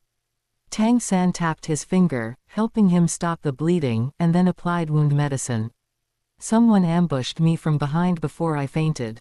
Thanks to you saving me, otherwise, teacher might have died on the street. Yu Shaoqing endured the pain in his buttocks, sighed, and lamented that his fate was truly difficult. He came from a great family but was expelled due to a spirit defect. Now he didn't even have a spirit and was wandering the streets. Tang San felt a bit awkward, because the person who had just ambushed Grandmaster was him. To prevent Yu Shaoqing from noticing, Tang San quickly changed the subject. Teacher, didn't you go to Shrek Academy? Why are you still in Heaven Do City? And why has your voice changed like this? Tang San noticed that Yu Shaoqing's voice had become somewhat like a croaking duck. Yu Shaoqing touched his sorrowful face and noticed that his stubble and pores were starting to disappear, and his chin had become smooth. It was all Lu Erlong's fault for crippling his precious second brother. However, he was embarrassed to mention it, so he also changed the subject, saying, I was injured by a villain and my spirit power was crippled, so I couldn't travel that far. Little San, didn't you return to your sect? I heard the Clear Sky sect sealed its mountain. Why are you here? Yu Shaoqing asked. Tang San had no choice but to recount all his experiences. Yu Shaoqing sighed again after listening. His disciple's experience reminded him of his own. Were all large sects truly full of scheming and infighting? Teacher, do you have any way to help me earn money? Tang San asked. Yu Shaoqing thought of Flender, who was running an academy. Even though he had treated Flender that way back then, Flender still admired him. Perhaps he could use Flender's strength to help Tang San. Since the Clear Sky sect was heartless enough to send his disciple back to him, he wouldn't be polite about it. Little San, do you know about the Continental Advanced Soul Master Academy Spirit Battle Tournament? Yu Shaoqing asked. Tang San shook his head. Since he hadn't attended an Advanced Soul Master Academy, how would he know? Yu Shaoqing finally regained a bit of a teacher's dignity and began explaining the schedule and rules of the Spirit Master Tournament to Tang San. Little San, the champion of the Spirit Master Tournament can receive a reward of hundreds of thousands of gold coin. A spirit battle team needs at least 7 people. Each of you could split tens of thousands of gold coin at minimum. Furthermore, powers across the entire continent pay close attention to this spirit battle competition, looking for talented spirit master. Tang San's eyes lit up. Participating in the spirit battle tournament wouldn't interfere with his cultivation or forging and selling hidden weapons. He could pursue multiple paths simultaneously. Only by earning enough money could he quickly learn the method for cultivating the Clear Sky Hammer and rescue Xiao Wu. Moreover, at this competition, he could meet people from various major powers, perhaps recruiting 1 or 2 to work for him. However, to avoid being recognized by people from Spirit Hall, he would have to change his name and make some disguise. Teacher, thank you. When does the Spirit Master Tournament begin? Tang San asked. Yu Shaoqing replied, a little over 2 years from now. Tang San frowned. A little over 2 years wasn't long, but he didn't know if Xiao Wu could hold out for that long. A beautiful girl like Xiao Wu, who knew how much torment she would endure in 2 years. That amount of time was enough for her to give birth twice. Tang San didn't dare think further. Sigh, I hope Xiao Wu can hold on. Teacher, I have something, but I don't know what it is. Could you help me take a look? Tang San asked. Yu Shaoqing naturally accepted without demur. The two walked to an empty corner. Little San, what are you going to show me? Yu Shaoqing asked curiously. He had already passed on all his spirit theories to his disciple Tang San, so theoretically, Tang San shouldn't have any problems. Tang San took off his clothes, revealing a body that didn't look overly muscular but felt full of power. Yu Xiaoging's old face flushed red. He was actually captivated by Tang San's physique. "Teacher, look at my back," Tang San said. Yu Xiaoging finally snapped out of it, reluctantly shifting his gaze from Tang San's abs to his back. Only then did he notice that on Tang San's spine, lumps of bone were protruding, neatly symmetrical, exactly 8 of them. Yu Xiaoging couldn't resist reaching out to touch them, realizing that these lumps were truly bone. If Tang San weren't a spirit master, he would have thought this was bone hyperplasia. "Little San, can you utilize these bone lumps?" Yu Xiaoging already had a guess. This must be an external spirit bone.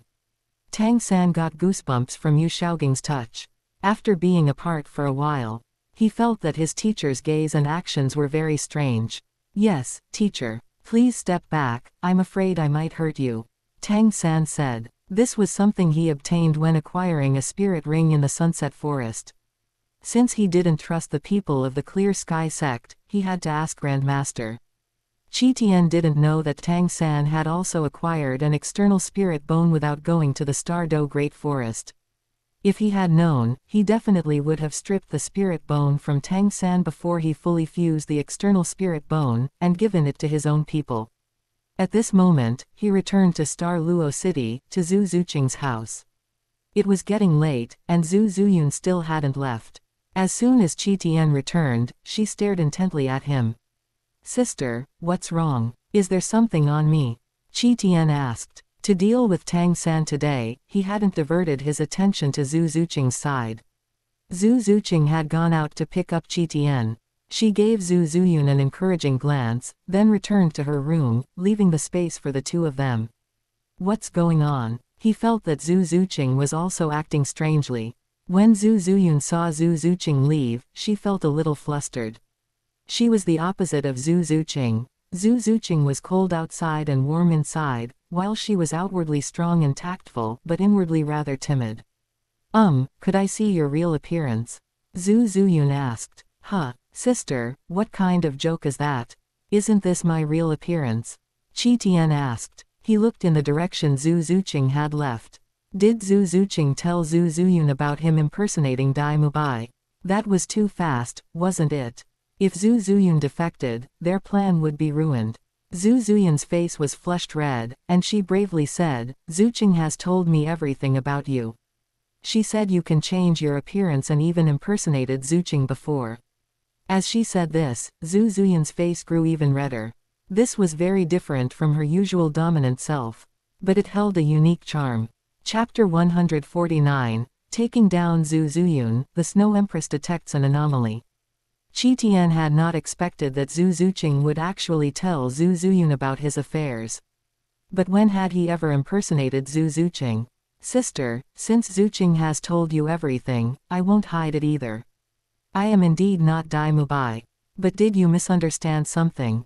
I never impersonated Zuqing, did I?" said Qian. Zhu Zuyun's face grew even redder. Thinking that Qian was trying to deny it, she became anxious. "Have you forgotten that more than 2 years ago, you impersonated Zuqing to have a spirit battle with me, saw my entire body, and helped me heal my wounds?"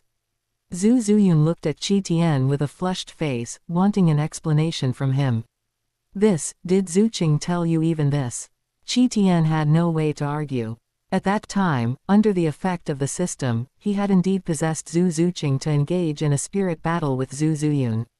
Then, in order to help Zhu Zuyun treat her injuries, he pulled out the dragon beard needle and also saw her entire body. He even got hands-on, touching every place that should or should not have been touched. Zhu Zuyun's figure was more mature than Zhu Zuqing's, and her skin was even smoother than Zhu Zuqing's. Thinking of this, Qian's heart trembled. Zhu Zuyun lowered her head and said, "You've seen my whole body, yet you still refuse to let me see your true face." Qian sighed and removed his disguise. He had almost cultivated this spirit ability to the level of a soul bone skill, allowing him to maintain the state indefinitely. Zhu Zuyun watched as Qian transformed from Dai Mubai's appearance into another stunningly beautiful youth. His skin was even finer than her own, and his appearance was more exquisite than hers, truly a creation of the god of pure beauty. What a handsome youth! For a moment, Zhu Zuyun was stunned. The Dai family brothers were already considered handsome, but compared to Qian, the difference was like heaven and earth. When Zhu Zuyun thought that she had an intimate history with the youth in front of her, her heart pounded incessantly. Sister, you must keep my secret. Qian stepped forward and said solemnly. Zhu Zuyun finally snapped back to reality, looking at the youth so close to her, feeling a little flustered. She was truly different from Zhu Zuqing. Zhu Zuqing was cold on the outside but warm on the inside. Once she decided on something, she would immediately act on it. If Zhu Zuqing were standing here now, she probably would have already actively pounced on Qian. In contrast, the seemingly fiery Zhu Zuyun hesitated now. She said something out of the blue. Qian, Dai Weixi and I are innocent, I've only been intimate with you. After speaking, she was overcome with shyness and headed toward the door to return home. Qian was stunned for a moment, then suddenly understood Zhu Zuyun's meaning. She was explaining herself to him. She was explaining that she already belonged to Qian and had no relationship with Dai Weixi. The women of the Zhu family are truly traditional. Qian thought to himself, wondering how the Zhu family educated their daughters. Qian quickly pulled Zhu Zuyun back and held her in his arms. Sister, you know such a huge secret of mine. If you just leave like this, I feel a little uneasy, said Qian. Hearing Qian's words, Zhu Zuyun's cheeks turned slightly pale. Gritting her teeth, she said, what do I need to do for you to trust me? She hadn't expected that even after saying that, Qian still wouldn't trust her. For a moment, sadness welled up in her heart. Qian said, I need you to truly become one of my own people before I can feel at ease. Ah, Zhu Zuyun instantly understood what Qian meant and buried her face in his embrace. How about it? Is that all right? Qian asked. Zhu Zuyun softly muttered, Hearing this, Qian felt his blood boil, and he quickly picked her up and headed toward the bedroom. Don't do this, Zuqing is still here.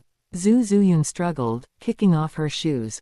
She looked alluring and charming on the outside, but inside, she was a shy young girl. How could she calmly give herself up completely in front of her younger sister? Sister, I've seen both of your bodies, what are you shy about? Zhu Zuqing teased playfully. Zhu Zuyun tightly held onto Qian, not daring to look at Zhu Zuqing, allowing Qian to do as he wished.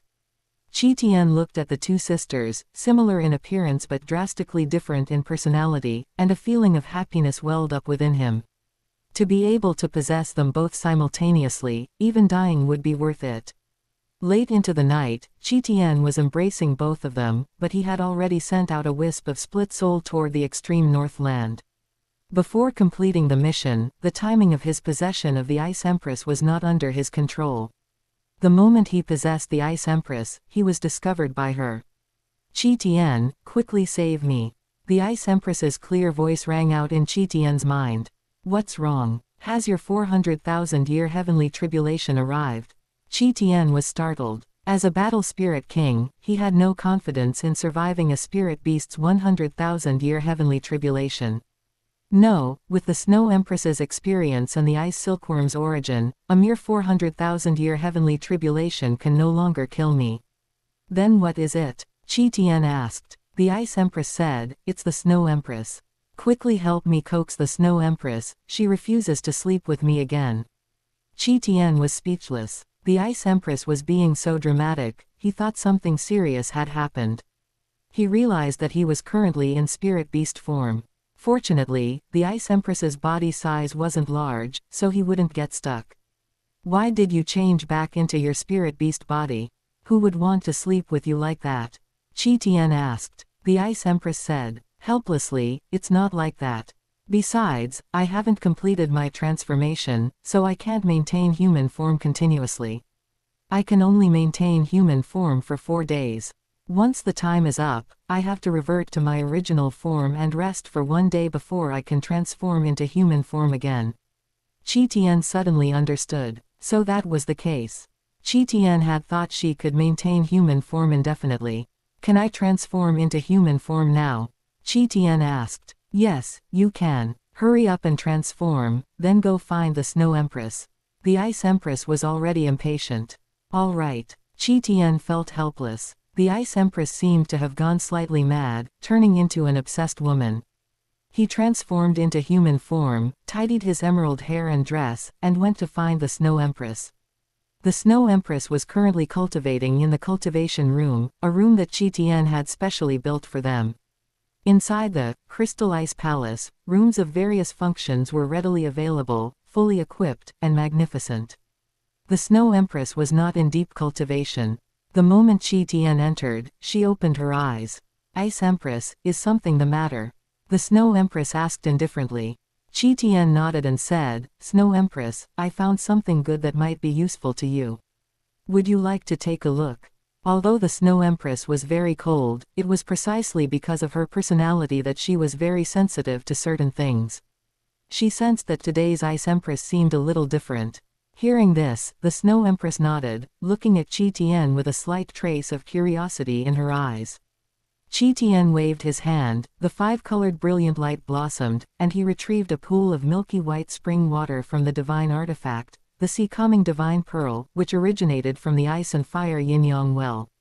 "This is what strong ice aura." The Snow Empress was surprised, looking at the spring water in Qian's hand. This was a remnant left by an ancient dragon, containing the dragon god's understanding of the law of ice. Although the Snow Empress was the king of ice and snow, she had not yet become a god. Although most of the spring water's power was formed by the terrain combining with the power of heaven and earth, the Snow Empress noticed a difference. Chapter 150, Taking the Snow Empress to the Human World. Although this milky white cold spring from the ice and fire yin-yang well is rare, it doesn't have much effect on the Snow Empress, it's just a novelty. If this spring water enters the body, it can cause immense damage, essentially serving as a special attack against aquatic spirit beasts. If it cannot enter the body, the power of this spring water might not compare to some of the Snow Empress's powerful skills. Qian just wanted to find a topic to chat with the Snow Empress. The Snow Empress accepted the spring water. Even if she hadn't consumed the octagonal mysterious ice grass, this spring water couldn't harm her. This spring water also comes from human territory. Are there many springs like this there? The Snow Empress asked. Qian nodded and explained the situation of the ice and fire yin-yang well to the Snow Empress. The Snow Empress pondered for a moment and said, "Ice Empress, can you take me there to see it? I think cultivating there would be quite beneficial for us." She originated from the extreme Northland, and the environment here could be said to be the most suitable place for her to cultivate. But compared to the source of the milky white spring water Qian took out, the ambient vitality in the extreme Northland was not dense enough. The ice and fire yin-yang well is a place where vitality gathers. To the Snow Empress, it was like the treasure land full of ice marrow that the Tianmeng ice silkworm stumbled into. The Snow Empress's current cultivation level has reached 690,000 years. She felt that she might find a serendipitous opportunity there to cope with the heavenly tribulation 10,000 years later. Qian was stunned, having not thought of this angle at all. However, the ice and fire yin-yang well in the Sunset Forest should now be managed by Bibi Dong. Qian had previously suggested to Bibi Dong that she arrange for chrysanthemum Douluo or dugubo to plant medicinal herbs there, making the best use of the resources. Although the two of them might not constantly guard the place, if the Snow Empress wanted to cultivate there, wouldn't she run into them? "What's wrong?" the Snow Empress asked. Qian looked at the Snow Empress's expressionless face and confirmed, "Snow Empress, is this place really useful to you?" The Snow Empress said, "I'll only know if I go and see that place. But this place is in human territory. If your identity is discovered by humans, they might come and surround and kill you." Although the Snow Empress is powerful, and ordinary titled Douluo are not her match, she is not invincible. The two titled Douluo of the Seven Treasure Glazed Tile School, along with Ning Fengji, might be enough to force the Snow Empress to retreat in defeat. If the several revered elders of the Spirit Hall were to make a move, the Snow Empress might even be in mortal danger. The Snow Empress pondered for a moment, seemingly weighing the pros and cons. "Ice Empress, if the two of us join forces, it won't be easy for humans to try and keep us," the Snow Empress said. Seeing that the Snow Empress had made up her mind, Qian nodded and said, "All right, then I'll take you." But you must promise me that if we encounter danger, you must not show off your ability. Just run, Qian said, showing concern. Feeling Qian's concern, the Snow Empress felt a warmth in her heart, a feeling she had never experienced before. Or rather, the Ice Empress, a cold-blooded scorpion, would never inadvertently show concern like this. Okay, I promise you. Let's go, the Snow Empress said. Qian frowned. The Snow Empress was too impatient, he wasn't ready yet. He planned to take the Snow Empress to take a look at the ice and fire yin-yang well. In Qian's sea-calming divine pearl small world, a nascent ice and fire yin-yang well had also formed by absorbing the terrain there. If that place was truly suitable for the Snow Empress to cultivate, Qian would take her into the sea-calming divine pearl. This way, she wouldn't encounter danger, but Qian needed to transfer the immortal herbs and other spirit medicines beforehand. Otherwise, if the two spirit beasts, the Ice Empress and the Snow Empress, went in, it would be no different from rats entering a granary. All right, we're setting off now, Qian said. The Snow Empress nodded, letting Qian lead the way, and the two headed toward the frozen forest in the south. Ah, are we going to human territory again? The Ice Empress reacted, feeling a little nervous. After all, the last time she went to the human world, she had seen the powerful spirit masters among the humans. You don't want to go? Qian asked. No, if the Snow Empress is going, of course, I must go too. Even if we encounter danger, I'm not afraid, at worst, we'll just fight. The Ice Empress said. Since she finally had a chance to get close to the Snow Empress, how could she give it up? Listening to the Ice Empress's words, Qian suddenly wondered if he could use a self-injury ploy on the Snow Empress. If the Ice Empress were seriously injured for the Snow Empress, would their relationship reach its peak, allowing Qian to directly complete the mission? Forget it, let's take it one step at a time. Although the Ice Empress and the Snow Empress were very fast, the core region of the extreme Northland was still too far from the human world. The two set off before dawn, and by the time they reached the border of the Haagen-Dazs kingdom, it was already late. Qian's possession would end that night, so he didn't dare let the Snow Empress and the Ice Empress continue traveling. Snow Empress, this must be your first time in the human world, right? Shall I take you around here? Qian asked. Okay. As a shut-in of several 100,000 years, the Snow Empress felt a little unaccustomed upon arriving in the human world. Accustomed to solitude, seeing such a bustling small town made her feel somewhat helpless, so she decided to follow Qian's arrangements. Qian took the Snow Empress's cool little hand and started strolling down the street. The Snow Empress felt a little calmer being led by Qian. She didn't let go, instead, she gripped his hand tightly. Inside Qian's mind, the Ice Empress was fiercely envious again. Qian, can you teach me how I can hold the Snow Empress's hand every day? Qian ignored her and led the Snow Empress around, like a father walking with his grown-up daughter. This was an unnamed supply town outside the frozen forest, gathering many human ice attribute spirit masters and mercenary groups. With so many spirit masters gathering, it naturally attracted many merchants, doing all kinds of business.